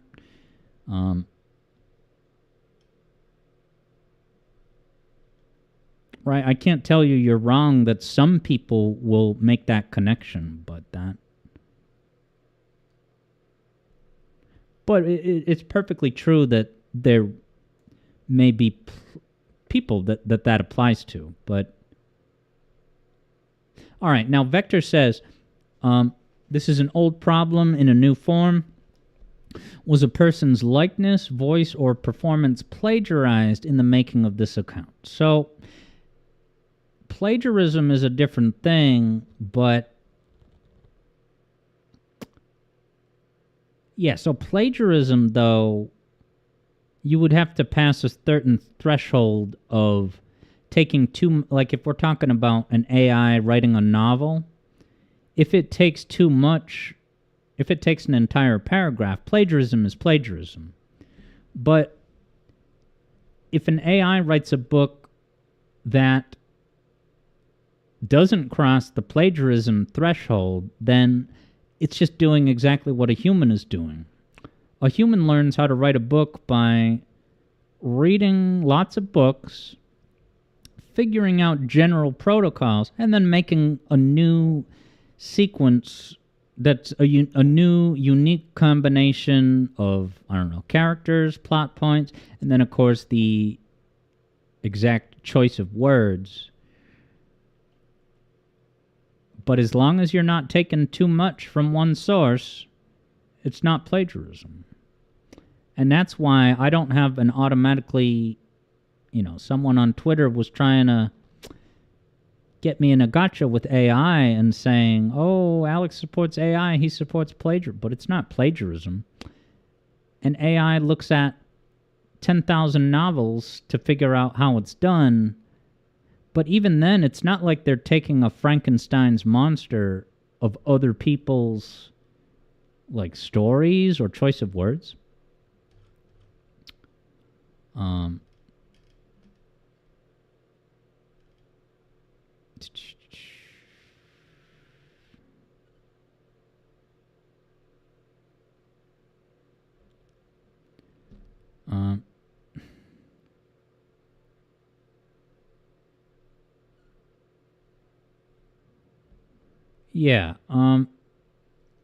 So, if there was any other things that people wanted me to touch back upon,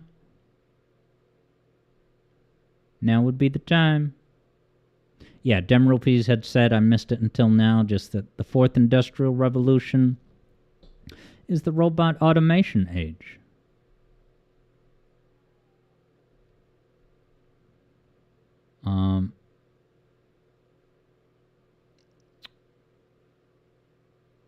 Vector says sometimes AI does do that verbatim. And so I think what JJ is saying is basically what I was about to say. That if an AI plagiarized and took too much from a single source, take a whole paragraph, well, then it would be held accountable just like a human would. But there's nothing that says an AI shouldn't be allowed to cook up a novel, because if you take that extended too far, well, then you say, well, a person might plagiarize someone else, so no one is allowed to write novels, right? It would come down to individual examples being kind of found and rooted out. JJ says, sometimes people do that, and it's down to the ethics of the user to notice. I think it would just be as simple as eventually AI will get good enough that part of the parameters that it is executing is that it has a set of protocol, like never take too much from one source. And so as soon as you can train an AI to obey by staying within thresholds so that you don't plagiarize, well, now you can be confident that anything you order the thing to do will not plagiarize.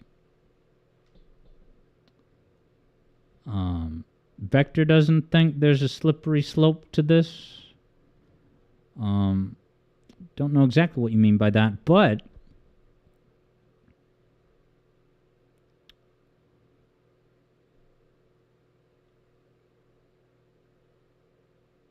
yeah, and so Vector said, if you can't tell them apart, it probably doesn't matter. You can't judge what you don't even know. And that, to extend, it's a bizarre philosophical concept, but just as a thought experiment, let's say that tomorrow you wake up and there's some kind of digital genie who says, guess what? Your entire life was all a simulation. It was all just not actually organic matter. You were just in a matrix. Well, it's like you would think about all the people in your life, and I would like to think that they would be just as important to me. It's a bizarre thing to think about, but I would like to think that it would not completely undermine, right, the meaning, the genuine feelings. I know, it's super complicated, but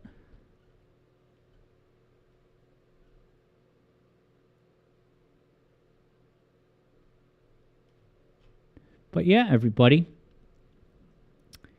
That was pretty much the crux of the discussion. So, unless anyone has any final parting thoughts, I'm going to say bye pretty soon. But what a great chat this was. And look, I apologize that this stream today, before the discussion, right, as I kind of acknowledged before, I'm trying to figure out what the path forward looks like. It may be that, for streaming as long as I have, with a limited set of Sonic games, I could be running up against a finite... I still want to do news segments, certainly on Wednesdays, but they do take time, and with the financial pressure I'm under, it's just I can't be doing that on Mondays and Wednesdays. Third Bruno says this was great, and you suspect it's probably only ideal to go over one topic per stream. That's probably true. And so I'm actually, you'd be surprised. We talked about a lot of stuff, and I may very well use some of the impromptu discussions that we've had. I would like to think, though, that if I'm just honing in on the stuff that I had in my outline, I don't think it's going to be nearly as long as the Silksong one, Earthblade, but this was great. This was a ton of interesting food for thought. And hello, Bam Kuzam. Got that Sonic Advance love. Sonic Advance 2 in this case. But yeah, what a great conversation this was. I want to thank everyone. Vector, JJ, Third Bruno, Ghost of Burb, Eblo was here. So yeah, because I'm at a little bit of a stagnation in terms of figuring out, which games to play, what should the streaming schedule look like, I'm on, right? And of course, one option on the table is to stream less. Stream fewer hours per week. That may come in... it breaks my heart to even think about that, but it's also like maybe streaming as long as I have, doing 3-hour, 4-hour streams is maybe a little bit overkill. And maybe the streams should be shorter and a bit more focused, and or have more of the discussion things. I'm thinking, even if I don't scale back the number of hours streamed, I may nonetheless, even if I stream for the same amount of hours, maybe there will be a greater percentage of these discuss segments, but also hangouts where we check out, other games that I don't own, like we did for Burning Rangers and everything. Third Bruno says that I've done it before when I needed to. You totally understand. In terms of like having a, fewer hours. Yeah, in the past I've done that really, I guess, just when I have like a birthday gathering to go to where I have no other way of making it work. I just have to, like, not do a weekend stream or, like, move it to a Saturday morning, stuff like that. Yeah, less time. So, right. Maybe, again, we're just brainstorming here, but maybe this week has 2 hours less, and then the next week is a normal week where some of them are brief, just so that I hate to describe it in terms of getting time back. I just mean that if I were to stream for 2 less hours, that's 2 hours I can put into the music theory video to keep that moving along, so. I love JJ, as I always do. JJ says, play whatever you want. You don't just have to stream Sonic. When's Metal Gear 2? Yeah. I think that I should keep an eye on... Let me look at... Yeah, because I know... I'm so happy you asked that, JJ, because every now and then it comes to my mind, and I explicitly said when we were doing 1 that we would do 2, and I don't want that to just fade into the forever. So let's see. I know I'm 90% sure it's on Steam as an individual game download, not part of a collection. It's funny, it's called the Master Collection, but I think you can buy them individually. So it looks to be at about $20. $20. And it goes down to $15.99. Yeah, JJ, I'm so glad you enjoyed Metal Gear 1, and honestly, like, because 2 builds so incredibly directly on 1, right? I've said it again and again, Metal Gear Solid 2 is one of my favorite games of all time, and if you can feel even an ounce, a percentage of what I felt playing it for the first time in the early 2000s, going from 1 to 2, it's a mind blower unlike anything I've, right? And I won't give it away, but yeah. But yeah, I appreciate, the willingness where, and as I look at, yes, and Eblo, sorry, we're talking about Solid 2, not Metal Gear 2. Solid 2. No spoilers. Vector would be shook if I played Breath of Fire, Dragon Quarter. It would probably create a viewership, though. So that's the thing, where, like, I stream mostly Sonic, and there's a reason for that, but when I look at the payoff, right, stream viewership has, let's just say it has not increased. And that streams when there's 10 to 12 people are more and more, and I don't mean to sound ungrateful for that, but I just mean it in terms of, as a practical consideration, if I'm spending so many hours per week streaming, you want to see growth, you want to see payoff. So to limit myself to mostly Sonic, I would want to see payoff for that, with at least steady increasing viewers, not downward trending. Yeah, and JJ says, JJ is here to watch someone you care about play games that I likes, and sometimes a game that JJ likes. Yes, and that's the best case scenario.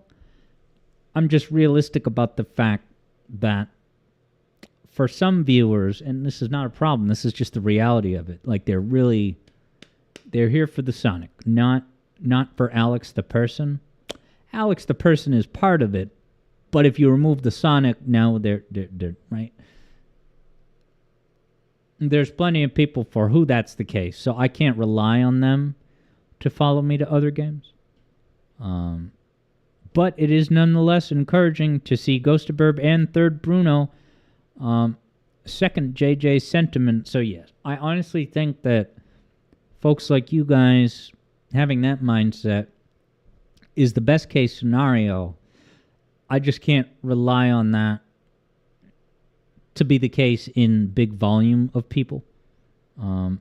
Vector doesn't have the nostalgia for the second game that others have, but you acknowledge its significance. Yeah, JJ says sometimes a strategy change is required when the payoff hasn't been there. JJ hadn't seen payoff focusing on streaming to YouTube, but moving to Twitch has seen payoff. Right.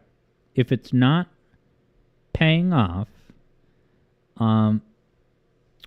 then yeah, I guess I've been telling myself and want to maybe float the concept to you guys that maybe some streams are just not electric. I'm not necessarily going to put pressure on myself to make sure that at all times I'm saying something at least moderately interesting. You know, like when I think about playing Sonic Heroes, you know, maybe you just pop in, you do a half an hour of Sonic Heroes as part of a stream, and maybe some of those minutes are just, there I go, going through the game, saying unremarkable things, but it's more just like I'm there, I'm documenting my quest to get all the emblems, and you guys are here for any amount that you feel like. If you want to take a break for 15 minutes, come back. It's just knowing that I'm there, knowing that I'm, you know, the consistent presence.